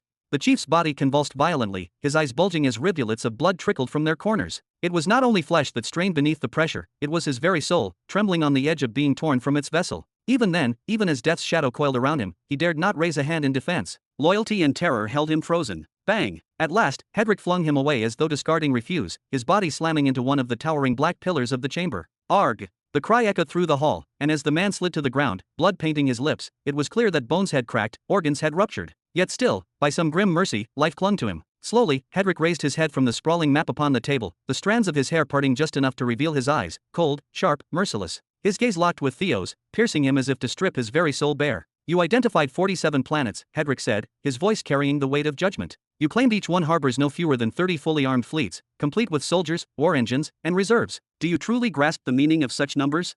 If I did not, I would never have dared to stand before you in person, Lord Hedric, Theo replied, his voice steady yet heavy with solemnity. We are speaking of nearly 1,500 complete fleets concentrated across those planets alone. That number, by itself, heralds a storm so vast it could swallow the sector. It is all-out cosmic war. Even Theo's measured cadence faltered when he spoke the number aloud, 1,500 fleets. For any who dared to calculate the scale, the conclusion was staggering, even by conservative measure, 1 mothership, 10 escorts, and 500 war vessels per fleet. The total was a tide beyond imagination, a sea of steel and fire that would blot out the heavens themselves, bearing down upon a single target until no light remained. Even the war now raging at Verilion, a war already branded across the galaxies as cosmic, had never witnessed more than 200 fleets clashing upon a single battlefield. And to think, the true beginning Centennial Empire, the Cradle Centennial Empire, and the Grave Centennial Empire combined did not field more than 90 fleets in total across their scattered battlefronts. Never, in all their centuries of strife, had more than 10 fleets stood together at once. And if we include the other strongholds we have tracked, Theo continued, his tone lowering with grim finality, the world's still drawing reinforcements by the day, then the number swells further. Our estimates place the true count at no less than 6,000 fleets within the span of the next 2 centuries. He paused deliberately, each heartbeat in the silence meant to hammer the weight of his words deeper into Hedric's chest. 6,000. That, we believe, is their threshold, the point at which they will set their advance into motion. 6,000 fleets, in only 200 years, and their march leads here, to this very place, to me. Hedric's voice cracked slightly, disbelief warring against the edges of denial. His eyes narrowed, his hands tightening into fists against the map table. O son of Robin, is this truly what you claim? But Theo did not falter. He pressed on, relentless as the truth itself. Yes, my lord. If we accept the fact that these fleets vanished while on their supposed route to Verilion, then the conclusion becomes unavoidable. This matter is not random. It revolves around you. It is a net being woven with your name at its center. Within 2 centuries, 6,000 fleets will descend upon this empire. Tens of millions of soldiers, legions of world cataclysms, Nexus state experts, and even guardians and monarchs among their number. And once they arrive, they will not withdraw until their task is finished. You're telling me. Hedric's lips curled into a bitter smile, his voice low and hollow, that I, Hedric, the ruler of the crumbled dreams empire, stand upon the edge of annihilation? That my destruction has already been decreed. His laughter was faint, but it rang sharp in the vast chamber. Now, in a mere 200 years? before even planet Verilion has risen to middle belt. Exactly. Theo gave a solemn nod, his expression unreadable yet firm. Heh heh. Hedric's broad shoulders began to tremble, at first with a quiet shiver, then with uncontrollable spasms. His head tilted back, and from deep within his chest erupted a booming roar of laughter. Ha ha ha ha ha. Ha ha ha ha ha. The intelligence chief, battered and broken upon the ground, forced his head up with trembling effort, his bloodshot eyes fixed on Hedric as the ruler's laughter spiraled into a frenzy, echoing through the grand chamber like the cackle of a demon unleashed. To the chief, Hedric did not appear human in that moment, his silhouette distorted by the torchlight, his mirth more terrifying than the suffocating grip that had nearly ended his life. Terror filled his gaze, eclipsing even the horror he had felt when Hedric's fingers were wrapped around his throat, draining the soul from his body. Theo, however, merely raised his head with a flicker of intrigue, his voice low and measured. Interesting. Ha, ha, ha. Hedric's maniacal laughter broke off as suddenly as it had begun. His burning eyes narrowed and locked onto Theo, gleaming with the predatory hunger of a beast seeking fresh prey. His voice came as a growl. What, precisely, do you find so interesting about this, Mr. Supreme Sword? Speak. When I informed my father of the war that would one day descend upon you, he laughed. Theo's lips curved into a faint, knowing smile. He laughed in exactly the same manner. And only after that did he give me the order to deliver you this message. Then he smiled. You two are a bit alike. For a moment, silence fell over the chamber. Hedric lowered his gaze, shadows veiling his face. His voice, when it emerged, was softer, yet heavy with bitter weight. Your father is a genius. That much is beyond doubt. He pressed both hands firmly onto the map platform, as though trying to ground himself against a tide that threatened to sweep him away. Tell me, did he also provide a way to aid me in this? The admission nearly shattered him. In that instant, Hedric felt something inside fracture. The proud core that had carried him through countless wars and victories was on the verge of breaking. Pride had always been the furnace of his soul, and yet now, he found himself choking on it. He remembered that day with Robin vividly. The day he extended the hand of partnership, believing himself the benefactor, the protector. In his mind, he had seen a future where he would guard that boy until he grew strong enough to become a worthy ally, a partner who could stand by his side in the true world of power and blood. But now the roles were reversed. Now Hedric stood upon that same battlefield of destiny, and it was he who depended on Robin. Verilion was proof of it. Once a fragile world on the brink, it had become an unbreakable bastion after the arrival of the Scarlet Battalion. The last continent stood impregnable, shielded not only by stone and steel but by willpower and unyielding defiance. From that fortress, a counterattack had surged forth, reclaiming lands thought forever lost. The warriors of the battalion did more than fight, they had become legends in flesh, intercepting threats aimed at the very soul of the planet itself. At times, they even clashed directly with the cannons of motherships descending from orbit, turning aside blows that could have shattered continents. Because of them, Verilion no longer staggered. It stood unmoving, an unshakable colossus, the rock upon which the enemy's ambitions broke again and again. The corpses of invaders had piled beyond counting, the rivers of blood unending. Nor was that all. The Crimson Battalion's reach extended further. They rallied the shattering Meteor Empire, shielding their last remnants, retaking stolen worlds, and even restoring to them the millennial title they had once lost. From ruin, they had risen again. Meanwhile, Hedric, who had denied aid out of fear for the neighboring middle sector, saw that Verilion and its allies had flourished 100-fold without him. His absence had not weakened them, it had freed them to grow stronger still. And how was he to feel, knowing that truth? Now, if not for this Shadow Sword's arrival with the proof, Hedric would have awakened 2 centuries from now beneath a storm of 6,000 fleets, their guns aimed squarely at his empire's heart. Twice, Hedric had done nothing for Robin. And yet, in the balance of fate, he already owed him twice over. Chapter 1623. After a few seconds of careful thought, Theo nodded. My father did say something about your situation, and he didn't need to say another. What did he say? Hedric asked in a hurry. He told me, you know what you have to do. Theo raised his head. That's all His Majesty had to say. No higher declaration, no supreme commission. And that's all your Majesty needs as well. Hedric let a slow, curious smile form. I always assumed your father to be the most arrogant man I've met. It appears he's passed that trait on to his sons as well. My father never utters words he does not mean, Theo replied evenly. That is not arrogance, it is the narration of truth. He offered a small, almost private smile and did not bother to defend the etiquette of his father's brevity. I have brought you the state of affairs around you, your Majesty. I have also brought a full plan, an integrated strategy crafted by the brightest minds of the Shadow Swords. You may adopt it wholesale, adapt it, or discard it entirely and act as you see fit. In the end, they are proposals meant to serve you. I must hear it before I decide, Hedric said, drawing his throne closer with a deliberate motion, then settling into it. Present your plan. First, Theo said, moving the projection and zooming in on several glowing worlds until the constellations rearranged into sharp focus, you must know your enemies and the motives they claim to drive them. The dots on the map pulsed as he spoke. Most of the fleets that have arrived at those planets fly no flag. Their hulls bear no emblems. The insignia have been erased, their soldierly marks scrubbed from armor and gear. These are unofficial forces. Their provenance is obscured, and tracing them by ordinary means is nearly impossible. They destroyed their own banners and wiped their emblems clean. Hedric's brow tightened, incredulous. They went to that length to hide themselves. This is a compiled register of every power that has, to our knowledge, dispatched forces to those worlds so far. Theo produced a thin metal card and slid it across the platform to Hedrick. On it you will find names, the dates troops departed their homelands, assessments of potential combined strength if conflict escalates, and the individuals most likely to have called them into this campaign against you.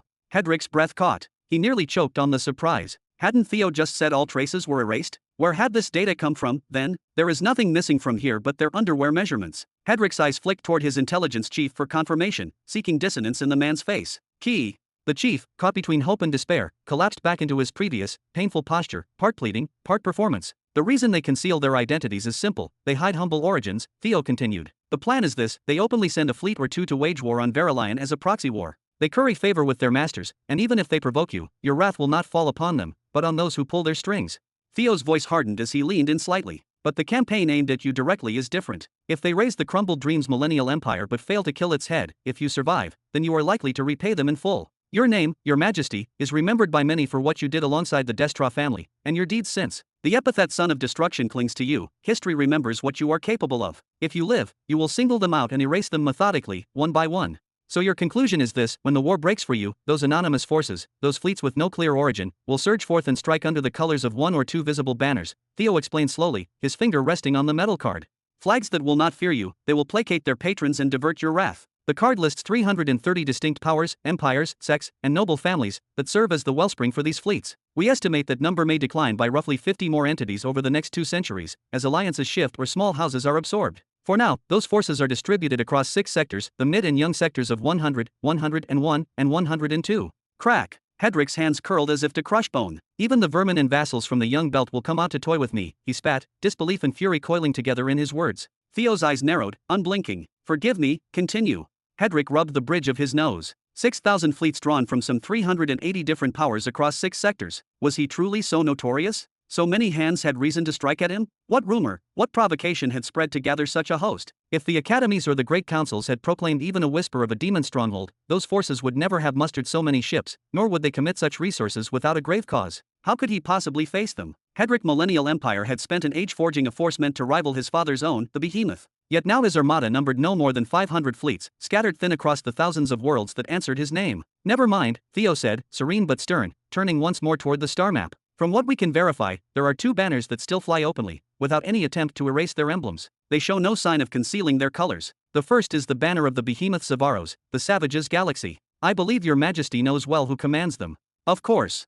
Hedrick's lips curled in a grim, fierce grin. The name conjured one certainty, Xurian, Zavaro's eldest son, would spearhead that fleet, and there could be no doubt he would lead them in person. Xurian, heir of Behemoth Zavaros, ruled by his own harsh code, a monarch of considerable power. Were he to unleash even a fraction of his strength here, Hedrick would be forced to respond, his attention consumed. Xurian alone could occupy him for years, perhaps long enough for other strikes to land. Though once a child of the Destra household, Hedrick had been marked by blood and vengeance. Father Helmer himself had invaded the Zavaros galaxy and struck down the murderer of Hedrick's brother. The feud between Zavaros galaxy and the Destra line had never healed. Even after Hedrick formally left the Destra family, the memory of that brutal incursion lingered. Who is the second?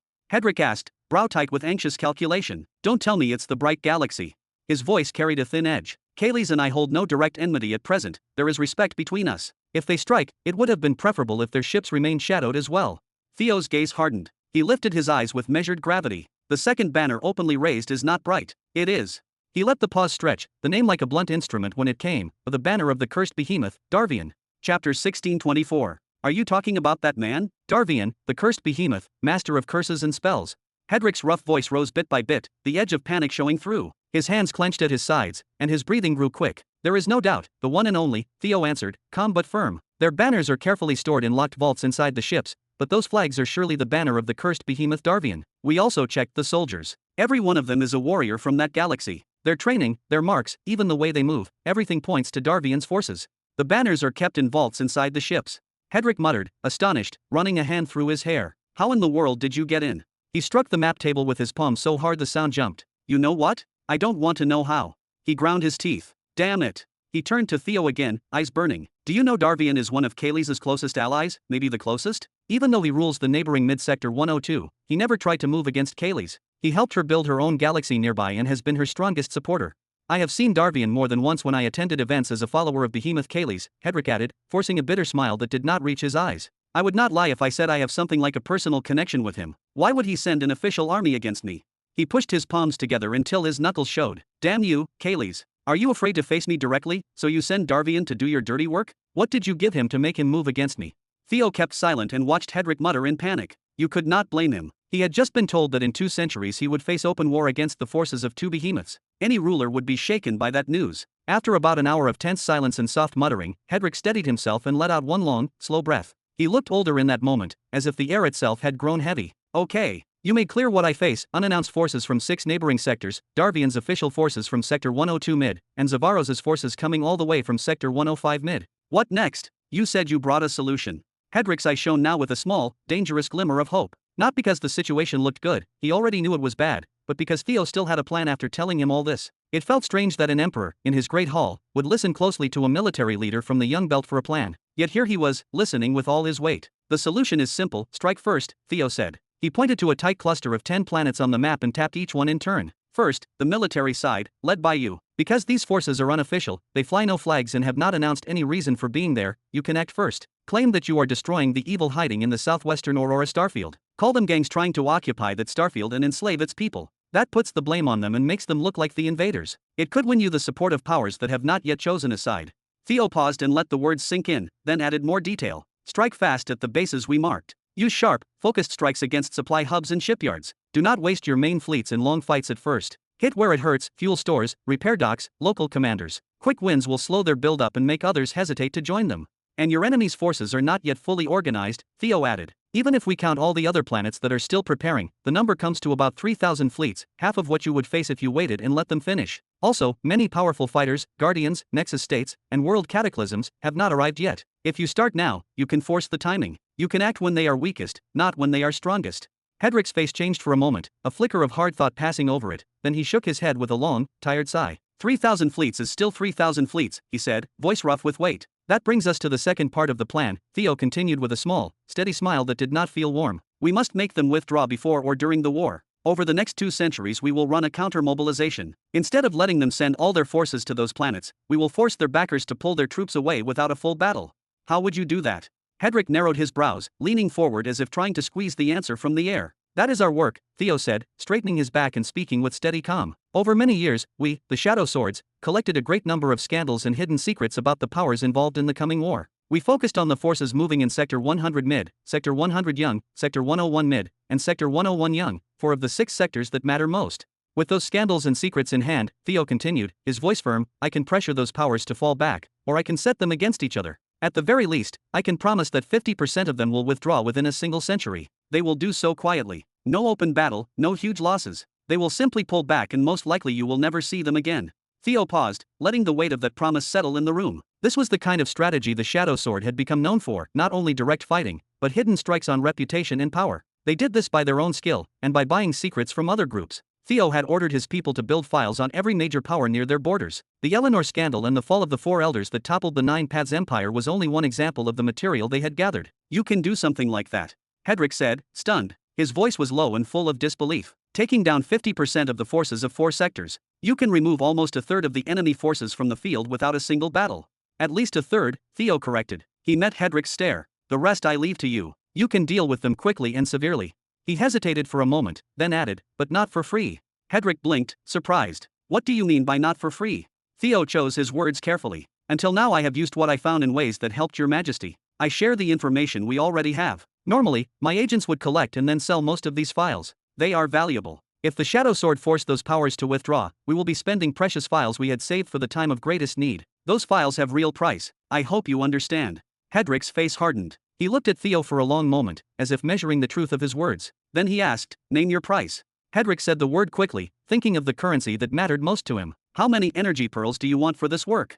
Theo smiled once, but it did not reach his eyes. We do not want pearls if Lord Robin Burton stands with us. So long as he is present, pearls are not needed. We practically swim in those. What we do need are planetary artifacts. I am tired of waiting in Soul Society markets and auction halls for years, trying to win a single piece.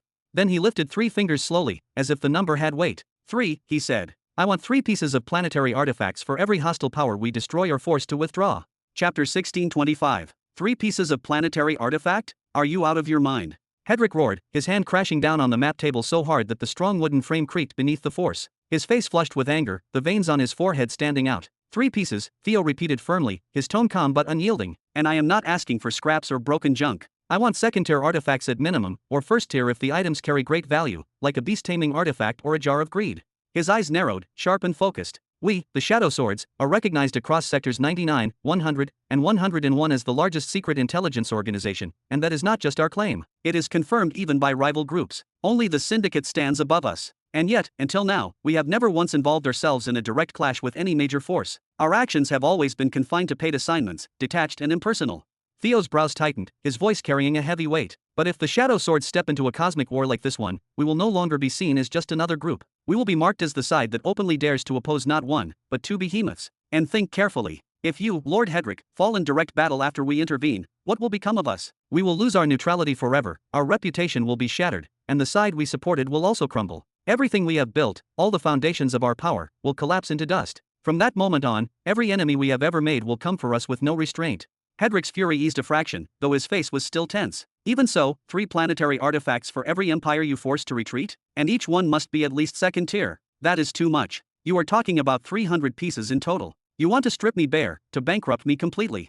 His voice cracked, torn between rage and disbelief. For a moment he nearly spat out that Theo had no true idea of the worth of a planetary artifact, that no sane man would dare demand such a fortune. But Hedrick caught himself, forcing down the words. He knew the truth. If Theo did not understand the value of such items, then who possibly could? Lord Hedrick, Theo said slowly, his tone cold but edged with conviction, we are not speaking of minor raids or border conflicts. We are talking about shattering empires. I have not even charged you for the intelligence I have already handed over. Do you have the faintest idea how much I spent to uncover the exact locations of those planets, to name every one of the 330 attackers, to create files that reveal their hidden weaknesses?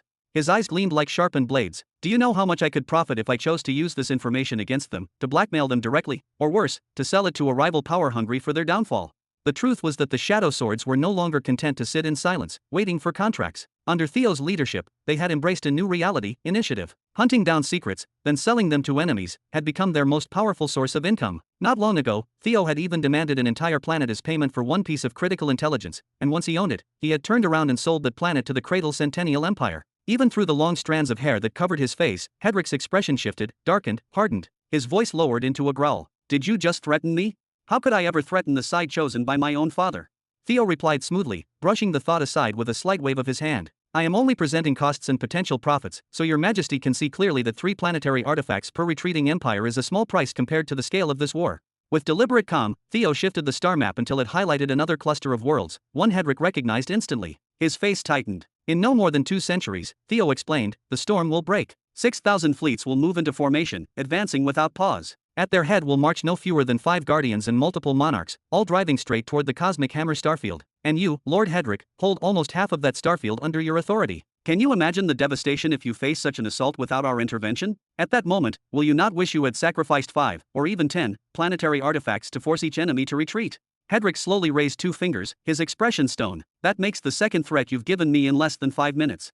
He lowered his hand, his gaze drilling into Theo's. I cannot even tell if I should see you as an ally or as an enemy now, Shadow Swords.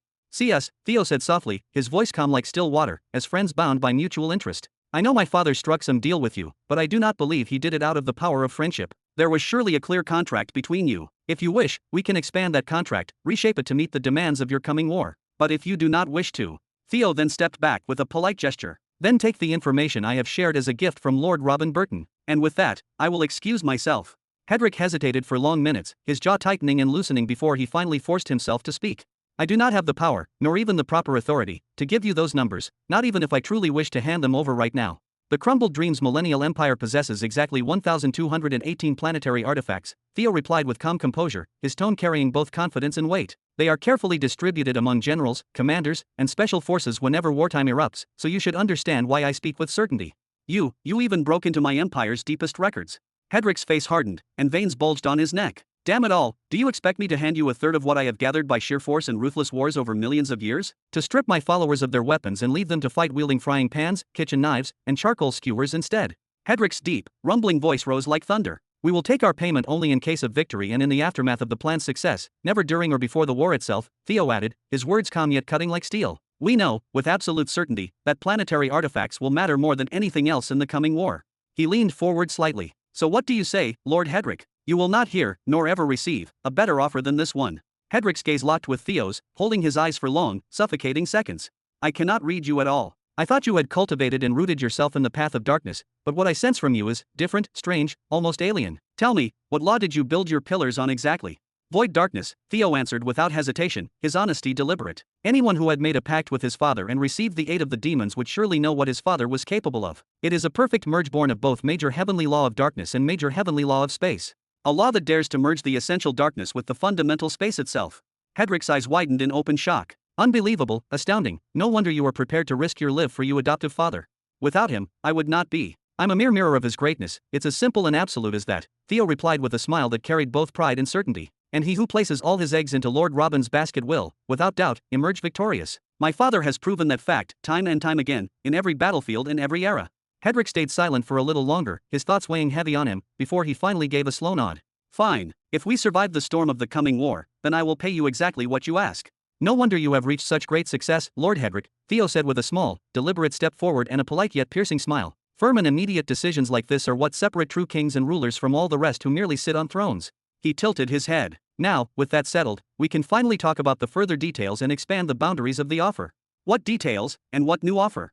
Hedrick frowned deeply, an uneasy weight pressing on his chest as a bad feeling gnawed at him. Theo shrugged with deceptive lightness. We will, of course, need to arrange some reliable allies for you before your war begins. Even if our plan succeeds in rolling back and neutralizing a third of the 380 allied powers currently marching against you, you will still be forced to deal with the rest through sheer force. You must have allies who can stand with you, supporting you with weapons, manpower, fleets of ships, and, just as importantly, voices that will defend your name in the Soul Society, swaying public opinion to lean in your favor instead of against you. I have no allies except for the shattering Meteor Empire and your father, Hedrick said with a heavy shake of his head. His brothers had proven unreliable, treacherous even. That is more than fine, Theo answered with a broad, satisfied smile. So tell me, Lord Hedrick, how many allies do you want? Chapter 1626. After 8 long hours, clung. The massive decorated doors of the great hall groaned as they swung open. From between them entered a woman of striking beauty, her presence almost luminous. She wore a flowing blue gown that revealed her bare shoulders and slender arms, the fabric rippling like water with every step. The instant she crossed the threshold, her sharp gaze swept across the chamber until it found its mark, her lord. A soft, knowing smile curved her lips as she began to walk toward him with graceful confidence. At that very moment, Hedrick remained seated heavily upon his throne beside the map platform. His vast frame seemed carved from stone, yet his eyes were distant, unfocused, as though his soul were wandering in another realm. Each breath that escaped his chest was long and measured, betraying a weight that pressed far beyond mortal concerns. The woman sensed it immediately. Something in the atmosphere around him had shifted. Her steps faltered, her expression, once calm, tightened with concern. She slowed, then reached out with delicate fingers and placed her hand gently on his shoulder, her touch respectful yet full of warmth. Your Majesty, is everything truly well? Hedrick stirred as though waking from a trance. He turned toward her, and for the first time noticed her beside him. A faint crease lined his brow before he returned his gaze to the glowing map platform, exhaling heavily. I think I have just wagered more than half of our planetary artifacts. I beg your pardon. The woman's smile remained, but her tone wavered as though she had not heard correctly. In truth, her mind refused to fully grasp the meaning of such words. To lose half of their sacred artifacts? The thought alone was too staggering. Nothing. Hedrick dismissed it with a heavy wave of his hand. Yes, everything is fine. It is simply, there is so much for us to do in the days to come. His tone was weary, as though trying to convince himself as much as her. He knew his first concern must be survival. Only afterward could he face the price of what he had committed. Oh. The woman's eyes sharpened, her brows knitting together. In the blink of an eye, an aura brimming with martial hunger spilled forth from her body. The temperature in the hall seemed to dip as her power manifested. Any expert would have recognized it instantly, a nexus state of the highest order. What tidings did the young Shadow Sword bring you, Your Majesty? Their influence has been spreading like wildfire across Middle Sector 101 in recent times. Did he come to peddle information, as is their custom? Something like that. Hedrick's sigh rumbled deep in his chest. And it was costly. Very, very costly. His massive hand rose to rub at the bridge of his nose, as though trying to ease away the growing storm inside his mind. He could not even tell if the heaviness pressing against him came from the cosmic war looming ever closer, or from the staggering price he had just agreed to pay. In terms of liquid wealth, his coffers held no more than 2 billion pearls, nearly drained dry by the endless expenditures of the Virillian War. Compared to Robin Burton, who had sold a single copy of the legendary Breath of Ages for 12 billion pearls, Hedrick's fortune seemed pitiful. In the eyes of that man, Hedrick was nothing short of a beggar. But Theo had not come seeking pearls. No, he had aimed higher, striking at the very foundation of the millennial crumbled dreams empire. He wanted planetary artifacts, the essence of imperial might. He wanted the secrets of ancient fleet construction, the rare plants and extinct ores that shaped civilizations, the stabilizers of the highest quality, and even the contracts to hire experts standing at the very summit of the Nexus state. He sought everything that gave the empire its title, everything except pearls. I want you to prepare an empire-wide council, Hedrick said at last, his voice heavy with finality. I wish to see every general, every planet lord, every hall master, and even the high-ranking officers. Anyone not directly bound to the defense of Virilion must be present here, in person. The order left no room for question, his decision had been made. Is it truly so dire? The woman's brows drew tighter. Lord Hedrick disliked appearances, detested gatherings, and had avoided them even during the blood-soaked Virilion War. For him to summon such a council now meant the situation was unprecedented in severity. Her expression hardened into solemn resolve. As you command. I will begin the arrangements immediately. She bowed slightly and turned to leave, her gown swaying in silence. Wait. Hedrick's voice, deep and commanding, rolled across the chamber. Your command, monarch. The woman froze, then turned back toward him. She placed both hands before her body with flawless poise, standing straight, her entire being radiating respectful submission. Hedrick appeared lost in thought for several moments, his expression stiff and uncertain, before he finally parted his lips and spoke. Starting from the coming few days, we will be receiving a number of high-esteemed guests arriving from across the entire Middle Sector 101. Moreover, we are also expecting several representatives from the empires and powers of the Young Sector 101, those who have not yet entered the war against Virilion. They will come to us seeking an alliance. Receive them properly, treat them with courtesy, and negotiate the terms in my name. Ha! The woman's reaction was one of utter disbelief. They are the ones who will come to request an alliance themselves. Why would something like this suddenly happen? I don't know. Hedrick replied, his voice carrying even greater astonishment than hers. But one thing is certain, their numbers must reach at least 50 within the next 10 years. At that moment, his jaw tightened and his teeth ground together in frustration. He had paid dearly, 3 pieces of planetary artifact for every ally at the level of a multi-planetary empire, and 5 entire pieces of gear, or the equivalent in treasures, for each ally at the level of a centennial empire. Well, this is excellent news. The woman's lips curved into a wide smile, one that radiated both happiness and excitement at the same time. If the crumbled Dreams Empire had learned any hard lesson from the grueling war against Virilion, it was that standing alone in isolation was undeniably a disastrous choice. Lord Zarian had moved vast legions to assault Virilion without ever having to personally lift a finger, while they themselves had been forced to toil night and day with their own hands, bleeding resources until most of their wealth was consumed in the flames of war. Even their only ally, the Empire of Shattered Meteors, had nearly been annihilated from existence. There is another matter, Higra. Hedrick suddenly added, his tone sharp, catching the blue-robed woman just as she was about to leave. Very soon, shipments of anti-curses will be arriving. The first convoy will reach us within 6 months. Make sure you receive it personally, and store it in the most fortified vaults we possess. Shipments of anti-curses. The blue-robed woman, Higra, furrowed her brows deeply. Why would we require shipments dedicated to something so unusual? You will learn in the meeting. Hedrick forced himself to smile, though it looked strained. Theo had told him it was a special product developed by the Sky-Opening City after analyzing countless curses and enchantments from the Behemoth Galaxy. According to him, this product would serve to protect Hedrick's armies from the interference of the Curse Emperor on a massive scale. But the price? Hedrick pressed his head between his hands, squeezing it as if the weight of his thoughts might crush him. Your Majesty. Higra stepped forward quickly, worried for her ruler's well-being. I am fine. He raised his hand to halt her, his voice weak but steady. After the anti-curses, more shipments will arrive, this time consisting of assortments of curses, enchantments, talismans, arrays, and even sets of epic armor of both low and mid-tier grades. All of that. Higra's eyes widened until they seemed ready to burst from their sockets. Your Majesty, what in the world is truly happening? You will understand in the meeting. Hedrick, his strength draining, let his head fall backward and closed his eyes wearily. Perhaps he had been too naive to think that possessing the seed would ever be an easy matter, but now, perhaps, there was a sliver of hope with the existence of the fabled Shadow Swords. The moment the term Shadow Swords crossed his mind, Hedrick's eyes flew open wide. In a sudden explosion of anger, he kicked the map platform with all his strength and roared, damn it all. Chapter 1627. 20 years later, year 510 after the coronation, planet Nihiri. Before the mouth of his secluded cave, Robin sat cross-legged on a jagged boulder, his back straight, his face angled high toward the heavens. His posture looked tense, almost painful, yet he didn't move a muscle. His wide, luminous eyes were fixed upon the vast, painted sky as if he were trying to pierce through the firmament itself. The stillness of his expression, the quiet focus in his breathing, made it clear that he wasn't merely gazing for beauty's sake. He was searching for something important. Minutes stretched into more minutes. The mountain breeze whispered past, stirring his hair slightly, when suddenly Robin raised a finger and shouted, his voice breaking the tranquil silence of the valley, Ha! Evergreen, that's you up there, isn't it? The place he pointed to shimmered in Nihiri's sky, a luminous orb suspended in the void, like a moon bound to the planet by invisible chains. It was one of the minor celestial bodies drawn into Nihiri's gravity field, though smaller and much more distant than the rest. Its glow was not silver like the usual moons, but a deep, vivid green. Every inch of its surface, oceans, rivers, and plains alike, glimmered in varying shades of verdant jade. And upon that small world stood 3 titanic trees, their colossal crowns reaching beyond clouds, visible even from space. There was no mistaking it, it was Greenland itself. Titch, finally your cursed Prime Minister remembered me. Greenland's ethereal voice echoed, laced with annoyance. I honestly thought he'd leave me forgotten until the very end, like he did with Jura. Robin chuckled, shaking his head. Hee, I'm sure he had his reasons for keeping you waiting this long.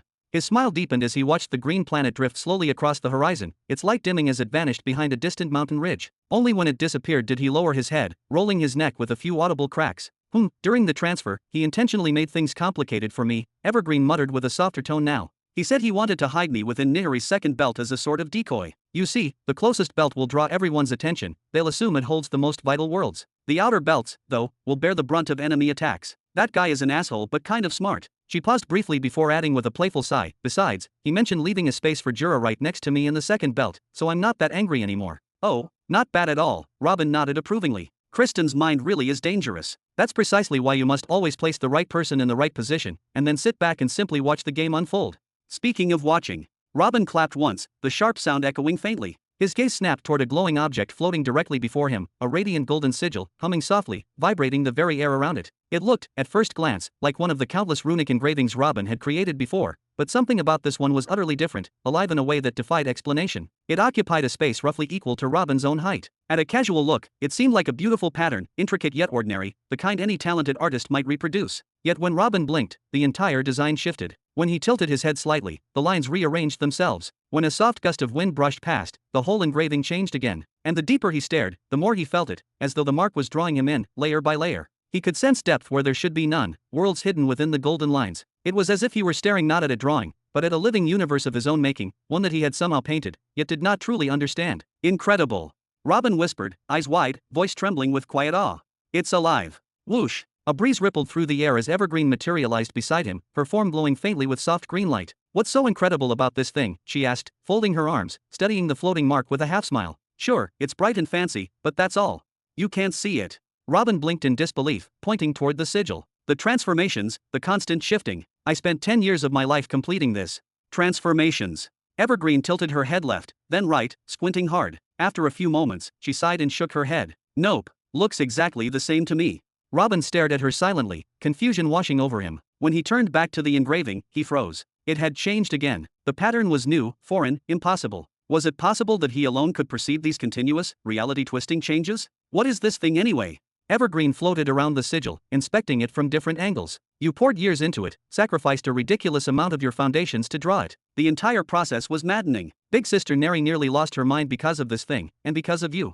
It's the first pattern of the master law of balance, it's complete, Robin murmured proudly, his voice low yet filled with an unshakable sense of triumph. This moment unfolded on the sacred island of the cosmic elder, Xianxia, the same place where Robin had once witnessed that ancient being attempt to engrave his new foundations with the master balance runes. Robin could still recall every shimmer of that light, every flicker of power that danced inside his energy-gathering center. Yet even then, those runes began to fade, dissolving like mist. To fight that decay, Xianxia had forged more and more runes, while Robin stood there motionless, doing nothing but seeing all of this without the means to fight back. Since that day, he started trying to replicate those runes purely from memory, retracing the steps of the Cosmic Elder with relentless obsession. He had attempted it through soul force, through projection, through carving them into Treyant bark. But neither the soul nor the physical vessel could bear the weight of those cosmic symbols. Each attempt collapsed, leaving behind scars of failure and lessons of endurance. It had taken him decades, entire lifetimes of focus and refinement, to build even a single rune composed purely of natural energy. Now, floating before him, the master balance rune pulsed with tranquil majesty. It was nearly alive. It shimmered faintly like molten glass, yet its power was vast and serene, forged at the cost of 40 full levels of energy. In all the known universe, only he and the Cosmic Elder were capable of crafting such a thing. The first pattern of the law of balance. Evergreen tapped her chin several times, unimpressed, her tone laced with teasing disbelief. Sounds like an enormous waste of time, if you ask me.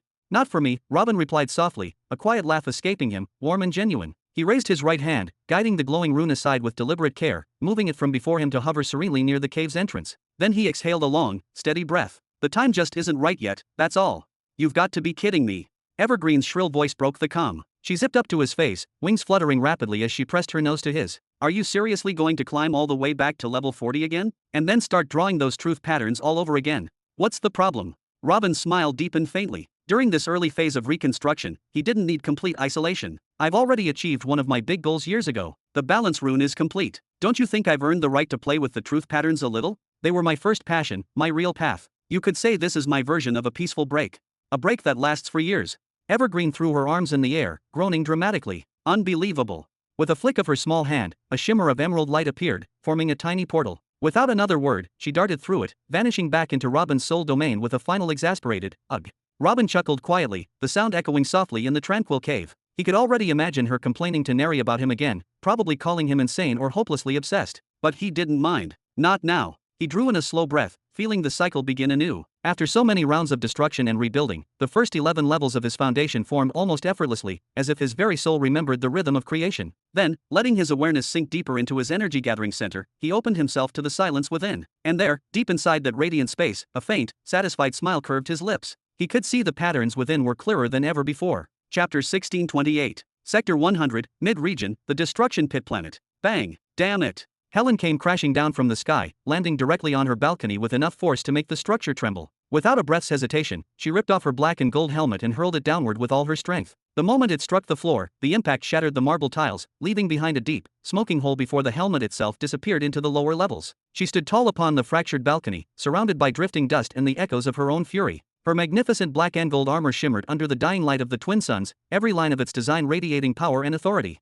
Her flowing white hair whipped in the storm her own aura created, and her divine beauty, sharp and commanding, did nothing to ease the suffocating rage that burned around her. Her presence was overwhelming, like a burning star descending upon the world. Her anger, her sheer wrath, could have reduced entire worlds to ash. It had been more than 2 decades since her faithful attendant, Seraphina, had suggested they partner with the Centennial Cradle Empire, a suggestion that Helen had initially dismissed as madness. To work as business allies with another empire, to lend her might in exchange for resources, was that not a stain on her honor? Their first mission together had been nothing short of torment, not because of the enemy's strength, though the battle had indeed been fierce. No, what made it unbearable was the humiliation. She had been forced to don the armor of another empire, fight under their banner, and act as if she were one of their soldiers. She battled 2 Nexus state wielders and 20 world cataclysms, enemies she had no reason to fight, for the benefit of powers she did not owe. For a proud ruler like Helen, that was the height of disgrace. But after Seraphina's endless pleading, and after receiving report after report of their empire's dwindling funds, collapsing infrastructure, and unpaid fleets, Helen's patience finally broke. She agreed, but only once. That day would forever be carved into her memory.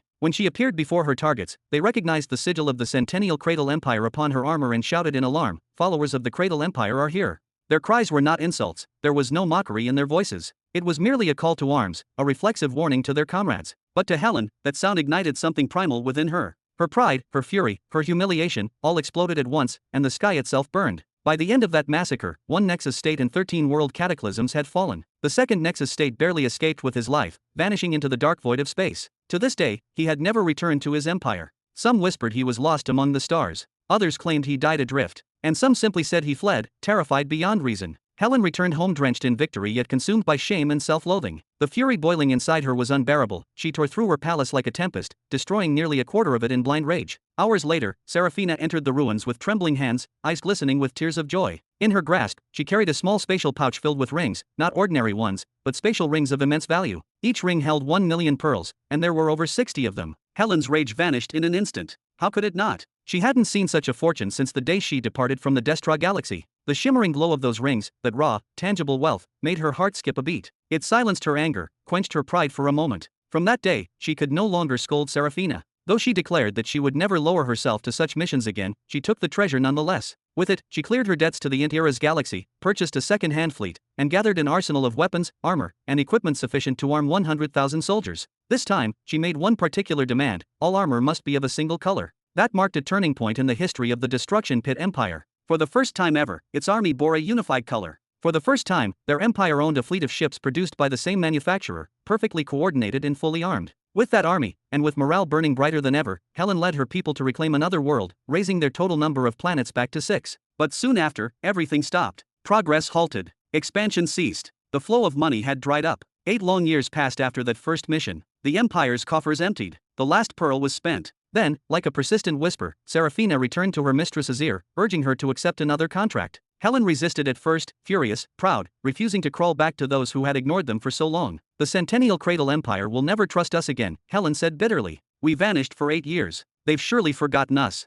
But against all odds, by some miracle or twist of fate, they were accepted once more. A new mission, a new chance. And that mission paid 10 million pearls. All of it was spent within a single year, invested into talismans, medical formations, and healing arrays for her army. Then came another mission, then another, the third, the fourth, the sixth. By then, it was no longer about strategy or survival. It had become a habit, a dangerous thrill she could no longer deny, an addiction. The planetary empress who had lived in poverty for more than 10,000 years could no longer endure it, not even for another moment. After all, anyone who had spent 60 million pearls in just a few short years would never again lower themselves to digging through the crust of a barren world, searching for scraps of metal worth no more than 500. The sixth mission had ended, and Helen wanted to scream once again that she would never do this anymore. But when she looked upon her empire, at what it had become, and remembered that she had poured into it a total reward nearing 170 million pearls, hesitation struck her heart. That amount, without a doubt, was enough to fill the treasury of a planetary empire for millennia. It was the sort of wealth rulers would boast about, the kind they would guard as a sacred reserve for ages, the foundation upon which their civilizations could rise and endure through any calamity.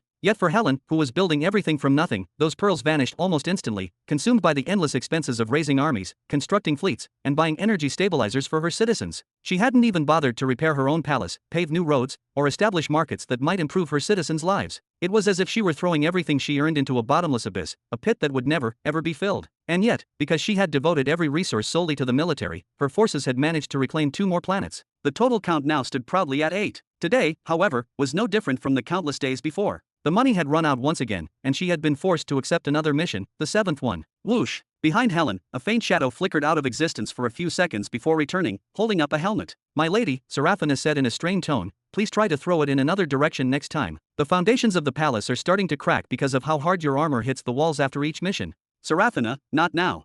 Helen stormed into her chamber, her expression tight with frustration, and began stripping off her battle armor piece by piece, tossing each fragment aside with barely restrained fury. "Well, at least you haven't sworn you'll skip the 8th mission yet," Seraphina teased, following behind her. She pulled off her own helmet and shook free her long, silvery hair tied in a high ponytail. "That's progress, right? Hee hee."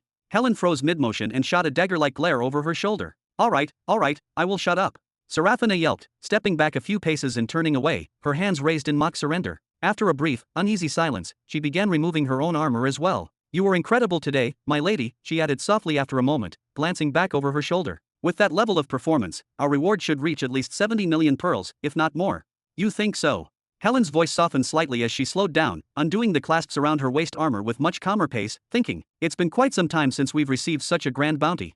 Chapter 1629. "It's been a long time since we've received a reward this immense," Helen murmured, her tone carrying both exhaustion and disbelief. "That's perfectly natural, my lady," Seraphina replied as she continued removing her armor piece by piece, stacking them neatly into the spatial ring with military precision. Strangely, she was already wearing her usual combat suit beneath it. "After all, we're not officially bound to them. We take on missions only when it suits us, when you decide you feel like it. Honestly, it's a miracle they still trust us enough to hand us work at all. I wouldn't blame them in the slightest if they decided to stop tomorrow." She gave a playful smile as she fastened the ring shut. "But you were magnificent today, my lady, truly breathtaking. The mission was simple on paper: drive out 3 Nexus users from the enemy encampment for a 10 million pearl bounty. But you didn't just chase them away." Seraphina's grin widened, voice dripping with mischief. "You captured one alive. No one else would have even dared to try." "I waited for you for so long," Helen said after a pause, her voice soft but heavy. "Did you manage to deliver him safely? What did they say? Did they actually pay the full reward?" "I delivered him straight to the headquarters of the Centennial Cradle Empire, of course. How could I possibly fail?" Seraphina nodded quickly, as if reaffirming her own triumph, before taking out a small pouch. She shook it gleefully in front of her mistress's crimson eyes. "And look here." Whoosh! Helen extended her hand, pulling the pouch toward her with a flick of energy. Her red eyes widened instantly. 50 rings. As expected from the Cradle Empire, their payment method was as extravagant as their pride. Each high-grade space ring held exactly 1 million energy pearls. Everyone knew that they treated these rings like royal coins, a display of both efficiency and arrogance. It had been more than 20 years since Helen had held such wealth in her hands. Her breath caught for an instant, the familiar glitter of fortune reflecting in her eyes. "Yes." Seraphina nodded enthusiastically, her tone almost singing. Once they verified the Nexus user's identity, they immediately transferred 50 million pearls. That was the confirmed kill reward. And they said that if they managed to heal him and enslave his soul instead of letting him die, they'll send us an additional 20 to 50 million pearls. She clapped her hands, eyes sparkling. "You've completely surpassed yourself this time, my lady. This is your greatest victory yet."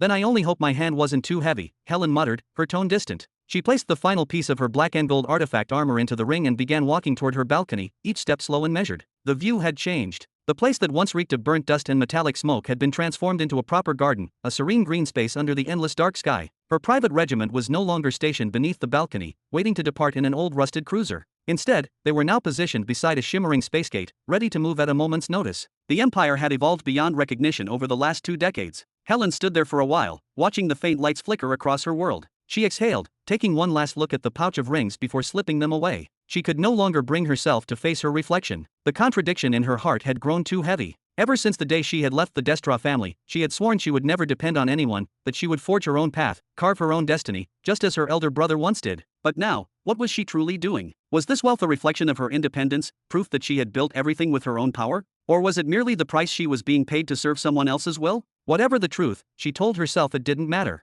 There was no harm in continuing this delicate game, as long as she remained untethered, as long as her choices were still her own, and most importantly, as long as no one ever discovered who she truly was. Headquarters of the Centennial Cradle Empire. RRRRCH. The sound of pen on parchment sliced through the heavy silence of the chamber. Seated behind a vast, midnight black desk of obsidian and gold, Caesar methodically signed his name across a glowing document. As his quill left the paper, a faint pulse of soul force rippled outward, his soul imprint embedding itself into the signature. It wasn't just ink anymore, it was a seal of authority, proof that this document bore the will of a sovereign himself. He rolled the parchment slowly, with the composure of someone used to commanding worlds, and passed it to one of the officers standing at attention. There were dozens gathered in the chamber, men and women clad in radiant uniforms representing the might and order of the Centennial Cradle Empire. They were the pillars of the empire, generals, ministers, strategists, and envoys. Each had come bearing plans, petitions, or proposals, hoping that today their words would be blessed by Caesar's mark. The atmosphere was thick with reverence. Every breath was cautious. In this hall, even whispers felt heavy. Caesar reached for the next scroll and unfolded it with slow precision. His gaze scanned the lines, a petition for conquest, requesting authorization to attack a minor world belonging to a rival faction. The world was said to be abandoned by its main defense forces, ripe for the taking. The author of the proposal, Lieutenant Commander Arden Burton, a proud son of House Burton. He requested 10,000 soldiers and half a fleet, a modest demand, yet bold enough to show ambition. Interesting, Caesar murmured with faint amusement. His voice, though calm, carried a weight that drew every ear. He signed the document, again letting a subtle trace of his soul force signature flow into the ink. Approved. He gestured to one of the attendants to take it away, but just as his hand lifted for the next document, he paused mid-motion. His eyes flickered, as if he remembered something. "Ah, speaking of which," he said softly, "what became of the mission we assigned to Helen, the Destruction Pit Empress?" At once, murmurs rippled through the officials until one of them stood and bowed deeply. "She annihilated the enemy outpost entirely, Your Highness, reduced it to ashes. Captured one of the Nexus users alive," another added quickly. "Her servant delivered the captive directly to our headquarters. He's now under the supervision of His Highness Peon and envoys from Sky Opening City." A third officer chimed in. "Reports indicate that the other two Nexus users sustained serious injuries as well. And she wiped out several world cataclysms during the operation," said another with a grin. "Even though that wasn't part of the assignment. Ha ha ha." The room broke into hushed laughter and proud chatter. Dozens of senior officials shared knowing smiles, their pride glowing as brightly as their medallions. Half the room carried the sigils of House Burton, the royal family. The other half, however, were veterans, those who had stood on that infamous day, the coronation apocalypse, when Helen had descended from the skies like divine punishment, intent on slaughtering them all. They could still remember it, the trembling ground, the sky burning red, the certainty of death. Many of them had felt their souls leave their bodies that day. To be alive now, to sit in this very chamber under Caesar's leadership, felt almost surreal, like survivors granted an afterlife in service. A few years ago, during a session much like this, Caesar had spoken almost casually, that the same woman who once tried to obliterate them now worked under his command. That single, offhand remark had spread like wildfire through the upper ranks. It was supposed to be a secret, of course, but no secret burns silently forever. Within days, the news was heard by every official. No one could tell whether Caesar had revealed it by accident or as part of some deeper strategy, but it didn't matter. What mattered was the result. From that day forward, every commander and noble of the Cradle Empire walked taller. Their pride flared like banners in the wind, as though the heavens themselves now recognized their supremacy. Even in the faraway courts of the Empire of the Grave and the True Beginning Empire, whispers began to spread, whispers that the Empire of the Cradle had managed to tame the beast of the Destruction Pit. "Oh, she's quite diligent then," Caesar finally said, exhaling a soft laugh as he skimmed another scroll. The golden quill danced once more in his hand. "Assign her better missions the next time she returns, and pay her more generously as well." A wave of uneasy silence swept through the officers. They glanced at one another before one finally dared to speak. "Your Highness," the man said carefully, "is that truly wise? She's still the same Empress of the Destruction Pit." Caesar gave a calm smile. His eyes glimmered with a predatory amusement, his smile curving into something neither kind nor cruel but both at once. "I don't care," he said softly. "I want her to keep coming back for more." He leaned back in his chair, the shadows stretching around him. He gloated with a small laugh of twisted satisfaction. Ha! Chapter 1630. Planet S325. Whoa! In the heart of a serene palace courtyard filled with blooming flowers and gentle, otherworldly creatures, a young human girl tilted her head back toward the vast sky, her small face bathed in warm sunlight. Her lips parted slightly as she released a long, thoughtful sigh, a sound that carried both innocence and quiet longing. She was dressed in a flowing white gown decorated with delicate red blossoms, and over it, a sheer pink veil shimmered faintly like the dawn's glow, its hue matching the soft blush of her youthful cheeks. The girl could not have been more than 10 years old, yet everything about her, the poise of her posture, the calm elegance in her movements, spoke of refinement, wealth, and noble upbringing. "My little lady, are you ready?" came a gentle, aged voice. From behind her approached an elderly man with snow-white eyes. His clothes, though tidy, were simple compared to hers, his every gesture revealing his role as a devoted attendant. The carriage is prepared and waiting outside the garden. Do you think they'll really accept a blind girl like me? The young lady asked softly, lowering her head at last. Her white eyes, clouded and sightless, glimmered faintly beneath her long lashes. Please, don't say such things, my lady, the old man said, his tone filled with quiet pride. You are a true-born descendant of House Mora, the ruling bloodline. Just a few decades ago, your family governed half this entire world. Your lineage is pure, your soul force brims with potential, who could possibly compare to you? Moreover, you've maintained the purity of your energy core just as the family decreed. You will surely be chosen, and the headquarters will undoubtedly grant you a powerful law worthy of your heritage. I wasn't yet born when our family used to rule, she murmured, clutching her right hand with her left as if to hold on to her thoughts. That was long ago, when we still believed this world belonged only to us. Now that our great empire stretches beyond imagination, I can only picture the countless candidates who come forward each year. My talent, compared to theirs, feels so small, so ordinary. Worry not about the outcome, my lady, the old man replied kindly. He took a few slow steps forward, placing a wrinkled hand upon her back with gentle care. His fingers brushed lightly against her shoulder as he guided her toward the garden's exit. Just walk your path and give all you can. Your father awaits by the carriage. He will be proud no matter what happens. The blind girl nodded quietly, her faint smile appearing like a flicker of light before she began moving in the direction he led, guided not by her eyes, but by trust. Every year, the administrative headquarters of the true beginning Millennial Empire held vast and prestigious recruitment events across the star systems. These events were monumental occasions, gatherings where fate could change in an instant. Recruitment for the Imperial Army, the Shadow Swords, the Light Swords, the newly established Soul Forces, the Rune Emisters, the artisans who mastered the law of formation, and dozens of other powerful divisions that formed the backbone of the Empire's might. The knowledge of these laws was never shared among ordinary citizens, it was sacred, meant only for the chosen few. Yet once every cycle, the Empire allowed anyone with courage and hope to present themselves before the evaluators and test their affinity in one of the grand paths. Of course, the number of chosen candidates each year was extremely limited. From more than 1,000 S-class planets, and out of trillions of intelligent lifeforms that thrived under the Empire's rule, how many could possibly be accepted? That was why the standards were severe. Priority was always given to those with exceptional physical health, powerful affinity, and, most importantly, souls untouched by previous cultivation or corruption. Still, even meeting all those conditions did not guarantee one's path.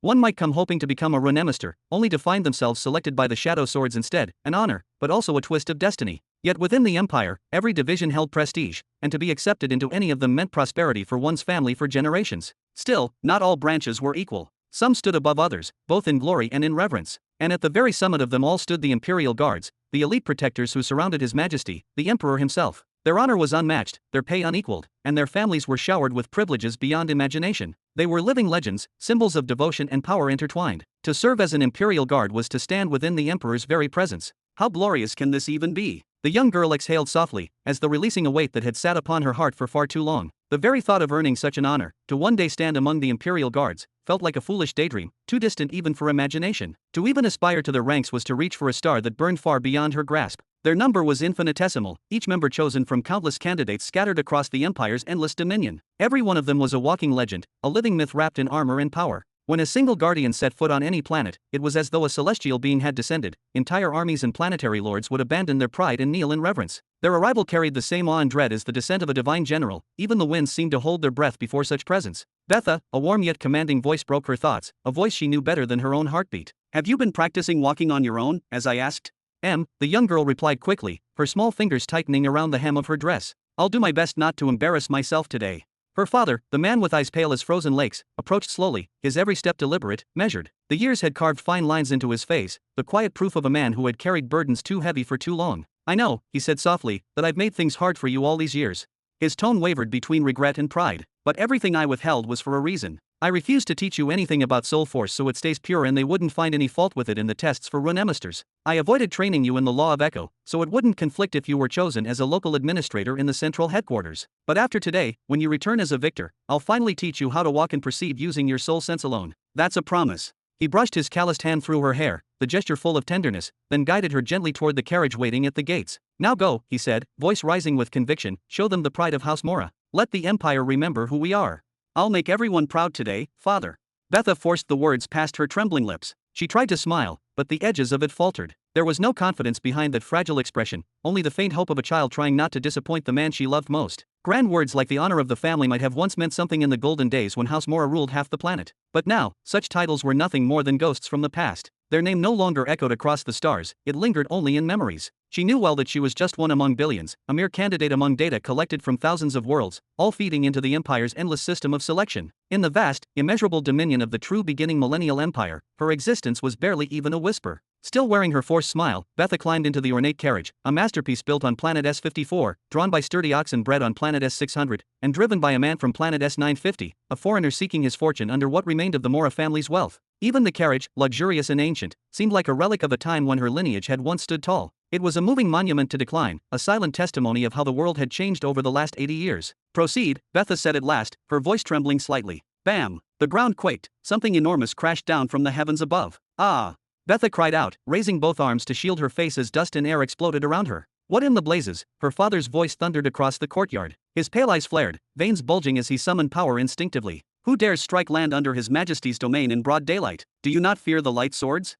Step, step. Out of the swirling haze of dust emerged a colossal figure. The sound of his footsteps was heavy, rhythmic, each one like the beat of a war drum. Slowly, the man revealed himself, a towering brute nearly 3 meters tall, with a physique sculpted from raw power. His hair was long, cascading down his back in waves of black streaked with midnight blue, and his gaze burned with an intensity that pierced the air itself. When he spoke, his deep, resonant voice rolled through the garden like distant thunder. "Betha of House Mora, I've heard you have a fondness for making flowers bloom faster. Let's test that rumor, shall we? What do you think you're doing? Step back, now," her father barked furiously. Yet, despite his rage, he didn't move first, for to attack without cause under the Empire's law could draw the wrath of the Lightswords, the enforcers of order. But the massive stranger ignored him completely. With unnerving calm, he lifted his hand and produced 3 small orbs that floated above his palm. Each one shimmered faintly as he pointed them toward the trembling girl. For a few tense seconds, nothing happened. Then, one orb flared brilliantly. A sinister grin split across the giant man's face. "At last, 40 years. 40 long years since I've found a candidate with such pure, powerful affinity."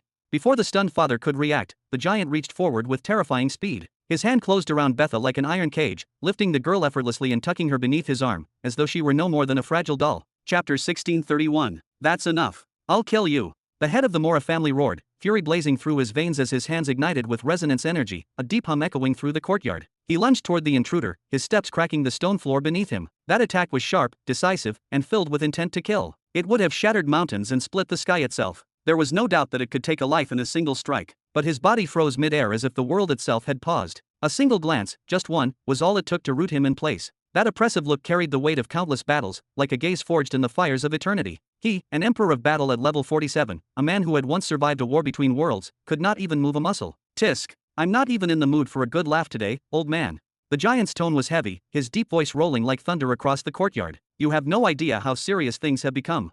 He reached into the pouch on his belt and drew out a talisman, a slab of metal engraved with golden inscriptions pulsing faintly with energy, and flung it at the frozen man. "Take this to headquarters and tell them that Halak has taken your daughter to train among the new Imperial Guards, the Time Division. They will know what that means." The Imperial Guards. The old man's eyes trembled as he caught the talisman. The moment it touched his palm, it felt as though he was holding a mountain forged from pure gravity. "The Supreme Guard Halak, it is an honor beyond words, we." He raised his head to invite Halak inside, but before he could finish the sentence, the air shimmered. The giant had vanished completely, along with his daughter. "Congratulations, master. Congratulations, haha." The servant behind him almost leapt with joy, tears of relief pooling in his eyes. "I knew it. The heavens have not forsaken House Mora after all. Ha ha ha ha." The family had let out a laugh that was half disbelief and half elation. "Prepare a feast. Slaughter the oxen and light the braziers. Today, we celebrate the rebirth of our name. The skies have smiled upon us once again." Half an hour later on another planet. Bam! A brilliant flash tore through the clouds as Halak descended from the heavens like a falling comet. His impact split the dunes apart, sending waves of golden sand cascading outward. The world around him was nothing but an endless desert, and at its heart stood a colossal square plateau, carved with geometric precision as though a divine sword had sliced its sides cleanly. Halak lowered the young girl gently to the ground and began striding toward the plateau, his long shadow stretching before him. "Come along," he said, his tone firm but not unkind. "Can you hold my hand? Or maybe carry me again?" the girl asked timidly, her voice trembling as her small arms lifted toward him. "I am blind. I was never taught how to move by myself in open areas."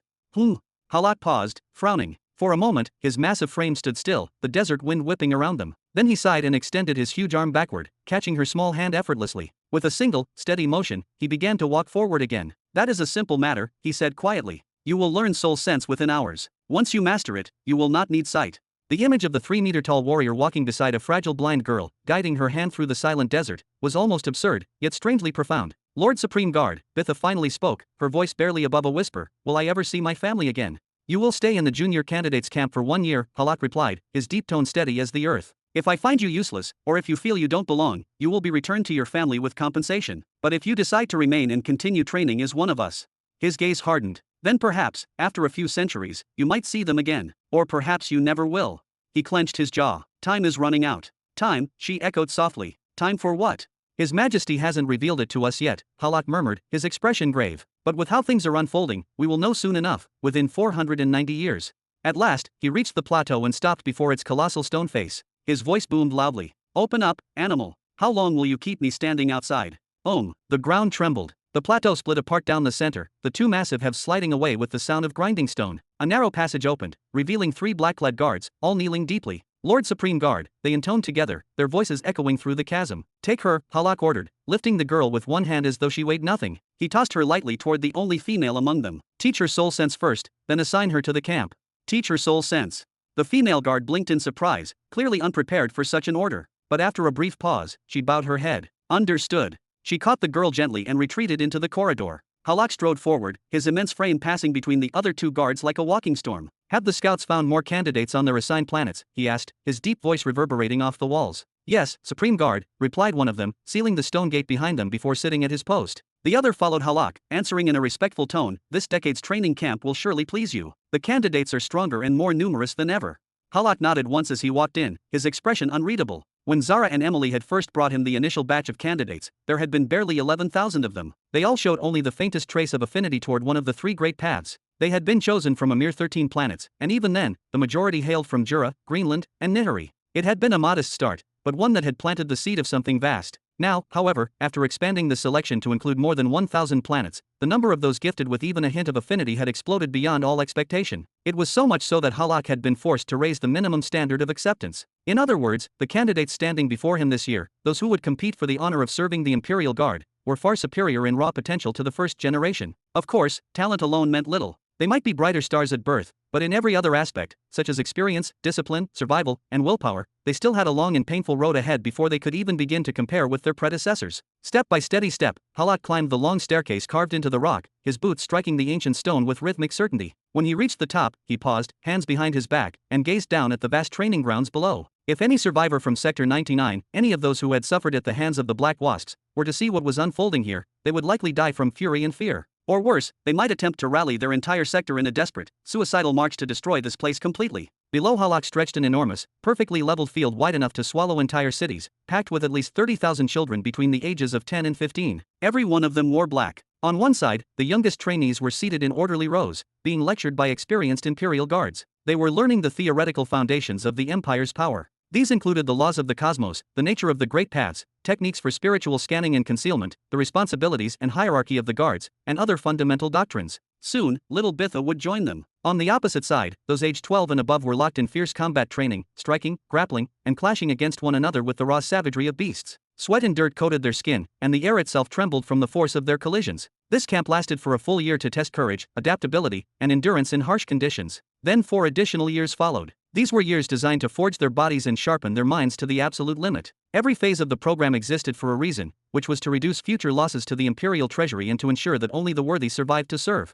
For though every one of these children possessed potential, only a fraction would endure the agony required to reach maturity. Those who survived the 5-year crucible would move on to another camp, one grander and more secretive, reserved for the chosen few. There, they would be initiated into the mysteries of the 3 core laws, branded with sacred tattoos, and have their spiritual ranges open to the cosmos. Only then could they be called guards in training. Every 5 years this cycle repeated as a ritual of blood and discipline. Each generation gave birth to a new swarm, and every swarm was sent to the true training grounds beyond, to be tested, broken, and reforged. Did many perish? Of course. A large portion would never see home again, cut down during final examinations or in their first real missions. But such sacrifice was part of the Empire's rhythm. It was inescapable and eternal. And did any survive? Certainly, only the strongest, the cruelest, and the most resolute. Halak tilted his head slightly, a faint, amused smile curling his lips as he studied the endless ranks below. He murmured. The name Black Wasps doesn't seem to suit them anymore. How about Black Ants? Heh, yes, that sounds better. His low laughter echoed across the wind, mixing with the roars and cries of 30,000 would-be warriors below. Chapter 1632. 15 years later, year 525 after the coronation. Do. Robin hummed softly to himself, his voice echoing gently across the cavern as he shaped a massive golden pattern before him, a swirling, evolving constructive light nearly the same height as his own body. It was the exact replica of the pattern rotating beside the cave entrance, glowing faintly like a newborn star. His aura flickered and dimmed with every breath, vast tides of energy cascading from his form in golden streams that merged into the hovering sigil. Yet, despite the overwhelming flow, he appeared composed, even relaxed. As his hands moved with serene precision, his mind was split across several worlds of thought. Part of his awareness was fixated on maintaining the structure of the pattern, adjusting its energy flow and harmonics at an impossible level of detail. Another part of his consciousness was gently creating melodies, humming and imagining musical tones that resonated with the pattern's vibration. And in yet another corner of his mind, he was thinking about something as mundane as food, wondering what to ask the soul creature's kitchen to prepare for him later that day. Even beyond that, he was already calculating his future steps, reviewing long-term plans, and quietly preparing for the promise he still owed to Aldera. Since attaining the rank of a royal soul master, Robin had been unraveling secrets. Each day brought him new revelations. But among all these discoveries, one stood above the rest: the ability to divide his consciousness. He had learned that his mind could be partitioned in perfect harmony, one stream of thought for each royal star residing within his soul domain. 3 stars, 3 separate minds, each functioning autonomously, each capable of performing complex reasoning without clashing with the others. At that exact moment, the part of his mind that was humming and daydreaming about food suddenly froze, as though remembering something important. Without so much as tilting his head, Robin's gaze shifted sideways, his tone casual yet teasing. "Hey, Arkalon, you're awfully slow, you know that? How long have you been at this? A century?" Not far away sat Arkalon, his soul creature, cloaked in his signature white and gold attire. He was surrounded by dozens upon dozens of slabs made from the sacred treyant bark, their surfaces etched with faint, unfinished runes. The spirit looked visibly strained, far more tense and focused than Robin himself. At the jab, Arkalon raised his eyes, his golden irises flashing with irritation. "Do you think this is easy? You think you can do better? Come here and finish it yourself if you dare." Robin's smile widened slightly, unbothered by the defiance. "Ha, you're getting mouthier every passing day. Is that what the purple matter is teaching you now?" Since the purple matter began saturating his soul domain, Robin had noticed dramatic changes in his soul creatures. They had started to evolve, not just in strength, but in personality. They felt more real, more independent, as if the fragments of memory and emotion buried deep within them were slowly resurfacing. Arkalon, being the strongest among them and the one who retained the largest portion of his original memories, had changed the most. Every time Robin awakened a new royal star, Arkalon received a surge of purple matter that reshaped his being. The once stoic soul creature was now almost human. "Who's mouthy?" Arkalon snapped, his voice rumbling with indignation. But then he paused, inhaled deeply, and exhaled through his nose in resignation. "You know what? Forget it. You're still the owner. I'll keep my composure." He turned away, flipping through the many wooden slabs scattered around him until he selected one. Then, lifting it up for Robin to see, he said, "You think you can solve this one?"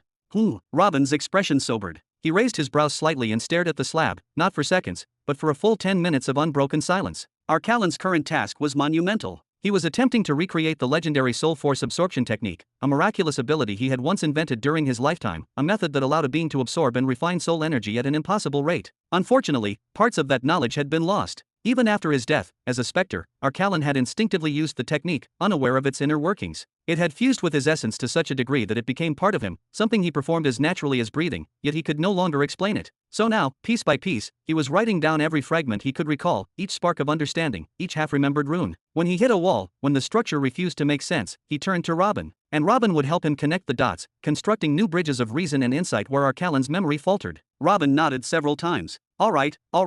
Then he used his soul force to guide one of the drafting pens lying on the ground, and it floated into motion as he began sketching something intricate. The air around him shimmered faintly with golden particles as the pen moved, tracing complex, interwoven lines across the wide canvas spread on the floor. Only after another 30 long minutes did he finally withdraw his soul force and let the pen fall with a metallic clink. He exhaled softly, then smiled with satisfaction. "Now then, tell me what you think of your magnificent owner's work." Arkalon examined the sketch once, twice, and then a third time before setting it atop a neatly arranged pile beside him. He muttered under his breath, "Tisk. Show off." A simple thank you would have been nice, Robin chuckled, the sound echoing warmly through the underground chamber. Working with geniuses had always been both comforting and strangely delightful, each exchange filled with irritation, brilliance, and a spark of madness that kept the mind alive. In truth, if Robin were working alone, he might never have conceived of what Arkalon had drawn. His strength as a truth chosen lay not in creation itself, but in weaving existing concepts together, making them synchronize and breathe as one. "Thank you for what? I'm building this technique for your sake." Arkalon grumbled, pulling another board toward himself and beginning to sketch with restless precision. "I already completed this technique once, while I was alive. You should at least put in some effort if you want me to finish it while I'm dead."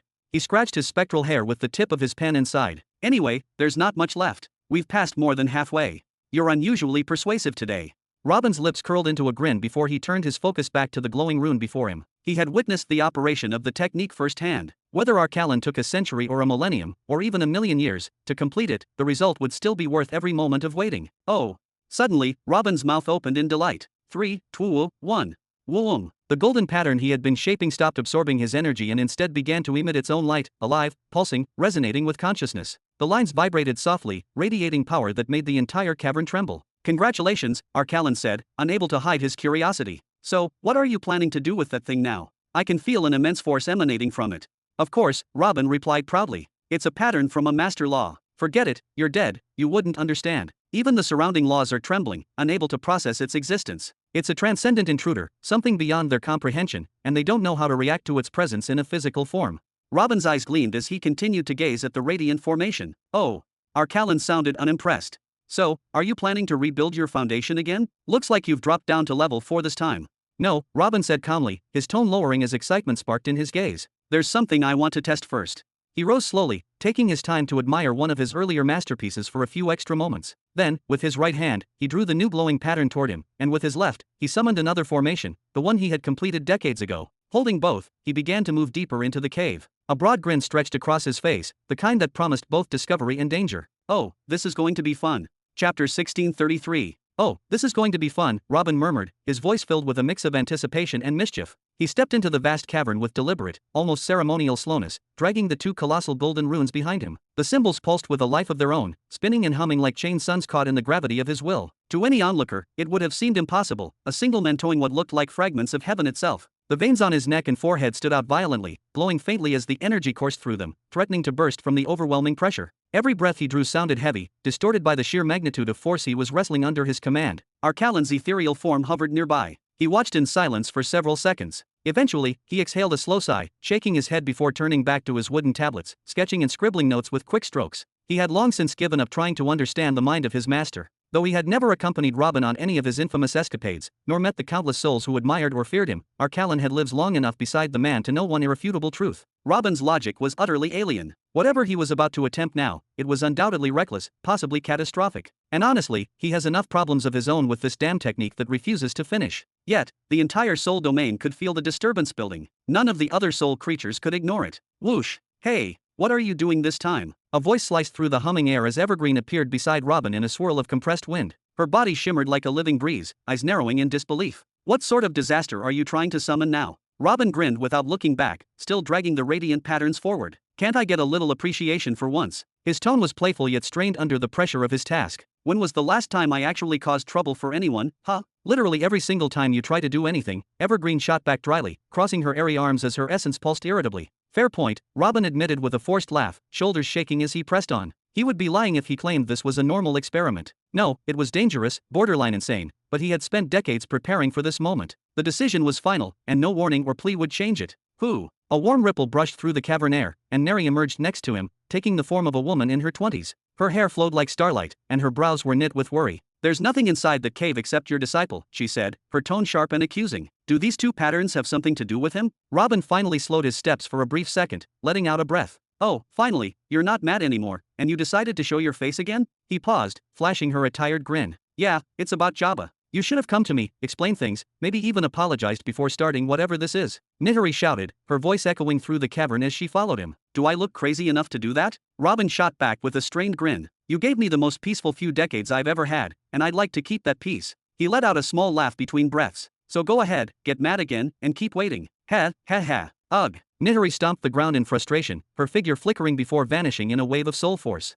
"You're hopeless." Evergreen's translucent form began to fade, her voice echoing faintly. "Just make sure you don't die." Moments later, her presence vanished too, leaving only the echo of her words. "Phew." Robin exhaled deeply, his body trembling slightly as he reached the center of the cavern. "Ah, this spot is good enough." He released the two glowing runes, letting them float freely in the air. They rotated around each other, releasing sparks of golden lightning that illuminated the entire chamber. Robin stepped forward alone, extending his hand into the air, and with a ripple of light, Jabba's body appeared, suspended in a gentle glow. The once aged old man now looked young again, restored to his prime. Robin laid him down between the two floating patterns with great care. Let's hope this works," Robin muttered under his breath. "Rai-eep." In a single motion, Robin tore away the upper half of Jabba's garments, revealing his chiseled physique. Robin pressed his right palm gently against the area below Jabba's navel, closing his eyes. He let his soul sense flow into the motionless body. Inside, he was met with ruin. The energy-gathering center was shattered beyond repair. The intricate internal patterns that once regulated Jabba's power were broken and distorted beyond recognition. Not a single channel of life force remained stable. It was like staring at a system that had collapsed entirely, an existence on the brink of true death. This condition was no different from having one's spine shattered or heart pierced. The only small mercy was that Jabba's consciousness had not yet returned. He was blissfully unaware of the agony that would have torn through his being otherwise, but he was on the very verge of opening his eyes. After his entire soul domain had been painstakingly repaired, his life artery reforged, and even his original physical form completely restored, it was now only a matter of time before consciousness returned to him. Yet with that awakening would come pain so excruciating, so far beyond comprehension, that no mortal or celestial being could endure it. And that was something Robin could not, under any circumstance, allow to happen. The only path that crossed his mind was to invoke the master law of creation, molding and weaving the very essence of reality to rebuild Jabba's shattered energy gathering center, restoring it as flawless and untainted as the moment it first came into being. And indeed, he had succeeded in that impossible feat. Yet success was never so simple. What remained inside Jabba was the lingering filth, the dense, corrupted waste that no law could simply erase. Jabba had no hidden guide to steer him through such peril, no divine mentor like the one who had once aided Robin, the master law of truth, which had repaired and restructured his own inner patterns during the war against the warlords of Hovenheim. To finish this restoration, Robin had only one desperate idea left, a gamble that could either save Jabba or destroy him entirely. He inhaled slowly and opened his eyes. Beneath his palm, the space just below Jabba's navel shimmered faintly, a dim yet growing pulse of golden light radiating outward in rhythmic waves. Each throb seemed to echo the beating of a colossal heart somewhere deep beneath the surface of Nihiri itself. Robin stepped back 2 measured paces, lifted his right hand toward Jabba, and spoke with solemn conviction that reverberated through the chamber. Fair exchange.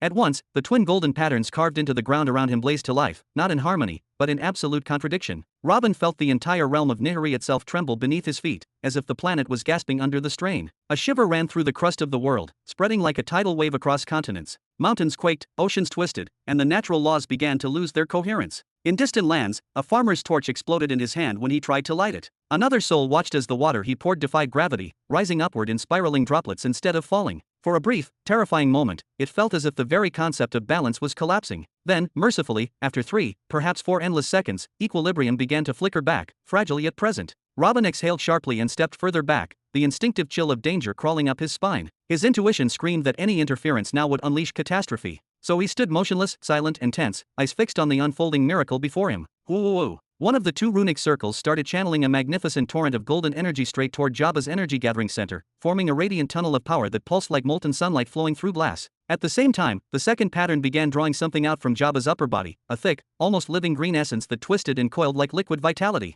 Robin's eyes of truth burst open, blazing like miniature suns, their light cutting through every veil of spiritual distortion. He stared in stunned silence, freezing his breath mid-chest. What he saw was beyond description. Jabba's once polluted energy core, which moments ago had resembled a dead wasteland, was now being cleansed from top to bottom. The golden current was purging it layer by layer, peeling away corruption as though wiping filth from a robe of pure snow. But as that miracle unfolded, the other pattern began devouring Jabba's life force in exchange, draining it at a terrifying pace. Oh, no, that's not good, Robin muttered under his breath, his tone laced with alarm. His fingers tapped restlessly against his lips, a rare sign of panic betraying his composure. He had believed the fair exchange would feed upon external sources, the soil, beasts, minerals, or even fragments of Nihiri's surface, just as that enigmatic old man had demonstrated in the past. Never had he imagined it would instead seize upon Jabba's own life essence as the sacrifice. Had Robin not repaired his body earlier and replenished every drop of vitality, Jabba would have died the instant the technique began. Now there was nothing left to do but watch, and pray that the purification would end before Jabba's dwindling life did. Chapter 1634.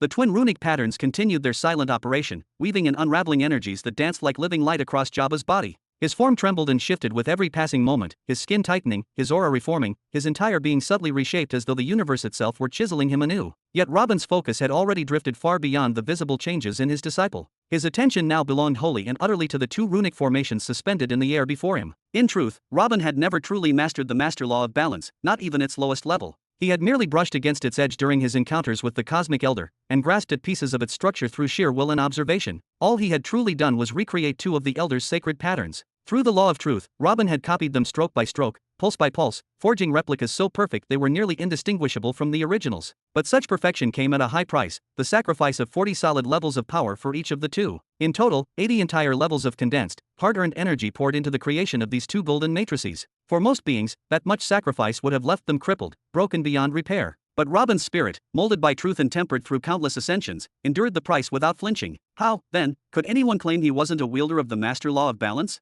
How could anyone doubt his connection when he could invoke the fair exchange itself, the very technique the Cosmic Elder had once used to reshape worlds? And yet, the irony was that when it came to the master laws, mere patterns were not enough. They were only reflections, shadows on a wall. One could spend 10,000 years memorizing them, carving their geometry into the soul, and still grasp nothing of the essence that moved beneath. Robin understood this truth deeply, but unlike the scholars who studied and theorized, Robin had felt the law of balance. After encountering that law time and again, it would have been unnatural if he hadn't begun to comprehend it. And now, watching the phenomenon unfolding before his eyes, seeing the runes breathe, align, and counteract each other with divine precision, he couldn't help but understand. He couldn't not understand. His golden eyes swirled like twin vortices, absorbing every glimmer of light, every shift of energy, every subtle distortion in the flow. Within them, knowledge spun and deepened. His awareness unfolded into multiple layers, each one focused on a different aspect of the law before him. His threefold consciousness synchronized perfectly, all analyzing, dissecting, and reorganizing every observation, merging it with everything he already knew of balance. And then, gradually, something began to happen. Without any conscious intent, his body started to radiate a golden brilliance, not gentle, but piercing, a divine luminescence that drowned out the radiance of the twin patterns ahead. The brilliance of his golden hue condensed as a pattern appeared on his chest, then another, followed by a third and a fourth.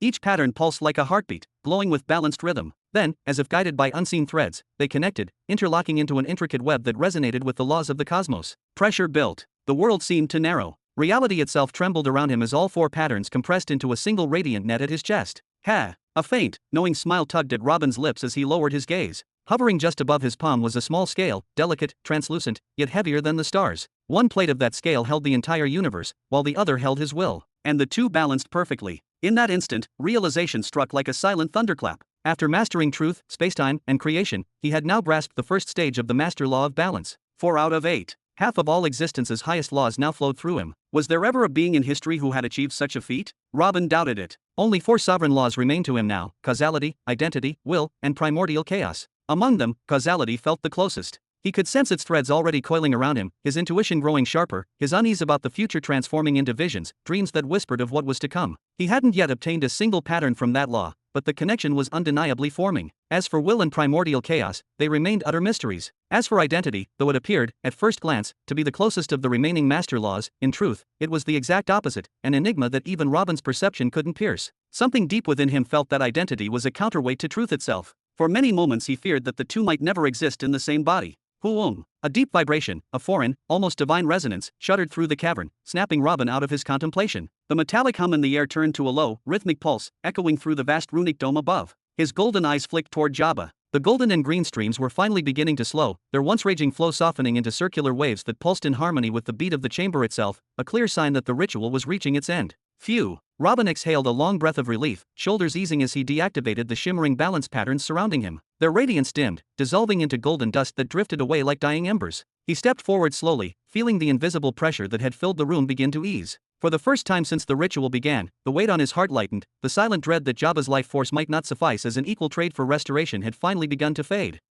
He stopped mid-step. Something felt wrong. The golden formation that had been purifying Jabba's energy-gathering center suddenly detached, drifting upward like a sentient flame, and began hovering near Jabba's head. In the same instant, both the golden and green currents flared, burning brighter and more violently than before, surging like two awakening beasts. What? No! Robin's voice cracked in alarm. He thrust his arm forward, releasing a pulse of will. Stop! What are you doing? What are you doing to the boy's head? But the patterns didn't obey. They shimmered, resolute, as if some higher logic had taken control. Once the directive of a master formation began, not even its creator could easily interfere. Damn it! Robin's balance runes reignited across his body in blinding gold, the air vibrating with their power. If he pushed his life force to the limit, maybe he could still break through. Maybe he could. Then something suddenly happened. The patterns suddenly stopped. The twin currents froze mid-air, flickered, and in a single breath vanished. Jabba! Robin lunged forward, landing on his knees beside his disciple. His hands pressed against the young man's shoulders as his golden eyes flared wide, activating layer after layer of divine sight. The results were astonishing.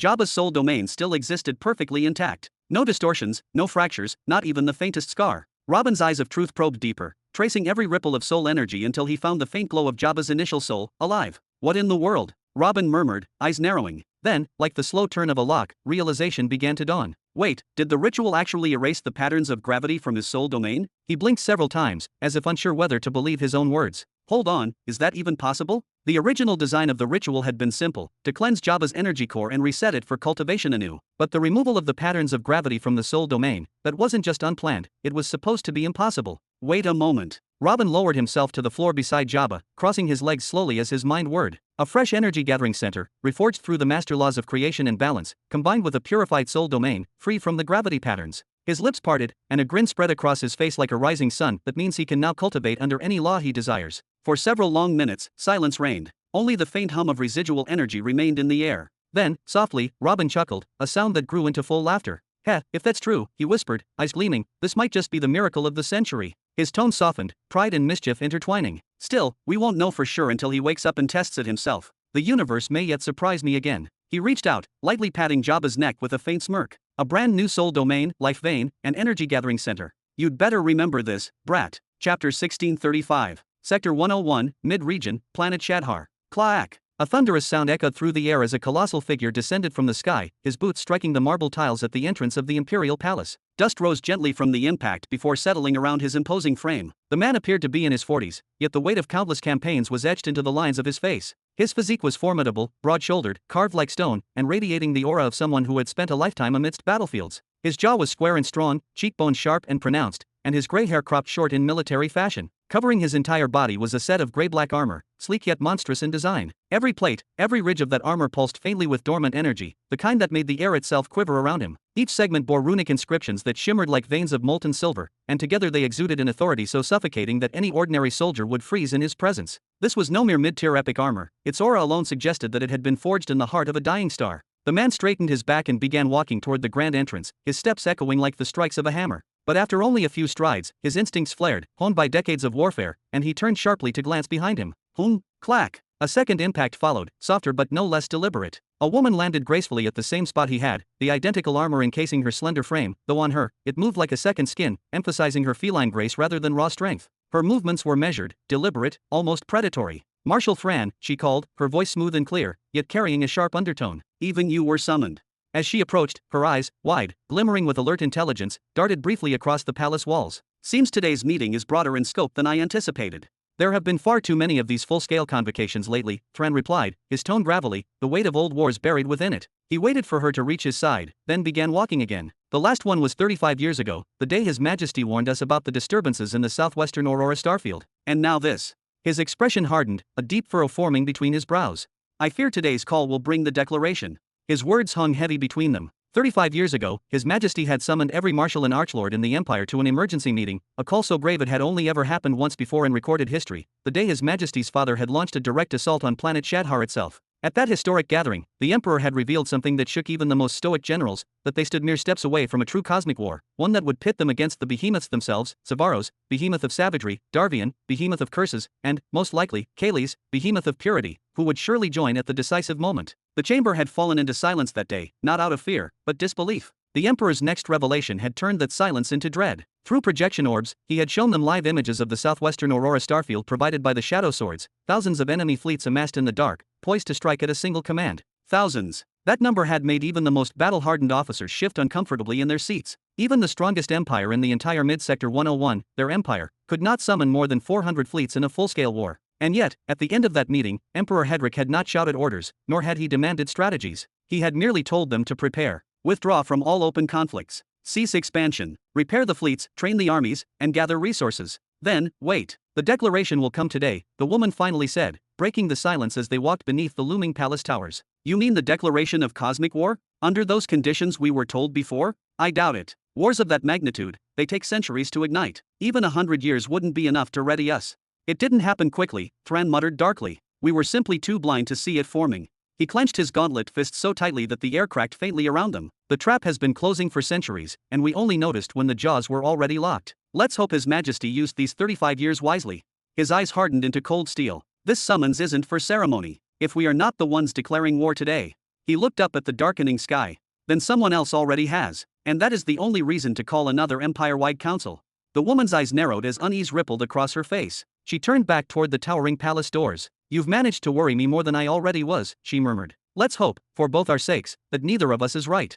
Thran smirked, the kind of grin that belonged only to men who had seen too many wars to still fear death. No need to worry, he said, stepping forward and planting both hands on the colossal metal doors. With a grunt, he pushed, the hinges groaned, ancient and heavy, as the gates slowly parted before him. It's just another war, he said with a dry chuckle. In the end, death's the same, no matter what name the enemy wears. RRR. At once, the throne hall revealed itself before them. The atmosphere was nothing like what they were accustomed to. His Majesty, Hedrick, was not seated on the towering throne with guests lined up before him in ceremonial order. Instead, the center of the hall was dominated by the massive strategic map platform, its ethereal glow painting the surrounding walls in shades of blue and crimson. At the head of that platform stood Lord Hedrick himself, clad in full military attire. His long, silvery white hair was tied back, exposing the face he usually kept hidden beneath his imperial veil. His expression was one of steel, sharp and solemn, and his eyes blazed like two crimson rubies, radiating both authority and a restrained, terrifying fury as he stared down at the map before him. Around him stood roughly 30 figures, their presence alone enough to shake the air in the hall. Beside him were Higra, his personal aide, and Draze, the royal soulmaster, his right and left hands, respectively. The rest were high marshals, grand generals, and commanders of the Imperial Guard, each one a Nexus state wielder, a being whose soul was bound to a cosmic law. Every one of them was focused on the glowing map before them, their postures rigid and expressions grim. And yet, from time to time, subtle, almost reverent glances were cast toward their ruler's uncovered face, toward the man whose presence alone could bend wills. It was as if many of them were seeing the true Hedrick for the first time. Fran, Livia.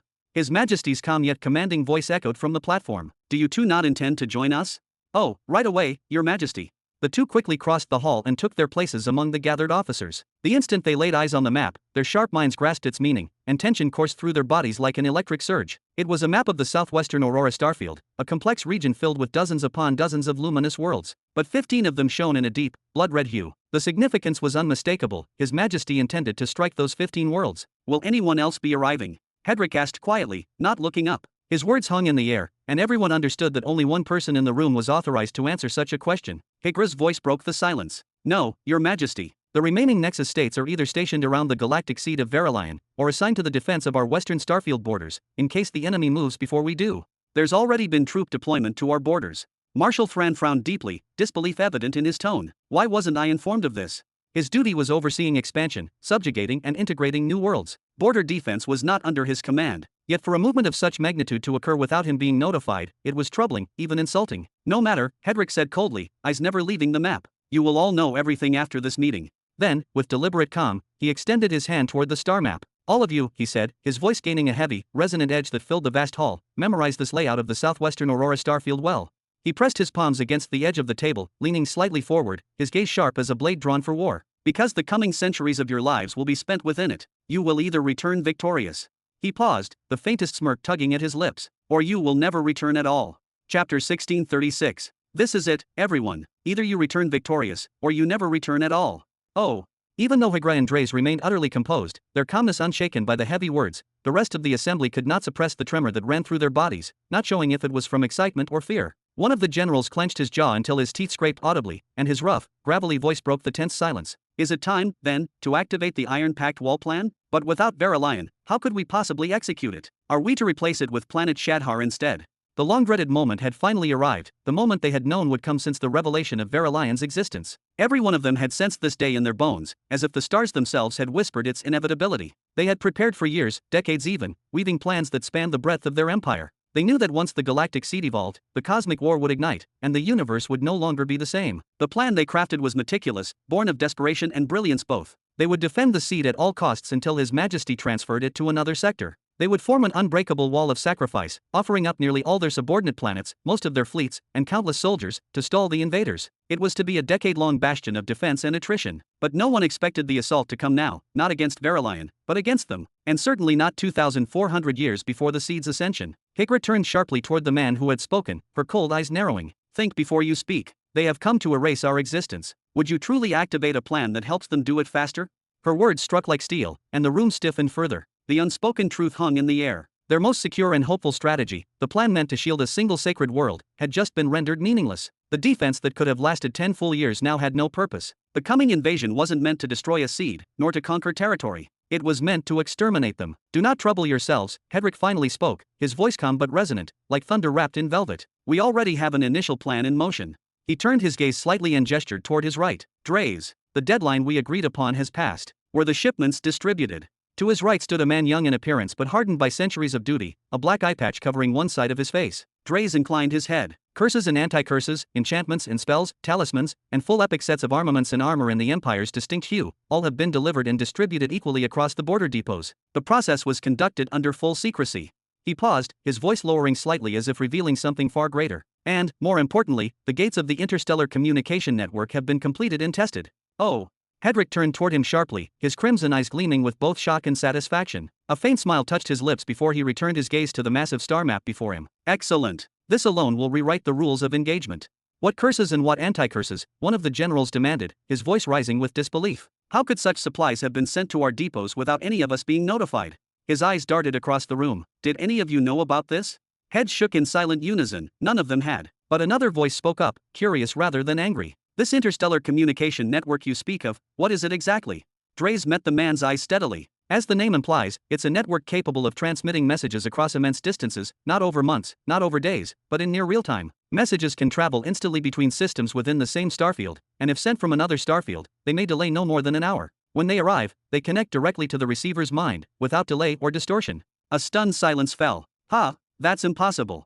There's nothing like that anywhere in the cosmos. Even the most advanced warship comms take weeks to transmit messages between starfields. This has to be a hoax. Draze waited patiently until everyone had finished voicing their opinions, his single visible eye observing the room in silence before he finally spoke. Are you all done? He asked calmly, his tone steady but carrying the weight of authority. The networks have already been planted and tested. They don't just transmit sound as I previously mentioned. They can also send small parcels, such as maps, weapons, talismans, and various other materials. They're capable of transmitting spatial rings as well, complete with their internal contents. He then reached into his coat, drew out several shining rings, and tossed them casually toward the gathered audience. The rings glimmered faintly with intricate cosmic inscriptions as they rolled to a stop before each person. You can access the network through these rings, Draze continued. Guard them as if they were your own lifelines. Every plan, every movement, and every command we make will be delivered directly to you through these. This, murmured several of the attendees in disbelief. Every person in that grand hall was a nexus state being whose existence stretched back hundreds of thousands, if not millions, of years. Upon receiving the rings, they immediately began examining them with their own unique techniques, waves of energy scanning the runes, probing their structure, tracing the flow of power within. The most knowledgeable among them widened their eyes in genuine astonishment. By the heavens, these are authentic. These are unmistakably the runes of the path of space. I've studied countless variations of them before, but this particular method of engraving, it's unlike anything I've ever seen from the Xianxia's galaxy. Have they adopted a new style of rune crafting? If this is genuine, another general spoke, his voice trembling with restrained excitement, and if these rings truly allow interplanetary communication without any intermediary, then the Xianxia's galaxy has outdone itself this time. It seems that their dominance over wealth, prestige, and technology might never end. Draze slowly lifted one finger, a faint smirk touching his lips. First of all, this isn't just interplanetary communication, he said. These rings can synchronize with any location containing a gate. That means if a gate is installed aboard a spacecraft, the crew aboard that ship can send and receive messages or small packages even while traveling through the void. The gate itself is extremely compact, as it needs only a single chamber to be installed. The process is remarkably simple, provided, of course, we can afford one and actually obtain it. Marshal Thran's eyes widened in disbelief. Instant communication from warships? Lord Draze, do you truly comprehend the magnitude of what you're suggesting? Of course I do, Marshal, Draze replied firmly. I, too, didn't believe it at first. That's precisely why we decided to announce this only after installation and successful testing. He smiled faintly, turning toward the female general who had spoken earlier. Secondly, the Xianxia's galaxy are not the creators of this technology. In fact, they likely have no knowledge of it at all. We were explicitly ordered to remain silent regarding its true origins, so please, inform your teams to do the same. What are you saying? One voice demanded incredulously. There's another force capable of producing spacefaring technology this advanced besides the Xianxia's galaxy. That explains the unusual rune patterns, muttered another. Who are they then? Don't tell me it's the galaxy of Time Sands. I've long suspected they had a hidden spatial division. In truth, Draze said, straightening himself and glancing to his right, we have here a representative from the true innovators behind this revolutionary creation. His voice lowered slightly, carrying an air of intrigue. They have produced not just this, but countless other inventions beyond anything I have ever witnessed. What? Murmured several voices, the air thick with tension. All heads turned toward the direction Draze was looking. There, standing silently by one of the marble pillars of the Grand Hall, was a young man dressed entirely in black, his posture relaxed, one arm resting casually against the column as he watched the gathering unfold from the shadows. Chapter 1637. At that precise moment, everyone in the throne hall suddenly became aware of an additional figure, someone who did not seem to be there a moment ago. He stood silently at the edge of the chamber, his hands calmly crossed over his chest, observing everything with two pitch-black eyes so steady and unblinking that their mere stillness was unnerving. A strange chill crept through the hall, as if his very presence swallowed sound itself. Who is this young man? Why is there someone I don't recognize in the hall? Marshal Livia finally broke the silence, her finger pointing toward the mysterious young man. Immediately, everyone except for the trio of Hedrick, Higra, and Dreas furrowed their brows. None of them had noticed his arrival. Not a sound, not even a breath had betrayed his existence. It was as if he had been there all along, hidden in plain sight. Theo, there's no need to boast here. We're all on the same side. Hedrick shot a sharp look to his right, his tone carrying restrained annoyance. It was no wonder Dreas had showered such heavy praise upon the interstellar communication network, nor that the generals and marshals appeared so astonished. Every word of admiration had weight. Hedrick had paid a fortune beyond comprehension for those rings and the dimensional gates that connected their fleets. From his quiet position, Theo responded only with a calm, almost humble smile. Then, with a faint motion of his fingers, the veil of darkness and the spatial barrier surrounding him shimmered and dissolved into nothingness, the invisible shells that had cut him off from the outside world vanishing like smoke. I merely wished to avoid disrupting the meeting, he said evenly, his tone polite yet distant. That's all there is to it. This is Theo, Higra, the personal aide, explained while gesturing toward him. He's the head of the Shadow Swords organization. I'm sure most of you have heard of them by now. Her voice carried an edge of pride. He is also the adopted son of Lord Robin Burton, partner to His Majesty himself. Partner. The word rippled through the hall like a thunderclap. Many of them had indeed heard of the Shadow Swords, of their rapid growth and their mysterious operations spreading across countless star sectors, but the term partner froze them mid-thought. His Majesty Hedrick had a partner? Who exactly is Lord Robin Burton? Marshal Thren finally spoke up, choosing his words carefully, his tone balanced between respect and curiosity. Forgive me, but I have not heard of this name before. Your Majesty. Higra turned toward Hedrick as well, her own expression uncertain. You are all my comrades, Hedrick began in a quiet but firm voice. We have bled together, fought together, and nearly died side by side. There is no reason to conceal such a truth. He paused for a moment before continuing. Robin Burton is also known as Lord Human. Lord Human? You mean the one who won the 4th grade planetary displacement gear? The inventor of Breath of Ages, the technique that sold for 12 billion pearls. The man people call the great truth chosen of this era? And then, someone's eyes widened in sudden realization. Wait, is he the one who created the interstellar communication network? The Royal Soul Master Dreas nodded solemnly. Yes, he confirmed, his voice steady. And he is also the mind behind every other piece of technology we've recently acquired. Lord Human, then, Marshal Thren murmured in awe, nodding several times as he examined the ring on his finger with renewed reverence. Perhaps this truly was the only living individual in this age whose genius could birth innovations of such magnitude. If this network truly works as described, Lord Dreas, then the universe may soon step into an entirely new era. We'll have to reach that era first, Hedrick said, his voice firm as he raised it slightly to reclaim the room's attention. Now listen carefully. With our fleets relocated to the Western Front, the supply shipments distributed in secrecy with the aid of the Shadow Swords, and the interstellar communication network fully established, the Crumbled Dreams Empire's preparations for war are nearly complete. He let his gaze sweep over the hall, his tone deepening with authority. If none of you have caught word of our movements, he added with a faint smirk, then our enemies most certainly haven't either. Now that more than half of our army has already moved toward the borders in secret, the next and final step is to transfer you through the spatial portals, Hedrick's voice echoed through the vast throne hall, resonating with calm authority. Once that is done, the front lines will be fully prepared, ready to ignite into battle at a moment's notice. On the other side, hundreds of powers are waiting, all eager to see us dead. His expression hardened as his gaze swept across the room, his eyes sharp and commanding. So tell me, are you ready to erase them from existence? I can leave immediately, Your Majesty, one general declared with firm resolve, his voice carrying not an ounce of hesitation. You said earlier they number around 380 forces, empires, clans, and noble families, correct? Another added with a grim grin. Then they'll make excellent appetizers before we crush the behemoth's armies themselves, ahahaha. We stand with you until the very end, a third voice followed, strong and unwavering. From his quiet corner, Theo watched it all unfold, his sharp eyes absorbing every detail, as though he were recording the scene into his very soul. Every gesture, every flicker of expression, every word spoken burned into memory like a perfect image and echo combined. As an emperor, Hedrick could not have wished for a better reaction from his generals. It was evident from their laughter and postures that tension simmered beneath the surface, but that did not matter. Despite the fear clawing at their chests, not a single one hesitated. They all voiced unwavering loyalty. Each commander was prepared to lead his troops straight into a battle that promised almost certain death simply because Hedrick willed it. The depth of such obedience was both awe-inspiring and chilling at once. Or perhaps it was not mere obedience at all. Perhaps it was faith or arrogance rooted deep within their hearts, whispering that they were mighty enough to defy fate itself. And in truth, why shouldn't they think so? This was the Crumbled Dreams Empire, rulers of more than 5,000 planets directly, and with influence stretching over countless others indirectly. In terms of infrastructure, resources, and coordination, there were few if any that could rival them. As for their personal strength, Theo's senses could not penetrate the layers of divine armor and energy shielding them, but their bodies betrayed small signs of their nature. On their ears and necks were strange marks, like ritual brands, and on their palms, hollow punctures, as though something had once been drilled through them. Even Helga, who carried herself with elegant confidence, her bare shoulders and graceful arms exposed, bore faint holes along her skull and behind her ears. They looked human, or perhaps they wished to look human, but Theo knew better.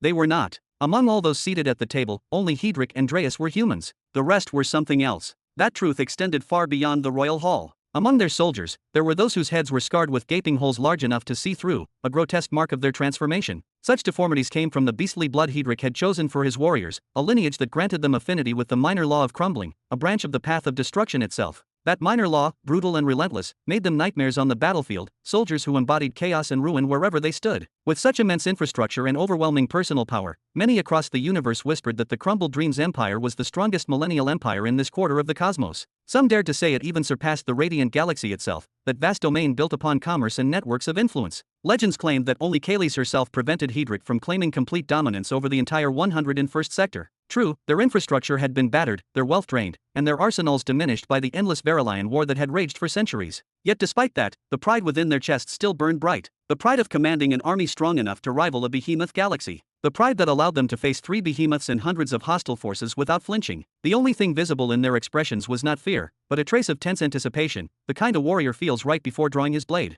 Heh, Theo finally exhaled, a quiet sigh slipping past his lips. His gaze softened, almost thoughtful. Perhaps his father's decision, choosing Hedrick and his men as allies, had not been such a foolish gamble after all, even in these desperate times. For all their brutality, their madness, and their pride, they were still alive, still standing, still willing to burn the stars if their emperor commanded it. And Theo's mission now was clear. He would help them stay alive no matter what it took. Good, Hedrick nodded with satisfaction when he saw the fiery determination in his general's eyes. After confirming their readiness to fight under the current conditions, he turned toward Higra, raising a hand in silent instruction. Higra, he said with calm authority, explain the situation with our allies to them. Chapter 1638. Allies. Marshal Fran and the others exchanged puzzled looks, brows furrowing deeply. We have allies. The word alone seemed foreign to them, a concept that hadn't belonged in this empire for centuries. Today's meeting was filled with more astonishment than anyone had anticipated. When His Majesty Hedrick had first established the empire, he declared to all who would listen that betrayal had come not from his enemies, but from those closest to him. From that day forward, he swore he would never again take allies, only followers. He believed loyalty could be bought with duty and faith, not promises or negotiations. Even after he encountered Verilion, and every strategist in the empire urged him to form diplomatic ties, he had chosen otherwise. Instead of alliances, he built an army of his own, trained, loyal, and absolutely obedient, until his forces grew into the monstrous might that now commanded the entire Crumbled Dreams Empire. Allies? The very word was meaningless. The Shadow Swords have been quietly establishing potential allies from sectors 100 and 101 over the past 30 years, Higra explained with composure. We have been personally involved in the negotiations from the very beginning. Out of 85 potential partners, 50 have signed final agreements with us. Her voice softened, but her words struck the council like thunder. The agreements include providing us with resources, war fleets, advanced weaponry, rare materials, and even sending us hidden world cataclysm experts and nexus states in moments of dire need. In exchange, we offer mutual defense, specialized training for their elite units, and the transference of some of our more unique combat doctrines. Additionally, several of those agreements included political marriages, proposals to bind our bloodlines together for the sake of unity. Everyone stared wide-eyed at one another. 50 allies? Just like that. It wasn't simple, Hedrick growled through clenched teeth, the sound almost a low snarl. Then his gaze shifted toward Theo, that one human who had drained his patience more than any war ever had. The man had demanded 150 planetary weapons merely to initiate those alliances. Worse yet, Hedrick had to pay each of the 50 powers their own separate tribute as well. What His Majesty means, Higra quickly interjected, rubbing a calming hand against his arm as if soothing a wild beast, is that this coalition is based entirely on mutual gain. It's not blind trust, it's structured interest. If we ask for their assistance, they will come, because they have no choice but to come. Livia frowned. Can we really trust them? We don't even know the names of these so-called powers. Trust them, Theo's calm voice echoed from the far side of the hall. Everyone turned their attention to him. His tone carried quiet confidence, a certainty that could only come from control. Their existence depends on that trust. Betrayal? Impossible. Those alliances weren't built on loyalty, but on leverage. Every agreement between the Shadow Swords and those foreign powers had been forged with binding contracts and hidden pressure. Who would willingly risk involvement in a cosmic war unless compelled by something far greater than loyalty? Each of those 50 powers owed the Shadow Swords more than they could afford to lose. And as for the remaining 35 powers that had refused the Crumbled Dreams Empire's offer, they would pay a far heavier price. The Shadow Swords would ensure that their secrets, their scandals, and their forbidden research reached the light of the public eye, destroying them from within. He's right, one of the Nexus states murmured, his voice calm yet cold. Anyone foolish enough to turn against us would be signing their own extinction. Marshal Fran exhaled slowly, his voice gruff. I only hope we haven't just purchased trouble wearing another empire's face. We've always stood on our own strength. Higra's faint smile returned, serene and dangerous. The first signs of these agreements with our new allies have already arrived. 300 fleets have reached the Western Front, accompanied by equipment to arm over 10 million soldiers. Each of those vessels now bears the proud color of our grand empire. And along with them came massive reserves, supplies, fuel, talismans, energy ores, enough to wage war for 100 years without pause. Really? All that at the Western Front already? Did they send their entire forces in one go? Hey, Marshal Fran barked toward Theo, his voice rising slightly. What's the real story behind these allies of yours? Theo only smiled, calm and sharp as a blade. Didn't you hear earlier, Marshal? His Majesty is my father's partner. It's our honor, and our duty, to assist the Empire in its moment of need. A deep silence followed. Thran frowned again, his instincts tightening. Something about that human unsettled him. He couldn't say why, but he could feel it, a strange unease that crawled at the back of his mind. Yet even that unease was overshadowed by something undeniable, Theo's sheer presence. Despite being a human among beings of Nexus-level might, he didn't appear out of place. His posture, his calm, the faint aura of command that radiated from him, all of it declared one truth. He belonged in that hall. Tap tap. Dreas tapped twice on the map platform, the sound sharp in the tense stillness of the hall. At present, along the western border we have deployed 300 of our own fleets alongside 300 allied fleets, he announced, his voice steady and precise. 15 million of our soldiers have already been outfitted with gear and weapons, and they've been distributed among those fleets, only 25,000 soldiers assigned to each fleet, which means this upcoming confrontation will most likely be a battle of the skies, not a protracted struggle for ground control. He let the weight of that fact hang in the air for a moment. He continued, pointing to the clustered markers on the map, with a combined 600 fleets we will move at the signal to relentlessly bombard those 15 planets. Each target harbors between 30 and 40 fleets and anywhere from 1 to 3 million soldiers apiece. These 15 planets are the main enemy strongholds, the hubs where their power is concentrated. Dreas folded one hand behind his back, the posture formal and composed. The operation must be executed quickly and decisively. We will divide our forces so that each general commands 40 fleets, arranged into 15 squadrons. Each squadron will be charged with utterly destroying its designated planet, leaving none alive, permitting no escape. This must be a sweeping, total annihilation. He fixed their faces with a hard look. The purpose of such an attack is threefold: to terrorize the enemy, to shatter their morale, and to drastically reduce their numbers. If we can eliminate those roughly 500 to 600 fleets in a single, devastating blow, the course of this war will flip in our favor even before the larger campaigns begin. Even granting the advantage of striking first, even with reinforcements from our new allies, wouldn't the battle still amount to an even fight? Marshal Livia interjected, brow-knitted in concern. 40 fleets against about 40 fleets. We have the first strike advantage, but their advantage lies in defending their worlds and in fortifications, and we are roughly equal in numbers. Thran raised his head and fixed Hedrick with a grave look from above the map. Toppling 500 to 600 fleets and tens of millions of soldiers will not be simple, Your Majesty, he said bluntly. He tapped a cluster on the map for emphasis. If we possess the advantage of the first strike, then why not make it certain and minimize our losses? Selecting 5 or 6 of those targets and ensuring their destruction would be far more prudent and achievable.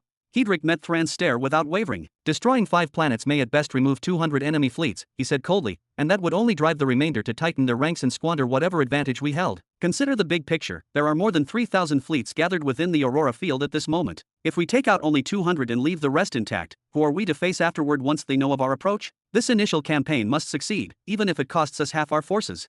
Hedrick's voice rose, edged with the ruthless certainty of his command. He went on with grim determination. Within those 15 strongholds identified by the Shadow Swords are the major allied contingents of our enemies, the ones the Shadow Swords have been unable to destabilize through other means. If they are struck with overwhelming force from the outset and removed from the equation, the task of dealing with the remaining enemies becomes far easier. At the very least, the survivors will be cowed, fearful enough to avoid another massive muster against us. Hedrick's gaze swept over the marshals, settling on them one by one. This is not merely a preemptive raid, he said, his tone hard and uncompromising. If we prevail in this great battle, we will gain a chance to survive, to regroup, and ultimately to triumph. But if we fail to annihilate them, or if we incur losses greater than half while attempting it, then we will have squandered the war before it truly begins. The stakes are absolute. This first strike must be decisive. Chapter 1639. Allies. Marshal Varn and the others exchanged puzzled looks, brows furrowing deeply. We have allies. The word alone seemed foreign to them, a concept that hadn't belonged in this empire for centuries. Today's meeting was filled with more astonishment than anyone had anticipated. When His Majesty Hedrick had first established the empire, he declared to all who would listen that betrayal had come not from his enemies, but from those closest to him. From that day forward, he swore he would never again take allies, only followers. He believed loyalty could be bought with duty and faith, not promises or negotiations. Even after he encountered Verilion, and every strategist in the empire urged him to form diplomatic ties, he had chosen otherwise. Instead of alliances, he built an army of his own, trained, loyal, and absolutely obedient, until his forces grew into the monstrous might that now commanded the entire Crumbled Dreams empire. Allies? The very word was meaningless. The Shadow Swords have been quietly establishing potential allies from sectors 100 and 101 over the past 30 years, Higra explained with composure. We have been personally involved in the negotiations from the very beginning. Out of 85 potential partners, 50 have signed final agreements with us. Her voice softened, but her words struck the council like thunder. The agreements include providing us with resources, war fleets, advanced weaponry, rare materials, and even sending us hidden world cataclysm experts and nexus states in moments of dire need. In exchange, we offer mutual defense, specialized training for their elite units, and the transference of some of our more unique combat doctrines. Additionally, several of those agreements included political marriages, proposals to bind our bloodlines together for the sake of unity. Everyone stared wide-eyed at one another. 50 allies? Just like that. It wasn't simple, Hedrick growled through clenched teeth, the sound almost a low snarl. Then his gaze shifted toward Theo, that one human who had drained his patience more than any war ever had. The man had demanded 150 planetary weapons merely to initiate those alliances. Worse yet, Hedrick had to pay each of the 50 powers their own separate tribute as well. What His Majesty means, Hedrick quickly interjected, rubbing a calming hand against his arm as if soothing a wild beast, is that this coalition is based entirely on mutual gain. It's not blind trust, it's structured interest. If we ask for their assistance, they will come, because they have no choice but to come. Livia frowned. Can we really trust them? We don't even know the names of these so-called powers. Trust them, Theo's calm voice echoed from the far side of the hall. Everyone turned their attention to him. His tone carried quiet confidence, a certainty that could only come from control. Their existence depends on that trust. Betrayal? Impossible. Those alliances weren't built on loyalty, but on leverage. Every agreement between the Shadow Swords and those foreign powers had been forged with binding contracts and hidden pressure. Who would willingly risk involvement in a cosmic war unless compelled by something far greater than loyalty? Each of those 50 powers owed the Shadow Swords more than they could afford to lose. And as for the remaining 35 powers that had refused the Crumbled Dreams Empire's offer, they would pay a far heavier price. The Shadow Swords would ensure that their secrets, their scandals, and their forbidden research reached the light of the public eye, destroying them from within. He's right, one of the Nexus states murmured, his voice calm yet cold. Anyone foolish enough to turn against us would be signing their own extinction. Marshal Tharn exhaled slowly, his voice gruff. I only hope we haven't just purchased trouble wearing another empire's face. We've always stood on our own strength. Higra's faint smile returned, serene and dangerous. The first signs of these agreements with our new allies have already arrived. 300 fleets have reached the Western Front, accompanied by equipment to arm over 10 million soldiers. Each of those vessels now bears the proud color of our Grand Empire. And along with them came massive reserves, supplies, fuel, talismans, energy ores, enough to wage war for 100 years without pause. Really? All that at the Western Front already? Did they send their entire forces in one go? Hey, Marshal Tharn barked toward Theo, his voice rising slightly. What's the real story behind these allies of yours?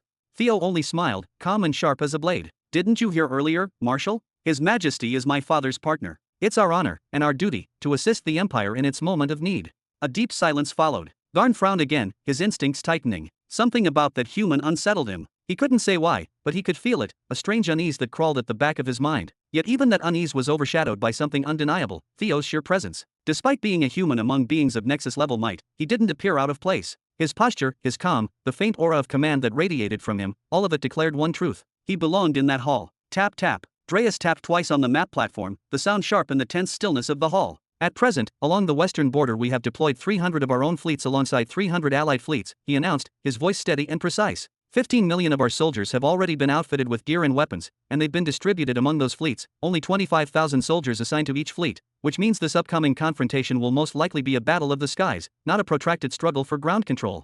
He let the weight of that fact hang in the air for a moment. He continued, pointing to the clustered markers on the map, with a combined 600 fleets we will move at the signal to relentlessly bombard those 15 planets. Each target harbors between 30 and 40 fleets and anywhere from 1 to 3 million soldiers apiece. These 15 planets are the main enemy strongholds, the hubs where their power is concentrated. Dreas folded one hand behind his back, the posture formal and composed. The operation must be executed quickly and decisively. We will divide our forces so that each general commands 40 fleets, arranged into 15 squadrons. Each squadron will be charged with utterly destroying its designated planet, leaving none alive, permitting no escape. This must be a sweeping, total annihilation. He fixed their faces with a hard look. The purpose of such an attack is threefold: to terrorize the enemy, to shatter their morale, and to drastically reduce their numbers. If we can eliminate those roughly 500 to 600 fleets in a single, devastating blow, the course of this war will flip in our favor even before the larger campaigns begin. Even granting the advantage of striking first, even with reinforcements from our new allies, wouldn't the battle still amount to an even fight? Marshal Livia interjected, brow-knitted in concern. 40 fleets against about 40 fleets. We have the first strike advantage, but their advantage lies in defending their worlds and in fortifications, and we are roughly equal in numbers. Tharn raised his head and fixed Hedrick with a grave look from above the map. Toppling 500 to 600 fleets and tens of millions of soldiers will not be simple, Your Majesty, he said bluntly. He tapped a cluster on the map for emphasis. If we possess the advantage of the first strike, then why not make it certain and minimize our losses? Selecting 5 or 6 of those targets and ensuring their destruction would be far more prudent and achievable.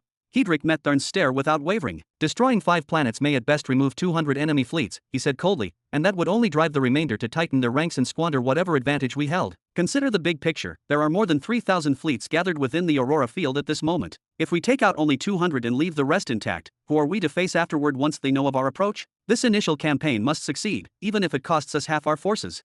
Hedrick's voice rose, edged with the ruthless certainty of his command. He went on with grim determination. Within those 15 strongholds identified by the Shadow Swords are the major allied contingents of our enemies, the ones the Shadow Swords have been unable to destabilize through other means. If they are struck with overwhelming force from the outset and removed from the equation, the task of dealing with the remaining enemies becomes far easier. At the very least, the survivors will be cowed, fearful enough to avoid another massive muster against us. Hedrick's gaze swept over the marshals, settling on them one by one. This is not merely a preemptive raid, he said, his tone hard and uncompromising. If we prevail in this great battle, we will gain a chance to survive, to regroup, and ultimately to triumph. But if we fail to annihilate them, or if we incur losses greater than half while attempting it, then we will have squandered the war before it truly begins. The stakes are absolute, this first strike must be decisive. Everyone furrowed their brows without exception. Each of them felt the gravity of the situation even more than before, as if the very air in the throne hall had thickened. Prior intelligence was critically important, the doubled support from allies who had risen from underground, the advantage of striking first, the initial use of a revolutionary communications mega-array, and massive backing from Lord Human. All those strategic advantages stacked together, and yet they only yielded the slim chance of an even fight of 600 versus 600? The thought settled over the room like a cold stone. Were they really in such a dire state? But amid that pressure, Marshal Darn's eyes flicked, then he glanced quickly at Hedrick with an edge of disbelief and a sharpened curiosity. Did you just say, the enemies the Shadow Swords could not unsettle? His voice was low but carried across the hushed chamber, slicing through the tension like a blade. The other generals and attendants snapped their heads back to Hedrick after their focus had been fixed on the map, and of course most of them stole a quick, searching look at Theo, measuring him with sudden suspicion and reluctant admiration. Under those heavy stares, Hedrick closed his eyes and rested his brow on both hands, the gesture small but revealing, then signaled quietly to Dreas to explain further. In truth, the Shadow Swords interfered on the intelligence front against a number of our enemy's allies, the Royal Soul Lord began, his tone precise and controlled as he filled the sudden silence. 78 of them withdrew directly and completely.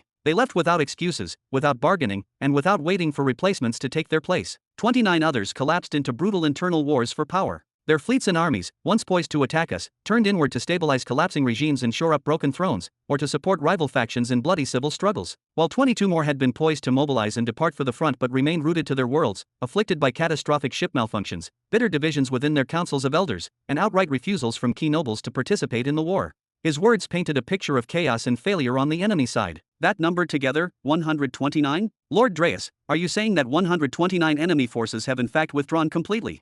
A ripple of stunned disbelief ran through those gathered, voices hushed as the implication sank in. That is exactly what I am saying. Dreas nodded, his face grave but steady. And Mr. Theo here reports there are another 30 who will likely withdraw the moment open hostilities begin, though that second figure is not yet confirmed. Silence returned to the throne hall like a heavy curtain. Expressions shifted rapidly. Pressure melted into brief astonishment, astonishment hardened into stunned disbelief, and then many faces went pale with pure, raw shock. Around the table, only Hedrick did not appear outwardly stunned like the others. He was not smiling as Dreas and Higra were either. Instead, he had closed his eyes and drawn his face into his hands, hiding the bulging veins that threatened to betray the fury and relief warring just beneath his skin. They were hearing that 129 forces had withdrawn, while he was hearing the louder, crueler tally in his mind, the sound of 387 pieces of planetary-grade artifacts flying off into the void, gone from his grasp. How could he ever bring himself to tell those missing allies about the news after the war? How could he order them to surrender their arms when their contributions had already slipped away? Well, perhaps they should be quietly thankful that there was even a possibility of an after the war at all, a future in which bargaining could still occur.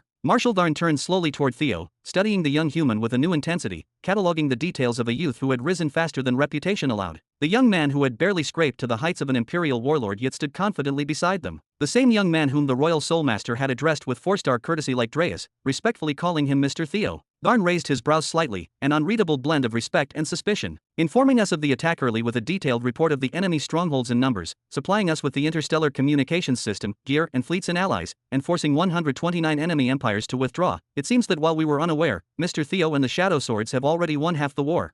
His assessment hung in the air, part accusation, part reluctant praise. Marshal Livia and the others also turned to Theo with faces that shifted through a turbulent mix of doubt, gratitude, awe, and unease. Faced with those looks, Theo did not flinch or shrink. Instead of leaning on the column he had been resting against, he stepped forward to stand straight, placed one hand over his chest in a composed gesture, and offered a faint, almost humble smile. "We did nothing more than prepare the stage and remove the unimportant pieces," he said softly, his voice steady. "The true hero of the tale remains the great millennial Crumble Dreams Empire. Soon you will etch an epic into history by meeting more than 3,000 fleets face to face. Once you secure a certain victory in that confrontation, you will broadcast a warning to the far reaches of the cosmos, that to meddle in your affairs is to invite annihilation." Ha! A low chuckle escaped from Narn's lips, a sound that broke the tension like a spark in the quiet air. The corners of his mouth lifted ever so slightly, showing clear satisfaction. To have an ally such as the Shadow Swords, that is truly an extraordinary advantage and a great blessing. His tone carried admiration mixed with a soldier's envy, the kind that came from years of knowing how rare true allies could be in the chaos of war. He raised his hand in motion toward Theo. Come, stand with us. I wish to hear the perspective of the Shadow Swords on today's plan. Then Narn leaned slightly toward Hedrick, his voice soft but respectful. If His Majesty has no objections, of course. No problem. Hedrick nodded calmly, though his fingers tapped faintly on the arm of his chair. He stood over there of his own will, only so his presence wouldn't unsettle your emotions. There's no offense taken, not in the slightest. Come, little brother, one of the generals called out with a broad grin. I've saved you a place right here. The generals surrounding the large holographic map platform welcomed him with wide, almost relieved smiles. Anyone who had carried half of their war for them, who had shattered the enemy's balance before the first shot was fired, deserved not just to stand beside them, but above them. Thank you, all of you. Theo gave a polite nod and performed a short salute, his movements refined and deliberate. Then he advanced toward the table, each step steady and unhurried, until he stopped beside the royal soulmaster, Dreas. Once Theo joined them, the war council resumed. One after another, the commanders began sharing their views, discussing deployment schedules, the order of command, and the assignment of each leading division. They went over the updated weapon manifests and the logistical chains for supplies and fuel. The conversation shifted seamlessly from the physical to the strategic, from the newly designed planetary armaments to the efficient use of the interstellar communications network, that revolutionary creation which could link fleets light years apart in perfect synchronization. Soon the discussion turned to more dangerous subjects, the planets under the dominion of the behemoth of curses and the savage behemoth. The commanders spoke with cautious tones, mapping the safest methods to confront those monstrous forces without triggering catastrophic losses. Afterward, they shifted again to the 150 other planets scattered across enemy-controlled sectors, worlds where enemy detachments hid like lingering shadows, and how to break them apart one by one before they could unite into a single overwhelming front. When the meeting had first begun, every soul in that hall had been burdened by despair. They had gathered expecting nothing less than the grim confirmation of their doom, to be told the day and hour when their empire would be erased from the stars. Yet now, something had changed. Hope, faint and fragile at first, had appeared among them, and soon that faint light began to burn brighter, stronger, almost tangible. The balance of fate had shifted, not entirely, but enough for them to feel it in their hearts, and all of that was because of the Shadow Swords. Because of the silent young man standing among them, calm as a mountain while storms raged around him. None of the generals could stop themselves from glancing at him again and again. Every time Theo's faint smile flickered in the glow of the holomap, they wondered what he was thinking. They waited for him to speak, to give direction, to reveal some hidden wisdom that might guide them further, yet he remained silent. That silence and this smile were, strangely enough, speaking louder than words. It gave them reassurance. It told them that the Shadow Swords trusted their leadership. The young man had done exactly as he promised, prepared the stage, set the lights, arranged every unseen thread, and then stepped back, leaving the performance to them. Theo's gentle smile did not fade. He had no reason to object. Every strategy they chose, every decision they debated, had already been foreseen by him and by the Shadow Swords Council at least a decade ago. Each was the natural, logical conclusion to the circumstances he had engineered long before this day. But the illusion, that they were the ones making the choices, was a necessary one. It would feed their morale, forge pride in their independence, and strengthen their faith not only in themselves but in the Shadow Swords who had silently paved their path. And so, with one subtle display of power followed by an act of deliberate humility, Theo had been accepted among them completely. Not as a distant strategist or a mysterious benefactor, but as one of their own. Chapter 1640. Sector 99, Middle Region, 3 years later. Arrow slowly inserted his soul sense into a small metallic card resting between his fingers. For 3 long seconds, the room fell into a tense silence as his aura flickered faintly, scanning the contents again and again, once, twice, thrice, like he couldn't believe what he was seeing. Then, all at once, his composure shattered. He rose to his feet with violent force and hurled the card forward as if it were a spear. The metal shard cut through the air, slammed into the thick wall of his chamber, and buried itself deep within. His chest heaved once, twice, and then he roared at the top of his lungs. Phew-oak! Flora startled at the outburst. My dear, what happened? She immediately placed aside the delicate ornaments she had been arranging and stood up. It was rare, almost unheard of, for her husband to lose control like this. It's that son of a bitch, erg. Arrow stopped himself mid-curse as the awareness of his wife's presence hit him. Grinding his teeth, he kicked the nearby table holding their hot drinks, sending it crashing into splinters. Steam and shards scattered across the floor as he growled. It's Caesar. That insufferable bastard drives me mad. He drives me absolutely insane. Flora blinked, her tone caught between confusion and concern. What did he do this time? You haven't seen him for centuries. There's no communication between you two at all. Why does he still occupy your thoughts this much?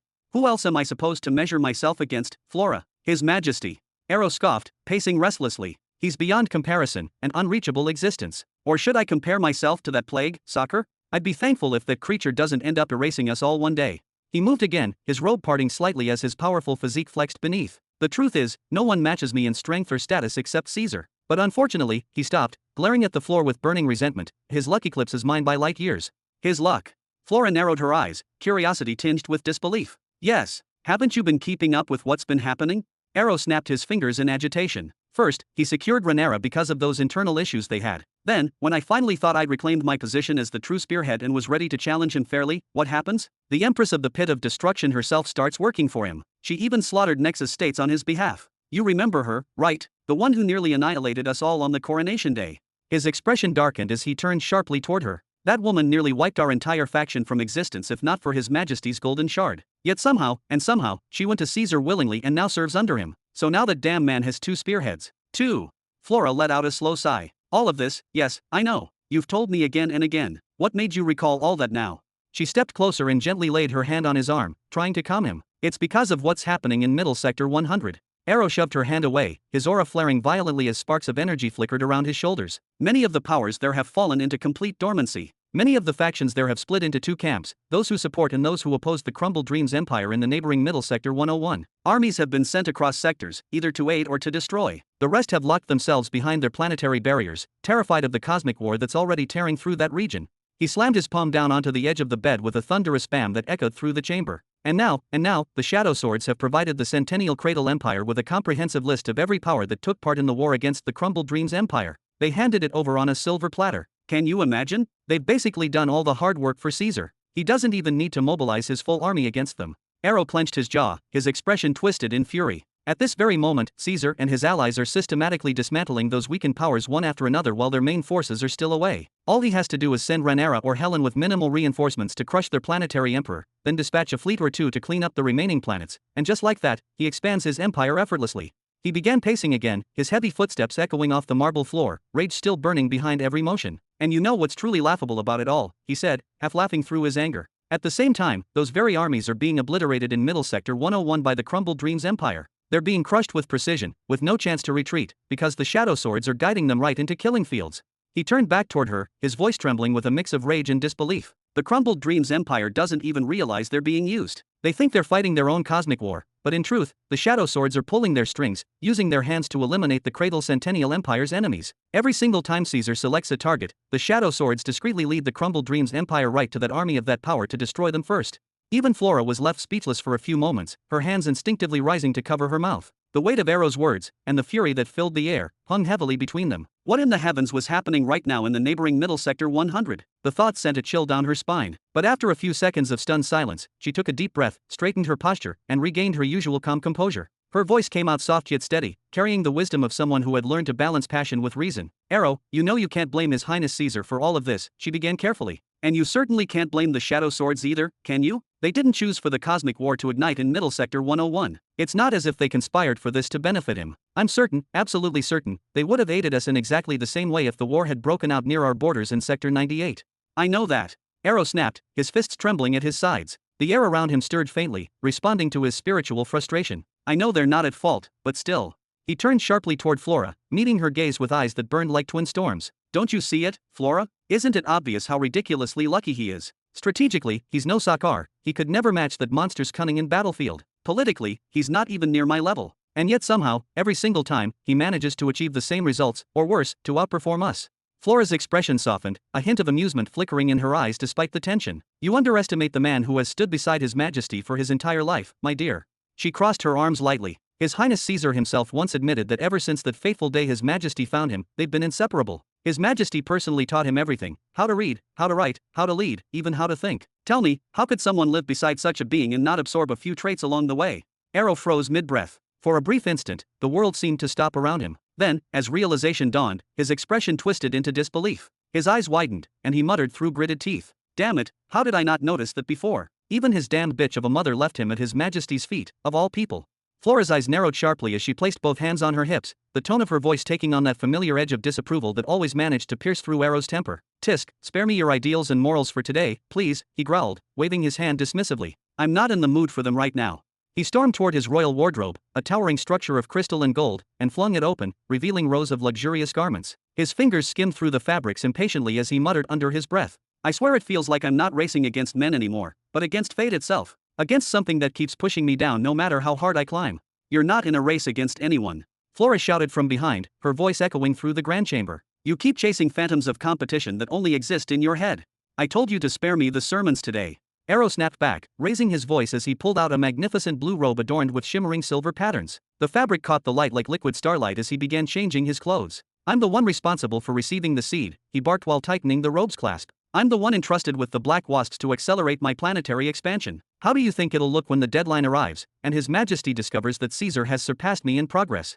He paused, breathing heavily, then shouted in frustration, "Damn it all!" Without waiting for a response, he resumed dressing, fastening each part of his attire with sharp, practiced motions. That blasted war raging in Middle Sector 101 is going to give the Cradle Centennial Empire an enormous boost, he continued bitterly. At this rate, I wouldn't even be surprised if Caesar's expanding it twice, no, 3 times the pace of my own territories. He fastened a broad belt of dark leather around his waist as the finishing touch, his movements brisk and impatient. Then, without another word, he stormed out of the room, his cloak flaring behind him like a shadow of his fury. I need to find a way to match his pace, no, to surpass it. I refuse to fall behind any longer. Chapter 1641. Bam bam bam. Arrow's footsteps thundered through the palace corridors, each strike against the marble floor carrying the weight of fury and frustration. His aura blazed around him like a restless storm, speaking volumes more violent than the stomping of his boots. The moment the servants and palace workers caught the sound of those familiar heavy steps, the rhythm that had become infamous throughout the palace, a wave of fear spread. Just the sound of his breath, harsh and unrestrained, like the snorting of a raging bull guarding a rocky field, was enough to send everyone scattering. Even the senior officers and officials who happened to be inside the palace at that time hurriedly ducked into nearby rooms or hidden corners, desperate not to cross paths with the marshal. Everyone knew that when Arrow was in that mood, someone, or something, was about to be crushed underfoot. Bam! Clad in his elaborate, deep blue uniform embroidered with silver threads and gleaming metals, Arrow kicked open an ancient-looking gate with a loud crash and stormed in, his aura blazing like a blue inferno. "Did you receive the report on the Cradle Empire's latest movements?" he barked. "Damn it, why am I even asking? Of course you did." The next moment, Arrow found himself standing in a dimly lit chamber, its atmosphere thick and heavy. The light was so faint it almost felt like stepping into darkness itself. In front of him stood a massive U-shaped table, its open end facing the entrance, positioned precisely as if awaiting his arrival. With a few more firm strides, Arrow found himself standing right in the center of it. Then, creak, the great door behind him closed on its own. Ancient sounds began echoing one after another from all around the room, a symphony of age and mystery. "The report has been received. This is bread falling from the heavens in the 100 sector. The grass always looks greener on the other side, and in this case, it's true. His Highness Caesar is indeed as fortunate as you've always claimed." Yes, Arrow waved his hand impatiently several times, pacing as his voice grew sharper. "But what am I supposed to do with that? This is the council of the 36 elders. You are the oldest beings alive in my dominion, the wisest under my command, surely you have something to offer beyond repeating the obvious." One of the voices replied, this one rough and jagged, like stones scraping together. "In terms of direct conquest and occupation, you can only match the Cradle Empire in one way," another voice followed seamlessly. Then a third joined in to complete the chain, by taking full control of the Imperial Guards. "You all know that's impossible." Arrow's tone flared as he gestured furiously. "I've already earned their cooperation, fully, but only after giving His Majesty my word that I wouldn't attempt to command them as subordinates. I even promised I'd merely borrow their reputation, send them on a few symbolic missions, nothing more." "What's wrong with that?" one asked. "Circumstances change," said another. "Find a way to reach His Majesty and compel them to return. When it comes to expanding his empire and protecting the seed, he certainly won't deny your request." Again, the voices shifted, blending and overlapping, an eerie chorus that spoke as one, finishing each other's sentences like a single ancient consciousness. Arrow stopped for a moment, frowning deeply. Then he shook his head, sighing as he resumed pacing. "No, I won't go back on my word. That would destroy my credibility completely. What else do you have?" "Then you must abandon your attempt to surpass the Cradle Empire in conquest numbers, for now. Continue at your current pace. Don't push your soldiers beyond their limits. You already hold dominion over 132 planets, a record for someone with your years in this sector. Who knows, perhaps fortune will smile upon you, and a few empires will fall into your lap just like his." Indeed, one of them added, "Ever since the rumor spread of that dominant being's death, everyone expects a surge of cosmic wars in the near future. Focus on other means of expanding your reign until that opportunity comes." Arrow halted abruptly, his steps coming to a sharp stop as he turned toward the last elder who had spoken. His expression was a mixture of irritation and exhaustion. "Like what, exactly?" he muttered, his voice low yet edged with impatience. He raised his hand and rested his chin on his knuckles, pacing a few steps before speaking again. "I've already tried the political approach. Half of the planets I currently rule were subdued not by bloodshed, but through careful negotiation and a bit of strategic intimidation. But the rest, those stubborn powers that still exist within this starfield, don't care for diplomacy. They reject peace. They don't understand anything except raw, merciless strength."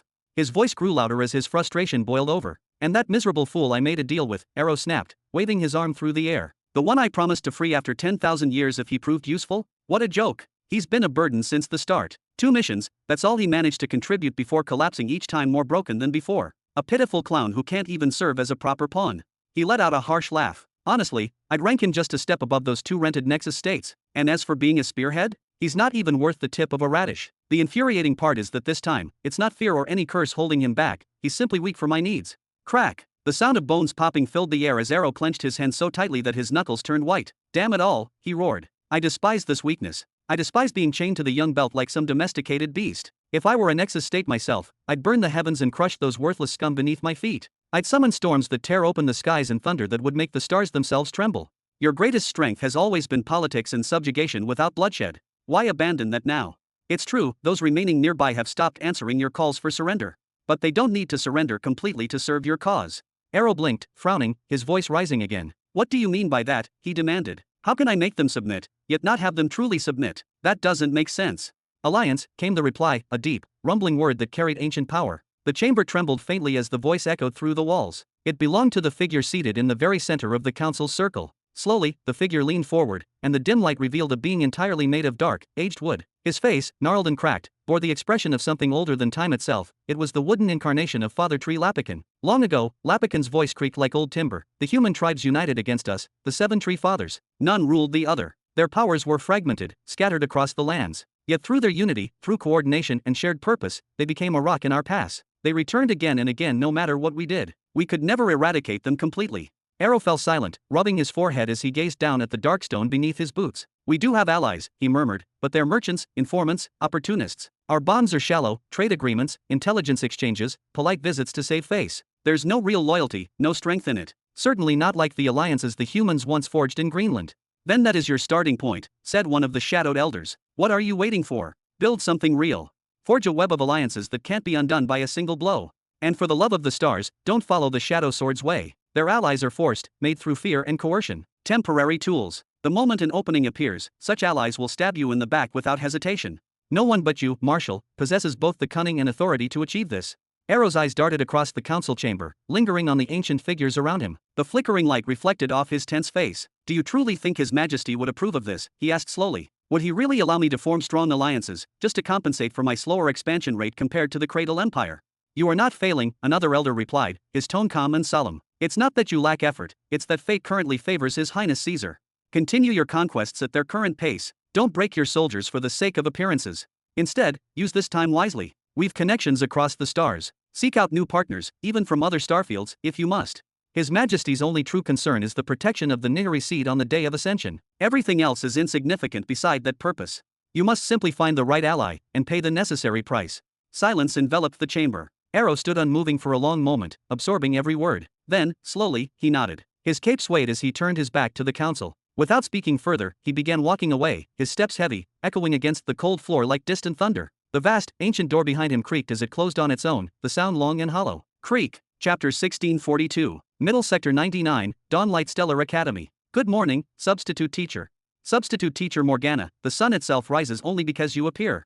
Haha, greetings, my colleague. Are you returning from the library again? Morgana did not reply to any of them. She simply continued her silent stride through the long marble corridors of the academy, her boots clicking softly against the floor. Her head remained gently bowed, the edges of her large crimson hat casting a shadow that concealed the upper half of her face. To every greeting, whether from teacher or student, she merely responded with a graceful nod. None among them had ever glimpsed her eyes beneath that heavy, white-brimmed hat. Yet not a single soul took offense at her quietness. In fact, their hearts fluttered with delight, filled with admiration and awe. For them, Lady Morgana was a living embodiment of elegance and mystery, one whose presence alone seemed to cleanse the air and calm the heart. To see her was a blessing. Her very steps seemed to illuminate the academy's halls. Her radiant figure, the delicate curve of her lips, and the tranquil composure that never left her face, everything about her inspired warmth and reverence. Even the small beasts that roamed the gardens appeared to wag their tails or flutter joyfully whenever she passed. Decades had drifted by since her arrival at the academy, decades during which she had walked these same corridors beneath the same morning light. Entire generations of students had come and gone. Some of her former pupils had grown old enough to send their own children here. Still, Morgana never changed. Each time she appeared, every head would turn toward her, as though an invisible current drew all attention to her presence. Was it her title as a royal soul lady that compelled such admiration? Or her ethereal beauty that felt almost unreal, as if sculpted from moonlight and silence? Perhaps it was her noble lineage. Whispers said she was a princess of a long-lost empire, the last of her kind. Others believed it was because her class had become the pride of the entire institution, producing the strongest generation soulmasters in all of Mid-Sector 99. Whatever the cause, Morgana had long since become a cornerstone of the academy. When people spoke of the Dawn Light Stellar Academy and the name of Empress Eldera, Lady Morgana inevitably followed. Her name was not just remembered, it was spoken with the same reverence as a sacred hymn. After a long, steady walk from the library, Morgana arrived at one of the main academic buildings. A gleaming plaque on the doorway read, Professor Robin Burton. Beneath it, in smaller golden letters, substitute teacher, Lady Morgana. Lady Morgana.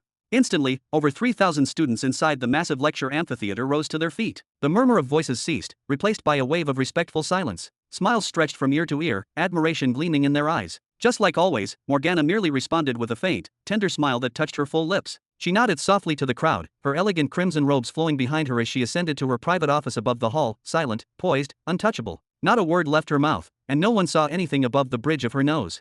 That was strange, one of the students murmured as he took his seat again. She usually greets us warmly. Sometimes she even gathers us around for a few minutes before she leaves. Are you new here?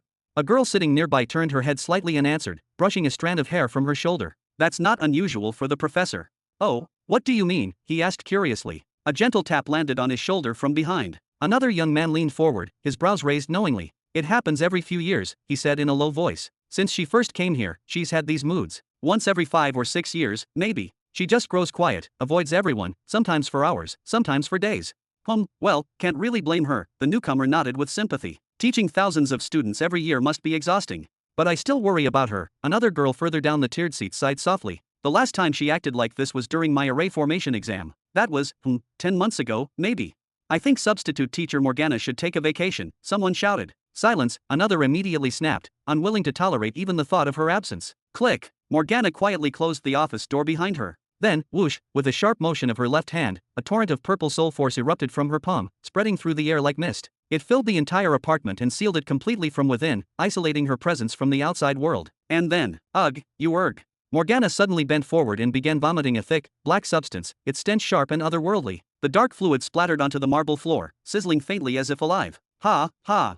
After several long minutes of retching, she gasped for breath. With trembling fingers, she reached up and pulled away her wide crimson hat. What was revealed beneath it was horrifying, a single eye as black as the void, glistening like obsidian, veins of darkness crawling upward across her pale face. It was the kind of sight that belonged only in ancient myths, the cursed gaze of a demon. Her scream tore through the sealed air, raw and trembling with agony. From her nostrils, mouth, and ears, black smoke began to leak, twisting and coiling like living shadows. Her eyes filled with tears not of water, but of the same viscous black substance. Desperately, she lifted both hands and clutched her head, pressing her palms against her skull as though trying to contain something inside. Because at that moment, she felt it. Something was expanding within her, a dreadful, searing pressure building under her skin, spreading through every nerve, every thought, every fragment of her soul. Her breath came in broken gasps. Her body trembled uncontrollably. And for the first time in decades, Lady Morgana, the serene pillar of the academy, felt that she was on the brink of exploding from within. At that very moment, the thick, black smoke spilling from Morgana's trembling lips began to shift and swirl, writhing like a living shadow. The mist condensed, twisting and bending upon itself until it slowly began to take on a familiar shape, her own. But this reflection was wrong, horrifyingly wrong. The copy was drenched in darkness, her features sharpened into a cruel, mocking grin. Her form was identical, yet her aura was the complete opposite, a corrupted, malevolent version of Morgana herself, like a mirror turned inside out.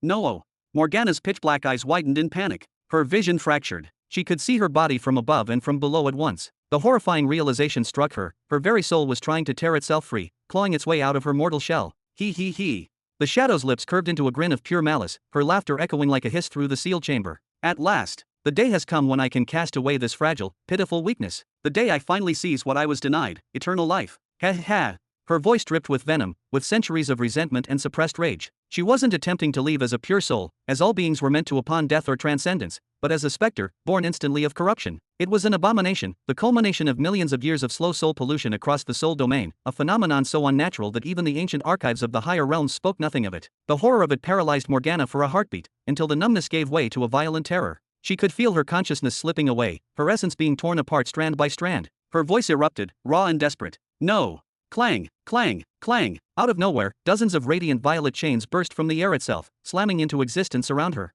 The entire room trembled as the bindings lashed outward. The very space bent and sealed shut, cutting off all escape. The apartment Morgana had designed to contain her screams was also a prison built to contain herself. The chains, shimmering with sacred soul energy, coiled around the specter's throat and limbs in a single instant. Gaak, the shadow choked, thrashing wildly as the glowing bindings burned into its smoky flesh. It glared downward with eyes like shards of black glass. Stupid girl, you're such a fool. You don't even know what's best for you. But Morgana's voice, cold, trembling, yet filled with a terrible resolve, rose from below. If this were my last day alive, she whispered through unmoving lips, her voice echoing directly into the specter's mind. If I knew I could never be free of you, then I would beg Robin to use that blue flame on me. The air itself seemed to freeze. It was not a threat, it was a vow. The specter's mocking grin shattered. Its expression twisted from scorn to shock, then to hatred, then to sheer panic. No, no, you wouldn't, no. Clong. The violet chains constricted once again, tighter, stronger, alive with Morgana's will. The bindings crushed the specter's form, dragging it downward, screaming and clawing, until it was pulled violently back into her head, swallowed by her soul domain once more. Erg!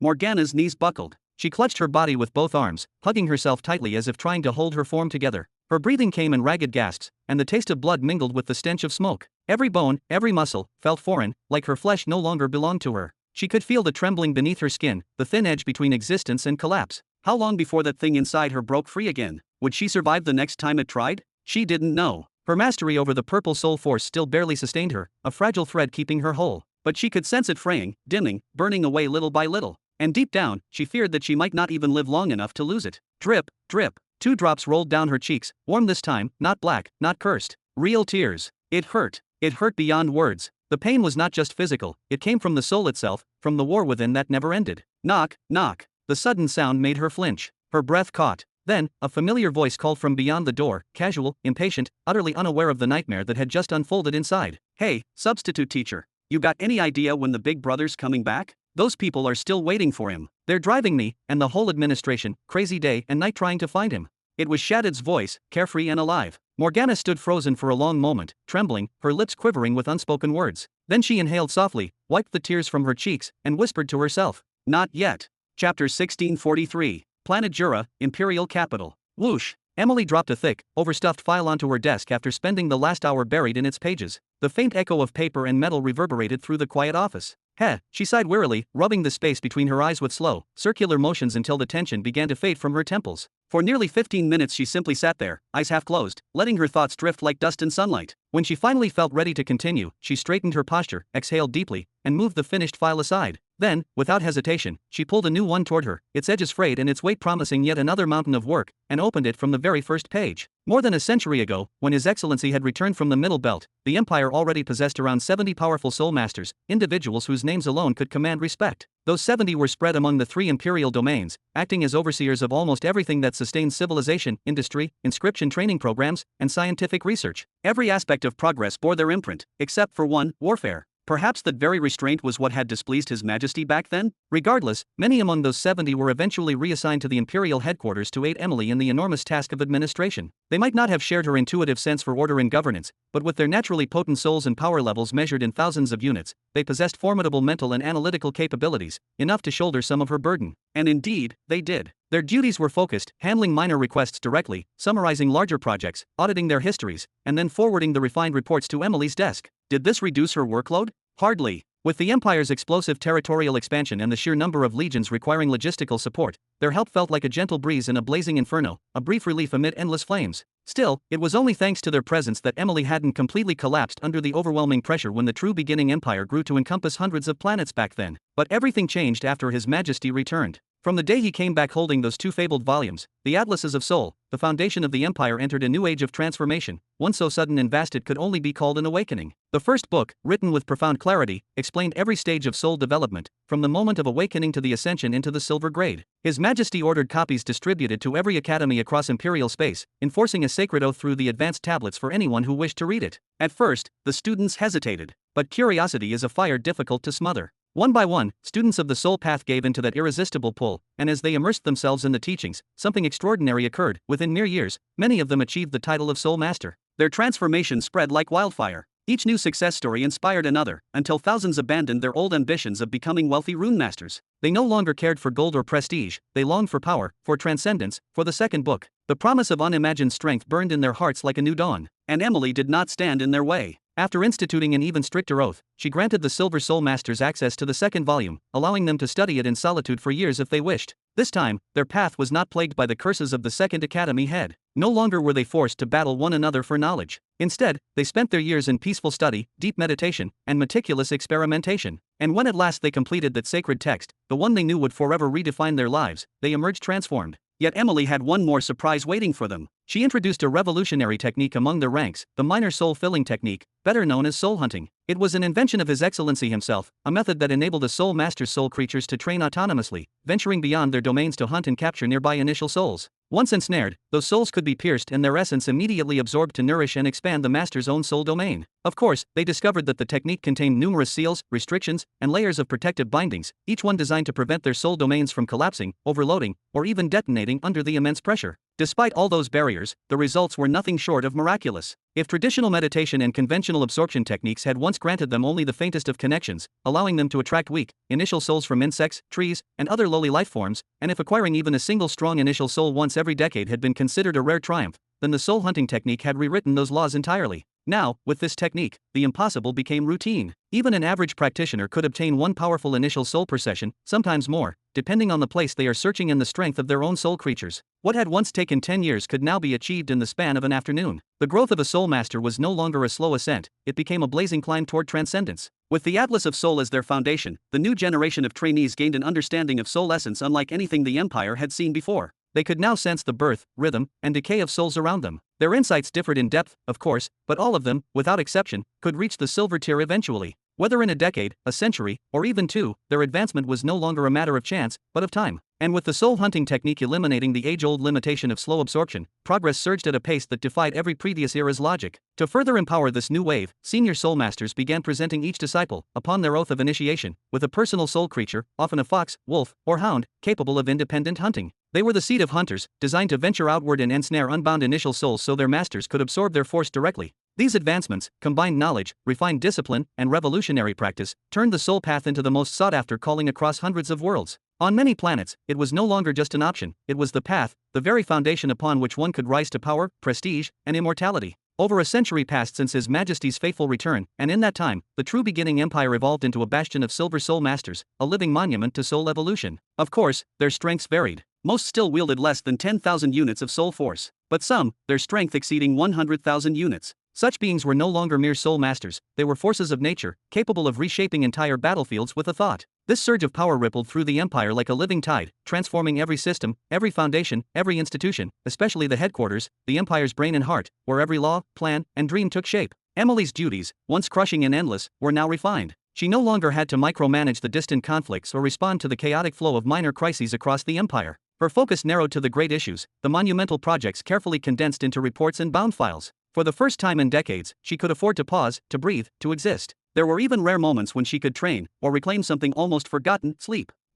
Emily leaned her cheek against her right fist, halfway through reading another thick report. Her thoughtful gaze turned soft and distant. His Majesty, who was that man, truly? Was he really just the son of some minor noble house from Jura? Or was he something far beyond human comprehension? Everything he touched transformed, projects, people, even entire systems, turning effortlessly into power, like gold spun from the void. In a single generation, with nothing more than a few designs and doctrines, he created soul-based armies, forces that rivaled or surpassed the mightiest soul legions of the Middle Belt. While other factions relied on grim, unethical specter farms to harvest and imprison souls, the Empire possessed the brilliance of soul hunting, a technique pure, elegant, and infinitely sustainable. The only true obstacle now was structure. The soul masters remained dispersed, each one following their own vision, their own pride. Many drifted toward the Cradle Empire and the Grave Empire, seeking to broaden their horizons and to tame stronger soul creatures during wartime. But there, they were treated as ordinary soldiers, nameless, unrecognized, unappreciated. They did not know how to organize themselves, and none of the three empires seemed to understand their potential. Emily's lips curled into a faint, tired smile as a spark of ambition glimmered behind her eyes. Maybe, once I finish my daily duties, I could try to unite them, bring order to the chaos. Turn the soul masters into something greater, something enduring. A syndicate, perhaps, or even a council of souls. Knock, knock. Headquarters Lady Emily, have you finished reviewing the requests? Her daydream shattered like glass. Ah, sorry, she replied quickly, straightening her back and pulling the next file toward her. I'll get right back to it now. Chapter 1644. Planet Jura, the Flame Continent. Bam bam, bam, bam bam. Huh, huh. The hammer sings above the steel, the nails dance in the newborn keel. Tighten the ropes, raise the sails. Today we'll embrace the stars with courage unveiled. We may be small, yet our hearts are grand, with sweat and flame, we'll forge this land. Bam bam. From atop a high platform built halfway up a mountain, Zara stood with arms crossed, listening to the rhythmic song of the dwarves. Their deep, echoing voices rolled like thunder through the valley below, carrying with them the heartbeat of an empire that was, quite literally, being forged before her eyes. Your Highness, don't you think we need to expand further? Came a calm, confident voice from behind her. A tall, handsome man stepped forward. He appeared to be in his early 30s, though the faint glow around him revealed the might of a powerful soul master. He was known throughout the empire as one of the most promising of his generation. Many whispered that he could stand toe-to-toe with a world cataclysm and live to tell the tale. And many whispered that he actually did. Yet, despite such talent, he had volunteered to oversee the construction of the Empire's warship docks the moment Zara announced she needed capable hands. The man approached her side, his eyes sweeping across the sprawling industrial landscape below before continuing. The shipyard has reached its full capacity. We can't build another hull without tearing down something else.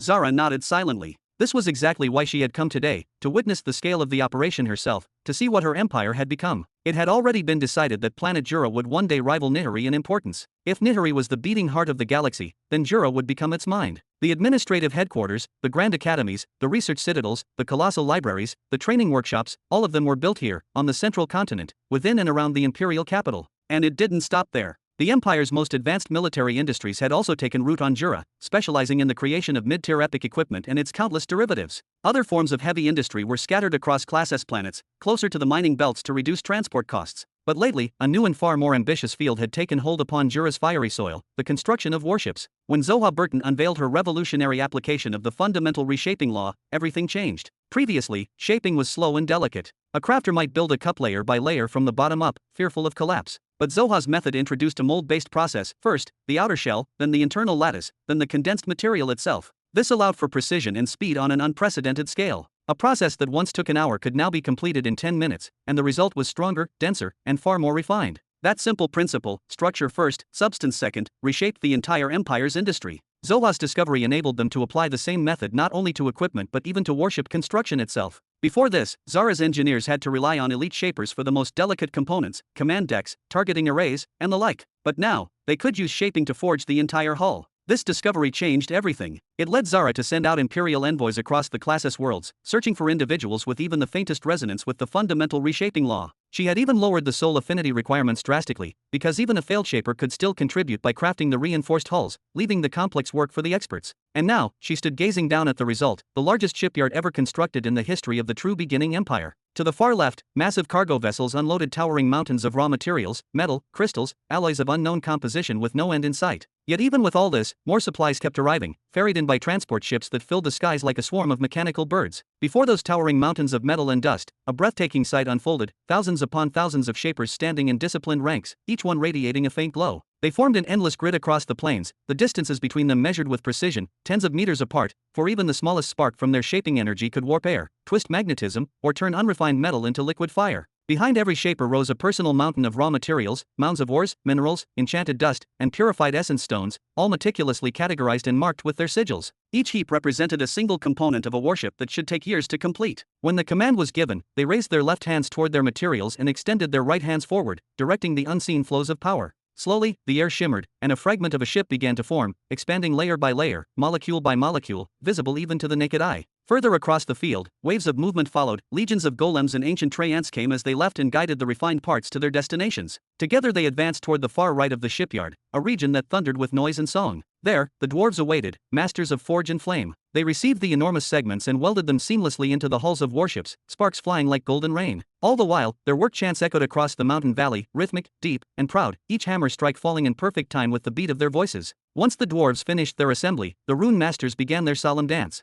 With brushes made from the feathers of celestial birds and ink distilled from condensed soul energy, they engraved runes across the ship's surface, runes of defense, concealment, power amplification, and energy stabilization. Each rune shimmered faintly, merging into the metal as if the ship itself were breathing. Then came the moon salamanders of planet S355, a mysterious race with 6 arms and luminous eyes like flowing mercury. They descended upon the finished hulls, painting them by hand, coating every curve and surface in brilliant hues of gold, azure, or crimson depending on the fleet's rank and specialization. Their paints were alive, mixtures of molten minerals and lunar essence that shimmered with an inner light. When the paint set, the rune masters returned again, this time for the final calibration, sealing the enchantments, adjusting the resonant frequency of each rune, and aligning the entire warship's flow to its eventual pilot. The entire process resembled a symphony of creation. Every group, every worker, every being moved according to a rhythm older than words, no shouting, no instructions, no confusion. The harmony was instinctive, a grand orchestration of intellect and labor that turned chaos into divine order. Zara watched it all in silence. The vast shipyard stretched toward the horizon, a living organism of steel, magic, and will. Even with her sharpened senses as a level 50 martial empress, she could not see the end of it. The scope was simply beyond the comprehension of mortals. A full quarter of the continent of flame had been sacrificed to construct this colossal complex, a monument that accelerated fleet production by nearly 6-fold compared to any prior age. Yet even that astonishing efficiency was still not enough. For the three empires, whose influence expanded daily across galaxies, every additional ship was merely a grain of sand in a cosmic storm. The true beginning empire now commanded over 1,000 planets, and was entangled in open war with 7 separate multi-empire coalitions. Among their foes stood 3 centennial empires, entrenched and ruthless, stretching across 2 neighboring star sectors. And just recently, alarming intelligence reached the Imperial Council, reports of a direct collision between the First Imperial Army and a millennial empire within the 99th Young Sector, an area ruling over a modest stellar field in the northwestern quadrant of the sector. The Shadow Swords had already deployed there. For now, they merely observed, calculating, assessing, watching whether this was a fleeting border conflict or the beginning of a catastrophic war between 2 millennial empires that could shake everything. Chapter 1645. The true beginning empire was expanding at an alarming and almost terrifying pace, its growth spreading like wildfire across the void. Yet despite this magnificent surge, there were nowhere near enough war fleets to defend every world under its rule, nor were there sufficient transport fleets to sustain the empire's vast network of construction, logistics, and the constant movement of resources between planets. Everything the empire had produced so far, even after accounting for Zoha's legendary construction revolution, amounted to no more than 120 war fleets, along with roughly 600 passenger and cargo ships used for internal transport. Those 120 fleets were divided among 3 major powers: the Empire of the True Beginning, the Empire of the Cradle, and the Empire of the Grave. Each one of these was a centennial expansionist empire, hungry for power and territory, and each demanded a massive number of fleets to support its continuous campaigns of conquest and defense. And even if the empire's endless need for fleets was put aside, there still remained countless blueprints and half-finished designs for land-based war machines, colossal artillery systems, and massive defensive and offensive arrays, all of which demanded their share of materials and workforce to bring them to life. The young man standing beside Zara waited patiently after the Sidalord's slight nod, allowing her a moment to think. Only after a respectful pause did he speak again, his tone calm but confident. "Shall we begin by cleansing and leveling a piece of land equal in size to what you see before you now, Your Highness? The task is quite challenging, as we'll need to smooth out every hill and ravine, but at your command, I can have it ready within 1 full decade." After a brief silence, Zara slowly shook her head. Expanding any further would mean transforming the entire continent of Flame into an industrial zone and forcing its inhabitants to leave their ancestral homes. That's not right. I cannot turn planet Jura into a mechanical hub, as it's far too small, too fragile to withstand such strain. I built this yard here because I wanted to protect the veteran formers and observe the effectiveness of the new production system under my direct supervision. But that is no longer necessary. The young man nodded slightly before speaking again. If Your Highness wishes to continue expansion elsewhere, then the most strategic choice is undoubtedly Nihiri. The planet is vast, one of the largest and best shielded in the sector. Only there can we expand military manufacturing without fear of instability or sabotage. Moreover, it lies at the very heart of the greater planetary network, so the delivery of resources and supplies to it will be faster, safer, and far less costly. He then placed his hand lightly over his chest. If you decide to move the main operations there, I volunteer to assist personally. I've spent years managing this construction yard, and as for this place, we could allow the younger engineers and formers to use it as a training and testing ground. Nihiri is indeed the only logical choice. Zara finally nodded after a long moment of reflection, then turned toward the Spirit Lord standing nearby. "Have you reviewed the new design for the main support vessel, Note of Destruction 3? "Of course, Your Highness," the Soul Master replied, his eyes shining with admiration. As expected from the sky-opening city, the design itself is a masterpiece, a treasure of ingenuity. Each new support ship will be armed with 2 primary cannons powerful enough to match those of a mothership, in addition to secondary laser batteries for both short-range defense and rapid assault. Its internal space will be expanded through spatial lane compression, allowing it to carry as many soldiers and as much equipment as a full-sized mothership. The handsome young man clapped in excitement, almost entranced by the idea. 10 such ships forming a single fleet, 10 mothership-class vessels within one formation. Even though the new mothership model, Note of Supremacy 3, hasn't been released yet, I can already imagine the wave of upgrades it will bring. He pressed a hand over his heart and let out a dramatic sigh. I would hate to stand against the empires His Excellency built. Facing such power, it would truly be painful to the soul. The Note of Supremacy 3 design will take several decades, Zara replied, her voice calm yet filled with dignity. The motherships of our fleets must be something far grander, vessels akin to moving planets themselves. At the same time, the necessary modifications must be applied to the older versions, meaning we cannot completely abandon the previous designs. That process will take time and patience. She nodded thoughtfully a few times before issuing her final command. Begin preparing a massive area on Nihiri for the construction of a new shipbuilding complex. The yard must be 10 times the size of this one. She lifted her brow, gesturing toward nearly a quarter of the continent of flame. 10 times. The young man turned his head slowly to the side, realizing the scale of what she had just ordered. It was clear from his expression that he would need the aid of the warlords themselves to prepare a tract of land of that magnitude. No, half of that territory will be devoted to new construction, and the other half to maintenance, retrofitting, and upgrading the older generations of our fleets, Zara declared with a calm yet authoritative tone, her hand lightly tracing an invisible line in the air as if dividing the vast land before her. Then she nodded once more, her golden hair swaying slightly. Also, make sure to choose a location surrounded by wide open land, untouched and stable. Once the new shipyard begins full-scale operation, we will establish multiple auxiliary zones, one for crafting epic-grade weaponry, another for standard armaments, and others for arrays and non-military constructs. There is still so much ahead of us, our work has only just begun. Fu, the young man let out a deep, cold exhale, his expression half in awe and half in disbelief. At this rate, we might need an entire region of Nihiri dedicated solely to this project, Your Highness. The scale is enormous. Then take the northern region, Zara replied casually, as though allocating a continent was nothing more than rearranging furniture. It's already almost deserted anyway. My father's ambitions know no bounds, and his armies must always be ready when he points toward his next conquest. She raised her eyes slightly toward the distant horizon, her voice softening. He believes preparation is destiny. Your words drip with wisdom, Your Highness, the young man replied reverently, lowering his head in respect. I will dedicate every breath to realizing His Majesty's grand vision. I will rely on you, Adrian. Zara turned to him, her expression suddenly solemn and steady. I will assign several soul masters to assist you with the groundwork and oversight. You'll need every hand you can get. Then, with a composed grace, she turned her back on the massive warship construction yard. The wind tugged at her cloak as she took a few measured steps away. Wait, just a moment, Your Highness. Adrian called out, quickly taking 2 steps after her. Why the rush? You've only just arrived. At least. I have many matters to finish in the city, she interrupted softly, a polite smile curving her lips. I trust you to handle this. Good luck. With a gentle buzz, Zara raised her hand, and several floating banners of light unfurled in the air before her. A faint humming filled the platform as a small spatial gate bloomed open, its edges glowing with the familiar azure of space distortion. She gave a graceful wave, almost playfully, before stepping through and vanishing into the light. Adrian stood frozen for a moment, lowering the hand he had raised toward her. A long sigh escaped him, his shoulders sinking. Eh-ha-he-he. A soft, mocking chuckle broke the silence from somewhere nearby. The platform, as it turned out, wasn't empty. Zara had only just finished meeting with the heads of the formers, the Transport Guild, the Dwarves, and several other divisions, confirming progress and giving orders before departing. Are you laughing at how ugly you are, little sir? Adrian turned sharply toward the sound, his gaze landing on the dwarven chief, who was trying to suppress a grin.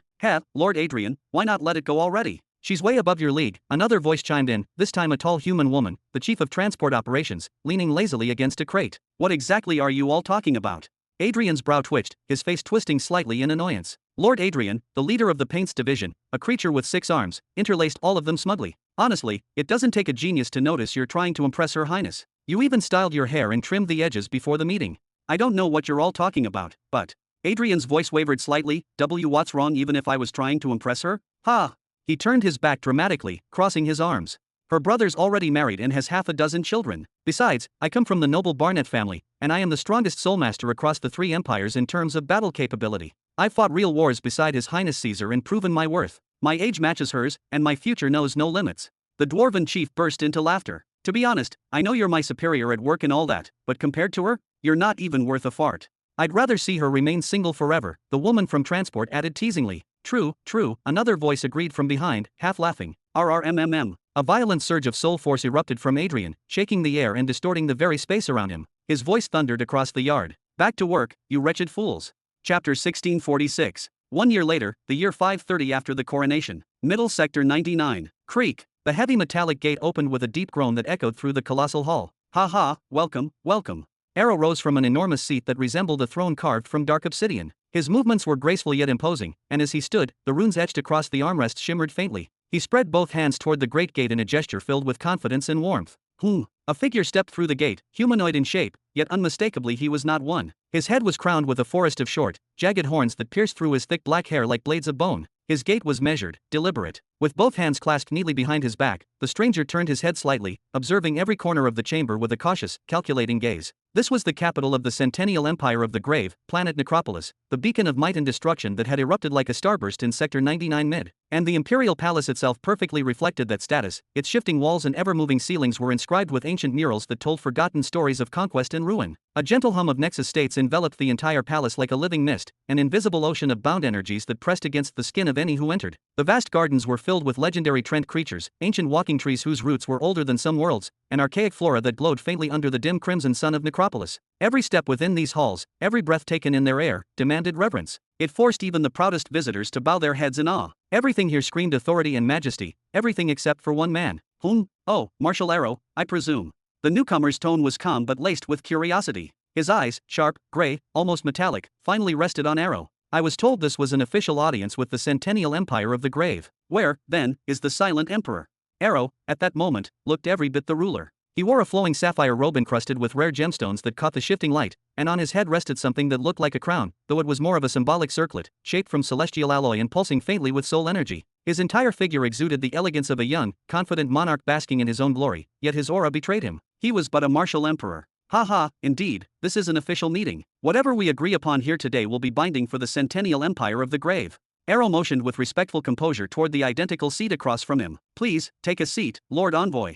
The guest studied Arrow in silence for several long seconds, his expression unreadable. Then, with a faint tilt of his head, he stepped forward. His boots echoed on the polished black marble floor. When we received the invitation for negotiations, and this so-called offer of friendship, my uncle decided to send me as his envoy. I came as a Nexus state, third in the imperial succession. His voice carried the pride of someone used to authority. And yet here I find this. He gave Arrow one last slow glance before sinking lazily into the chair. Not exactly the best first impression. As long as you know my name, then you already understand my station within the Empire, Lord Xianxia. Arrow sat down in turn, maintaining a practiced, diplomatic smile that neither warmed nor cooled. Our Emperor is not the type to concern himself with matters of negotiation. Whatever we agree upon in this room, he will sign without question. Ha! Xianxia leaned back, crossing one leg over the other, his tone mocking but not hostile. Even when negotiating with another Centennial Empire, he does not appear in person? Perhaps the Sleeping Emperor would be a more fitting title. He smirked slightly, then raised a brow. So, what exactly is this offer of friendship you spoke of? My uncle is quite intrigued by your proposal. Arrow released a long, steady breath, not quite irritation, not quite restraint. His smile remained, though it thinned. Very well. Let us speak plainly. He straightened his posture, his voice gaining weight. You are aware that within the Spectre Blood Starfield, where we both dwell, there exist only 5 Centennial Empires. The rest are either multi-territorial empires or minor powers that cannot even claim such titles. Arrow leaned forward slightly, his eyes glinting with conviction. One day, while contemplating the endless conflicts between us, I thought, what truly prevents our 5 great empires from uniting? If we were to stand as one, if we joined our strength, we would become an unparalleled force. Together, as the 5 crowns of the Spectre Blood Starfield, even a millennial empire would think twice before daring to interfere with us. Oh, ha! Xianxia chuckled, his tone dripping with mock amusement. Such noble sentiment. I'm touched, my tears are about to fall. Lord Xianxia, Arrow said, his voice losing its previous patience, were you sent here to negotiate, or to jest with me? His smile faded entirely, replaced by a cold, sharp authority that seemed to make the air heavier. If you cannot take this meeting seriously, you may proceed to the guest hall. A banquet is prepared there. We will host you properly, and then return you to where you came from. The sudden shift in tone silenced the mockery in Xianxia's face. For a long, tense moment, he simply stared into Arrow's eyes, as if weighing whether to crush this insolent warlord for his audacity, or to see where this meeting might yet lead. In the end, Xianxia chose to listen to the other man instead of leaving outright. You're the one not taking this seriously, he said, his voice thick with disdain. What is this childish talk about a united front and such nonsense? Do you think we're some group of naive students in a military academy? Spare me the ideals, speak to me with numbers.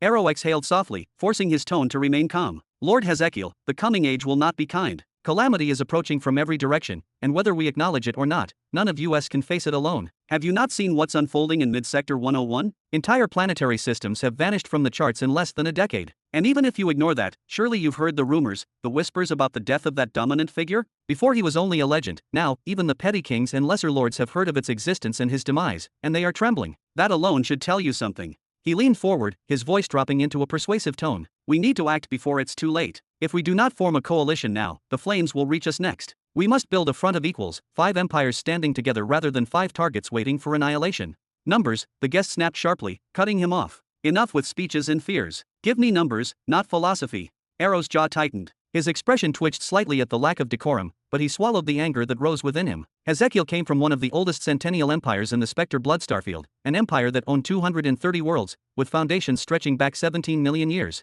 Arrogance had become part of their bloodline. For such an ancient power, pride was as natural as breathing. Fine, Arrow said at last, leaning back in his seat. I'll give you something solid. 3-node type fleets, complete and operational. They've seen light usage only, each one ready to move at command. His tone grew heavier with every word. That will be the foundation of our agreement, a pact of solidarity, to aid one another through prosperity and ruin alike, to stand as one force when the storm comes.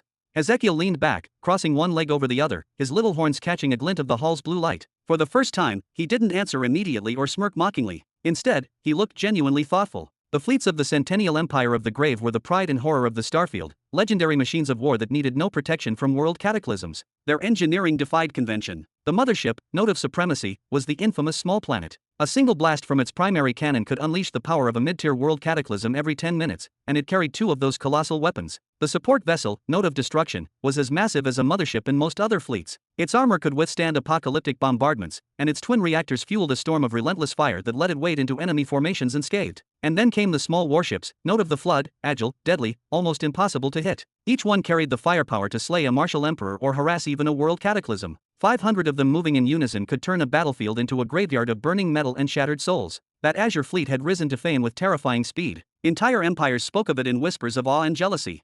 Your offer isn't bad, Ezekiel finally said, rubbing his chin. But it's not quite enough to move an empire. Make it 10 fleets, and then we'll talk about sealing this pact. And understand, this agreement will be temporary. A period of cooperation, not eternal servitude. Arrow's eyes narrowed. And what will you give me in return? Ezekiel smirked and spread his hands. I'll give you my sincere feelings, haha. He laughed loudly, a sound that echoed mockingly in the Grand Chamber. To be honest, we don't sense any real danger breathing down our necks. Even if a millennial empire were to attack us, we believe we could still make them bleed before falling. So if you want this alliance, Marshal Arrow, you'll have to pay the price. Chapter 1647. If you are the one seeking this alliance, then you will have to pay the price.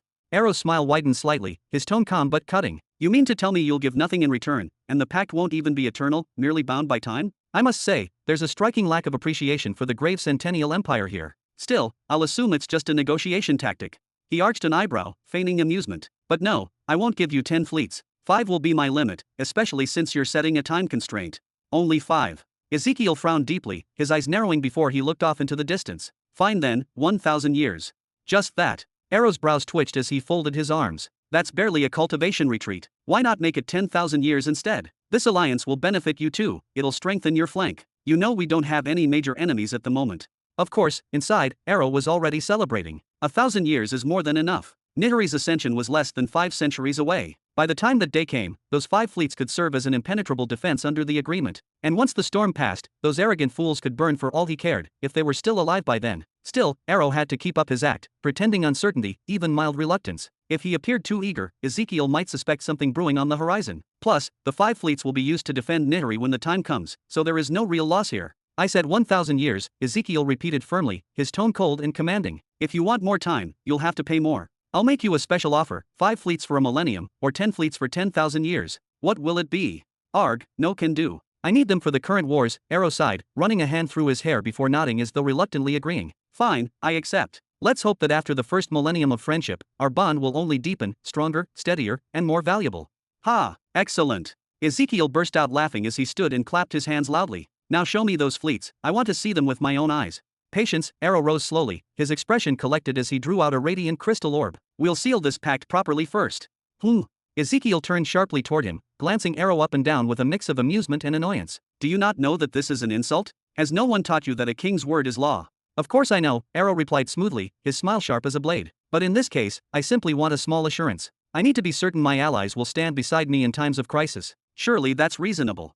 Then he added with a gracious tilt of his head, naturally, I'll have the Emperor himself take an identical oath and hand you the sphere afterward. If disaster devours them before Nihiri rises, then so be it. May that crippled fool perish as well, Arrow thought behind his calm facade, suppressing the dark amusement rising in his chest. Tisk, what a nuisance, Ezekiel muttered, snatching the crystal sphere from Arrow's hand. Let's see what this is all about. The moment his gaze landed on the inscriptions carved into the orb, his entire expression shifted. Shock and disbelief flashed across his face. Wait, is that the W and D seal engraved on it? This is a vow sphere forged by the twin-star royal soul master, Lord Winfred himself? Are you insane? It is indeed his work, Arrow replied without hesitation, his tone almost casual. I paid a fortune for this sphere. It's the most renowned and unbreakable one in existence. There's no need to discuss its reputation, you already know it. Ezekiel's jaw tightened, his aura flaring slightly. I refuse, he snapped, tossing the orb aside with visible irritation. Those things leave a trace in the soul's domain. I will not bear such a mark. Arrow's expression twitched ever so slightly, though his smile didn't fade. As long as you don't break the oath, the sphere won't harm you in any way.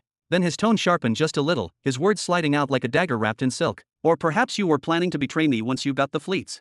The matters will be decided then, according to the situation. Ezekiel advanced, each step echoing sharply against the marble floor until he stood just a breath away from Arrow. His shadow loomed large under the shifting lights of the throne hall. If you truly wish to act like one of the greats, if you want to play the game of kings, then play it to the end. Speak and act as a sovereign, not as some child hiding behind toys and empty tricks.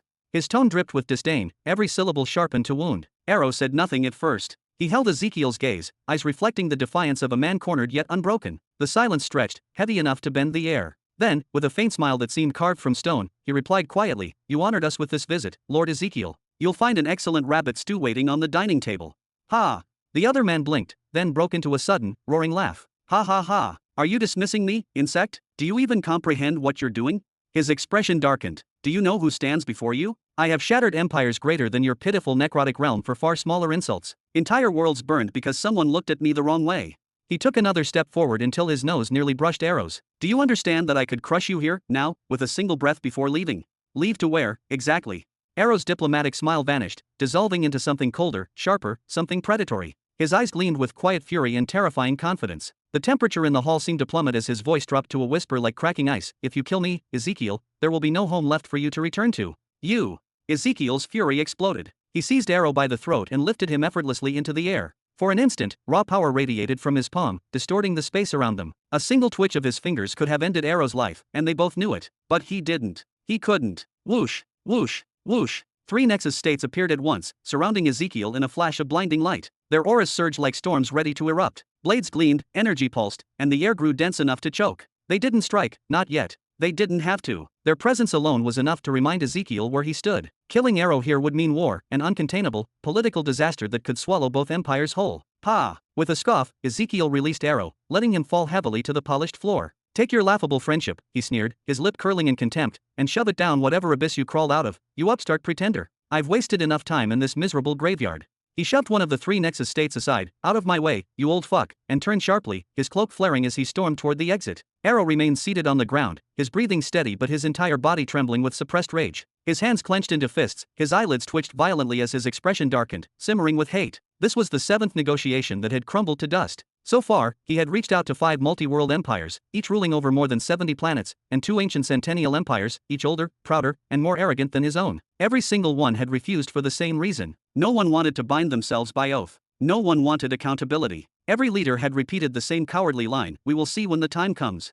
But when the time comes, they would all turn their backs. He knew it. They all would. If Nihari ascended and the war began, every one of those so-called allies would flee or feign neutrality. They would leave the necrotic empire to burn while they watched from afar. That was why he needed a binding oath, a vow written in the essence of soul and truth itself. Without it, everything would collapse. And even with it, there was no guarantee. Some empires would rather watch their emperors die than enter a war they couldn't win. This time, he had even offered 5 full fleets, the famed note, a force so valuable it could shift the balance of sectors, fleets he desperately needed for his own defense. Yet even that hadn't been enough. He had failed. Miserably. The recruitment of those ancient monsters had gone exactly as he feared. Arrow knew the truth, no great alliance could ever be forged without deep, personal bonds between rulers. But where could he find such ties when his empire was young, rootless, and built on graves? Should he start marrying their princesses to earn favor? What a farce. "Damn it," he roared, slamming his fist into the obsidian floor hard enough to crack it. Once again, he was back to square one. Chapter 1648. The Mid-Sector 101, deep within the southwestern Aurora starfield.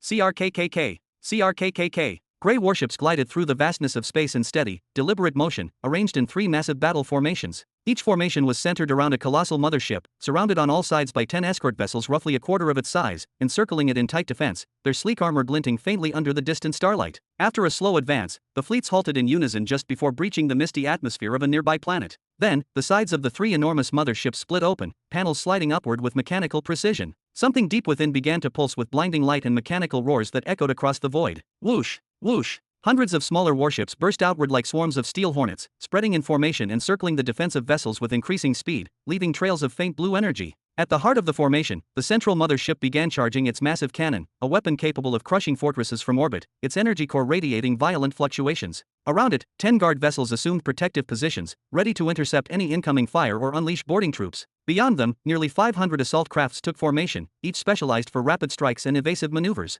The entire fleet now moved as one living entity, pulsing with synchronized energy, adopting a full battle-ready stance. And they were not alone. To the left and right, the other 2 fleets mirrored the same preparations, their engines burning bright, their weapon cores humming in unison. From afar, the 3 clusters of warships, with their luminous cannons spinning at their centers, looked like titanic drills poised to pierce straight through the planet's heart itself. Click click. The forward gate of the central formation's mothership slid open, and a lone figure stepped directly into the vacuum of space. He was tall, broad-shouldered, his square jaw and silver-black hair reflecting the faint light of nearby stars. His armor shimmered faintly, emanating an aura of restrained but crushing might. It was as if the steel around him bent slightly under his presence. He was the focus of everything, the undeniable center of power. The man floated forward with unnerving calm, hands clasped neatly behind his back, descending slowly as his gaze turned downward, waiting, and below him, the planet was not silent. For as his eyes fell upon it, something from within the clouds looked right back, a luminous, single eye blazing with ominous intent.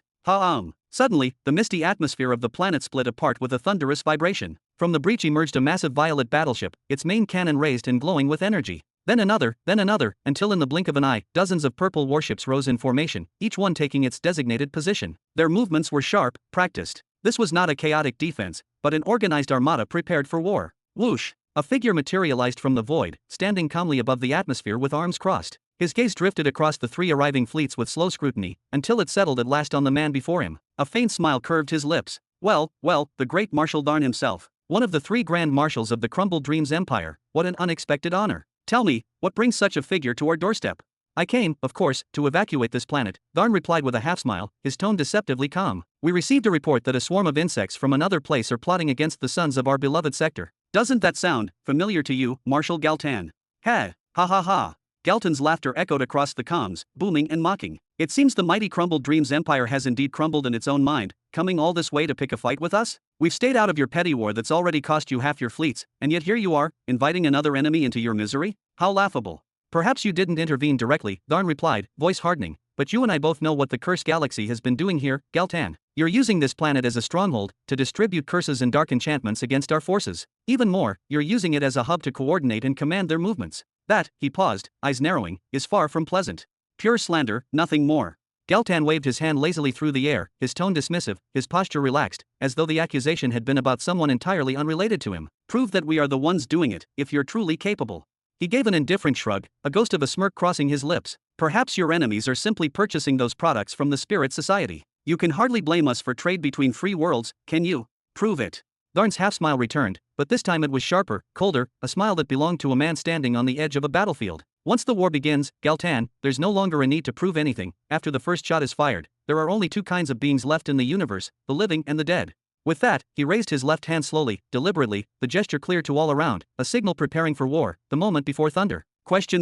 Galtan's expression hardened, his brows knitting together, his voice losing its earlier humor. Think, Tharn. Think very carefully about what you're doing, he warned in a low tone. You're already at war with the savage Zavaros galaxy, more than half your armies have been annihilated or scattered to the winds. You don't need to provoke another power. You're standing on the edge of an abyss and don't even see it. I'll give you one chance, withdraw now, and I'll pretend this little outburst never happened. The behemoth Curses galaxy, known formally as Darfon, had not prepared for an all-out conflict in a neighboring sector. Their grand plan was patience, to wait until all 6,000 fleets were fully assembled, then allow Lord Zarian to emerge at the perfect moment, leading them under the righteous banner of ending the cosmic war of annihilation, a war tearing apart the young sector, ignited by the deceitful Hedrick and his followers, a war that had already claimed billions of innocent lives. Once the war began, it was Galtan's role, Marshal Galtan, to step into the light, to declare allegiance to Zarian's vision of ascension, supporting the campaign not through direct combat, but through the flow of curses, enchantments, and hexes that would sap their enemies' strength from afar. The behemoth Curses galaxy had never been one for open confrontation. Their power thrived in the shadows, in whispers, plagues, and spiritual corruption, not in fleets colliding under burning suns.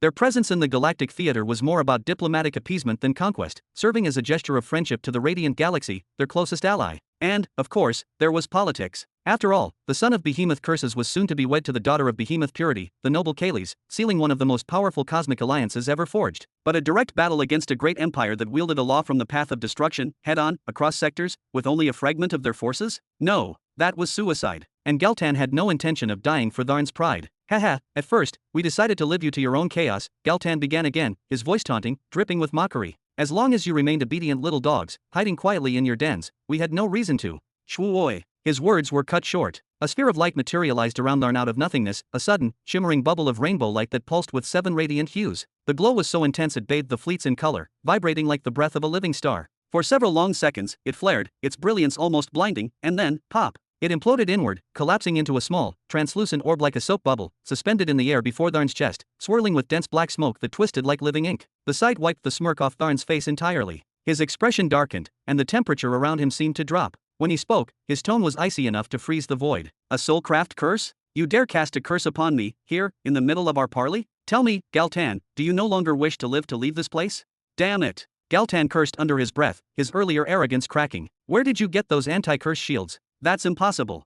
He had forgotten to deny the act, his shock gave him away completely. Those anti-curse devices were now standard issue among every officer ranked commander or higher, each crafted in different grades of protection. Any curse cast upon them was automatically absorbed or reflected, manifesting in that same dazzling explosion of rainbow light. Tharn had come furious over their interference in the war, but the truth was harsher. Throughout the entire conflict, the behemoth curses had been unable to harm him or his forces directly. Their hexes, no matter how vile, fizzled into harmless sparks against the defensive enchantments. The most they could do was empower their allies slightly, giving them blessings wrapped in shadows. "You'll find your answer in hell," Tharn roared, dropping his hand like a hammer. And then, boom, the heavens themselves erupted. Chapter 1649. Midsector 100, Planet of the Pit of Destruction. Seated in a serene garden encircled by fragrant blossoms and drifting petals, Helen remained motionless, her eyes gently closed for what felt like an eternity. The soft hum of the wind brushed against her golden hair as if nature itself hesitated to disturb her calm. Beside her sat her loyal maid, Seraphina, breathing in and out with slow, deliberate rhythm, as though she sought to etch every scent, every ray of filtered sunlight into the deepest recesses of her soul. It was as if she longed to preserve this fragile tranquility, to immortalize the feeling of peace itself.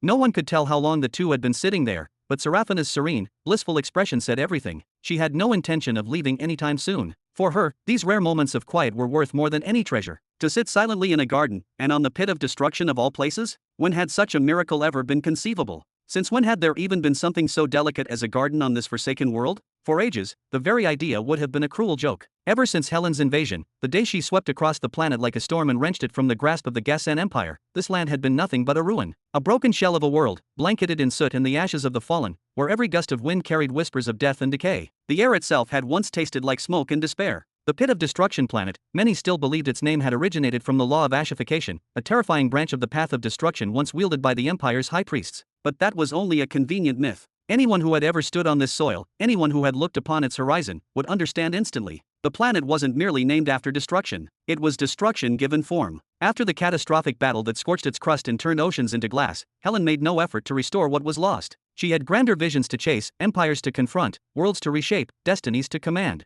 Time, resources, manpower, she spent them all elsewhere, leaving this scarred planet to slumber beneath layers of ash. Decades became centuries, centuries turned to millennia, and the decay grew thicker, deeper, each age adding its own ruin, each ruler its own neglect. The planet eventually became little more than a hollow echo of what it had once been, a ghost of its former glory. But not anymore. Beyond the edges of the tranquil garden, just outside the royal palace's boundaries, came the rhythmic clanging of tools, the heavy calls of laborers, and the rumble of machines as clouds of ochre dust swirled upward into the pale sky. The sounds of construction filled the air like a heartbeat returning to a body long thought dead. Yet no one complained. The noise was not a nuisance, it was life reborn. For the first time in 10,000 years, the foundations of a new military and commercial starport were being laid. The Empire now commanded 4 formidable fleets, and Her Majesty had recently acquired 10 advanced transport and trade vessels. The ancient docks, corroded and crumbling, could no longer sustain such expansion. It was time to rebuild, not merely to survive, but to rise. Rumors spread like wildfire across the galactic network, whispers of grand projects, training academies for the next generation of officers, vast military compounds, residential zones for civilians, and even a colossal initiative to regrow forests upon the burnt wastelands.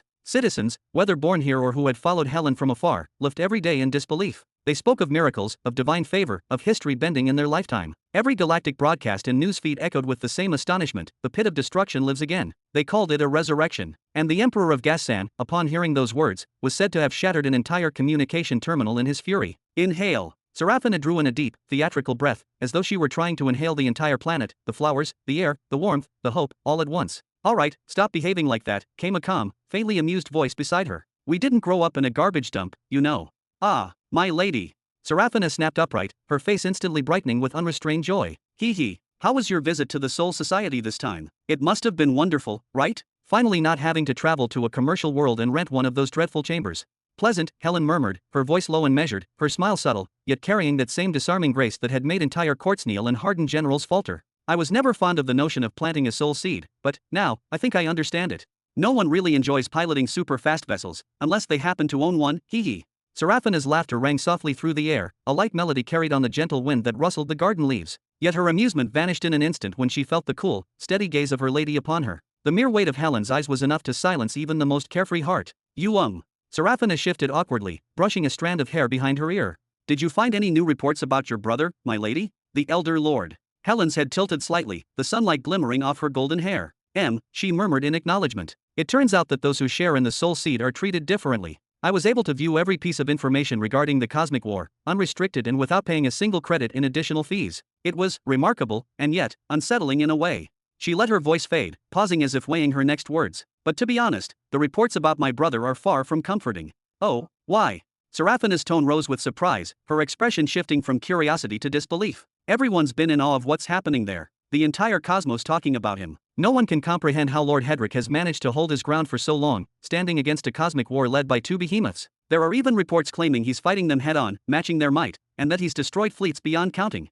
5 years ago, the entire cosmos had trembled at an announcement that shook history itself. Lord Hedrick, the firstborn of the behemoth of destruction, had assembled a terrifying armada of 600 fleets, no one knew from where or how. Without warning, he launched a full-scale invasion into Mid-Sector 101, his own dominion. What followed was chaos on an astronomical scale, a war so violent it scarred the very stars. 15 planets were reduced to dust, vaporized into cosmic debris, and over 400 unidentified fleets were obliterated in the inferno, fleets that had been hiding across those worlds for decades. Many others, terrified, scattered into the void in panic. Of course, victory came at a price. Lord Hedrick himself was heavily wounded in the aftermath, his forces shattered, more than 100 of his fleets lost, and several of his most loyal generals severely injured. Yet when the smoke cleared, and the void fell silent, the outcome was undeniable. It had been a devastating triumph. He declared, before every broadcast network in the known sectors, that enemies from beyond had infiltrated Mid-Sector 101, seeking to poison it from within. And with that proclamation, he swore an oath to cleanse every trace of corruption with his own hands. From that moment onward, his crusade began. Hedrick's armadas surged through the stars, hunting down the fleeing remnants, striking unrelentingly at every planet and hidden base where those invaders tried to rebuild. His campaigns were broadcast live across the sector, and soon, the entire universe watched, spellbound, as his fleets carved fiery trails of retribution through the heavens. But even the brightest flames invite opposition. Soon after, Lord Zarian, heir to the behemoth of savagery, descended upon the scene like a shadow tearing through the light. It was said he used an ancient grand spatial portal, an artifact capable of bridging entire sectors in a single instant. Without hesitation, he launched a surprise assault, annihilating one of Hedrick's fleets in a storm of crimson fury. Then, before the watching eyes of billions, he issued a declaration that reverberated across the galaxies. Hedrick's arrogance has grown dangerous to the cosmos itself. He strikes at young, peaceful forces who have done no harm. His tyranny will end, and I will be the hand that ends it. For the next 3 years, nothing changed. Despite Zarian's words, Hedrick's legions continued their campaign, cutting through unorganized factions like a lion prowling through a herd of helpless sheep. The scattered fleets lacked coordination, communication, or leadership, and Hedrick exploited that mercilessly. Before they could unite under Zarian's banner, he struck again and again, eradicating them one by one until entire constellations fell silent. Even now, scholars and strategists remain baffled. How had Hedrick's forces achieved such absolute precision across distances spanning light years? Their coordination bordered on the impossible. Their movements were so exact that it seemed his generals were not dispersed among fleets, but gathered together in one vast war room, sitting around a single cosmic map, moving their fleets across it like pieces in a grand, deadly game of strategy. Each move deliberate, each strike flawless, and each victory a message to the universe that the eldest son of destruction was far from finished. Chapter 1650. Lord Zarian had no idea what to do in those trying times. In order to reach and rescue one of the besieged planets or an entire fleet under attack, he had to remain stationed within the Soul Society, waiting endlessly for messages to arrive. Yet every time a plea for help finally reached him and he departed swiftly to save that planet or fleet, he would arrive only to find the assault already over.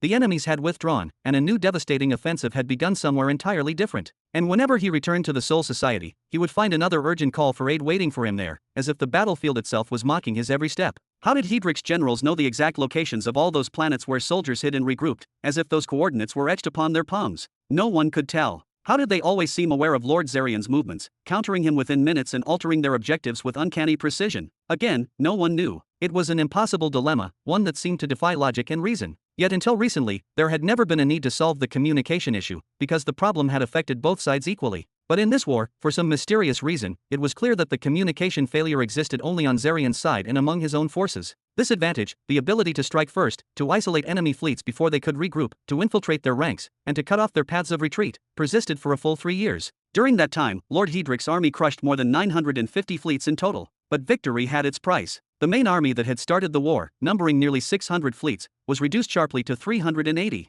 By the third year's end, Lord Zarian no longer dared to play the risky game of dividing his colossal armies across multiple fronts. Instead, he commanded that all remaining forces be gathered at once in a single location to reduce the mounting losses. Yet even during that massive mobilization, the crumbled Dreams Empire struck again, ambushing and obliterating another 50 fleets while they were en route to the rally point. But from that moment onward, the tide turned. The age of guaranteed victories and relentless momentum was over. Lord Zarian led his assembled force of nearly 2,300 fleets, launching a direct and unprecedented assault against the crumbled Dreams Empire. At that time, Hedrick still lacked a galactic seed, and his dominion extended across nearly 5,000 planets scattered throughout an entire stellar field. So when Zarian's vast fleets entered his domain, it was not the end of his world, but it was undeniably the beginning of something monumental. The entire Western Front was annihilated within a single year. Every defensive measure, planetary cannons, orbit-based artillery, light-class warships, and intricate space traps, failed to halt the overwhelming surge of power that tore through everything in its path. After losing another 120 allied fleets, and with 60 enemy fleets destroyed in return, Zarian and his alliance succeeded in conquering 300 of Hedric's planets and annihilating 150 more.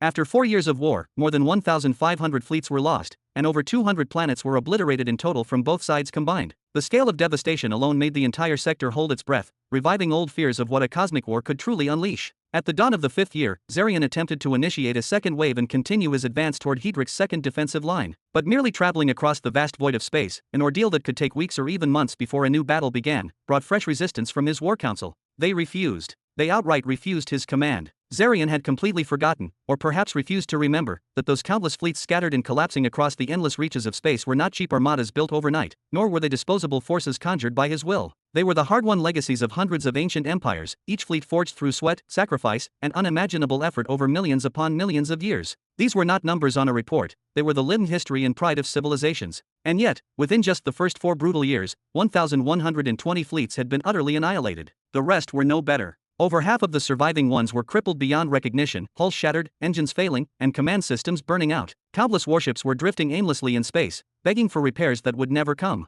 Zarian's voice echoed through the command halls, filled with rage and disbelief. He shouted at his subcommanders, insisting that the balance of power was still in their favor. They still possessed more than 2,000 fleets, while Hedric, that monarch of the crumbled dreams empire, had barely 300 remaining. "This is our moment," Zarian thundered, "strike now before the tide turns." But no one moved. The words rang hollow. For many of the allied empires, logic had lost all meaning. An empire that had lost 40 fleets out of 90, whose docks were empty and whose people wept for fallen sons, no longer cared about strategic advantage. They wanted only to cling to what little remained, to preserve the fragments of power that had not yet been consumed by this endless war. The despair spread like a contagion through the ranks. Propaganda, rumor, and sheer hopelessness fueled it, and soon entire sectors were paralyzed by fear. Reports exaggerated the defeats and whispered of betrayal. Morale crumbled. Reinforcements that were once proudly marching to join Zarian now halted mid-voyage. His remaining allies, empires that had sworn eternal loyalty, were suddenly unwilling to send even a single additional ship. Then came the true blow. A new menace emerged from the 100th Middle Sector, an unknown uprising power that, through some mysterious means,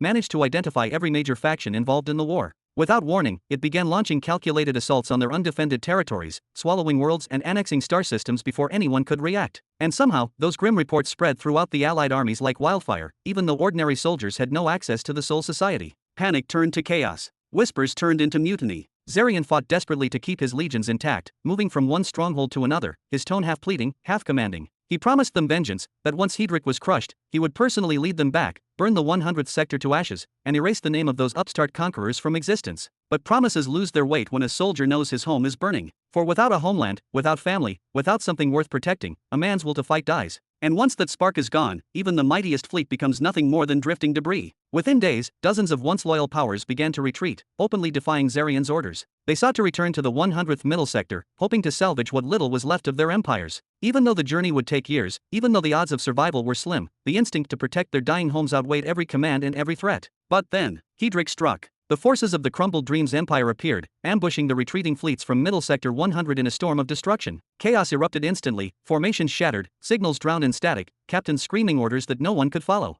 Hedric himself descended into the fray, his aura radiating the authority of a monarch. With a single gesture, entire fleets crumbled under his might, their shields collapsing like glass beneath the weight of his power. At his side stood the royal 4-star soul master, Draze, his presence like a burning constellation. Draze unleashed torrents of pure soul energy, weaving barriers across the stars to block every escape route. The retreating fleets found themselves trapped between the relentless assault of Hedric's armadas and the unyielding walls of Draze's sorcery. From all directions, the armies of the crumbled Dreams Empire closed in, disciplined, merciless, and unstoppable. What began as a withdrawal turned into a massacre. Those who survived the slaughter, bloodied, trembling, stripped of pride, had no choice but to crawl back under Zarian's command, their heads bowed low in shame. Nearly 35 entire fleets had been obliterated in that disastrous retreat, while the remaining ones were left in ruins, their strength broken, their spirits crushed. The war that once promised glory had become a nightmare that none of them could wake from. To be continued. Thanks for listening. If you enjoyed this video, hit that like button and subscribe so you never miss an update. Check out the playlist to catch up on the rest of the series. I'll be back with the next part soon, stay tuned.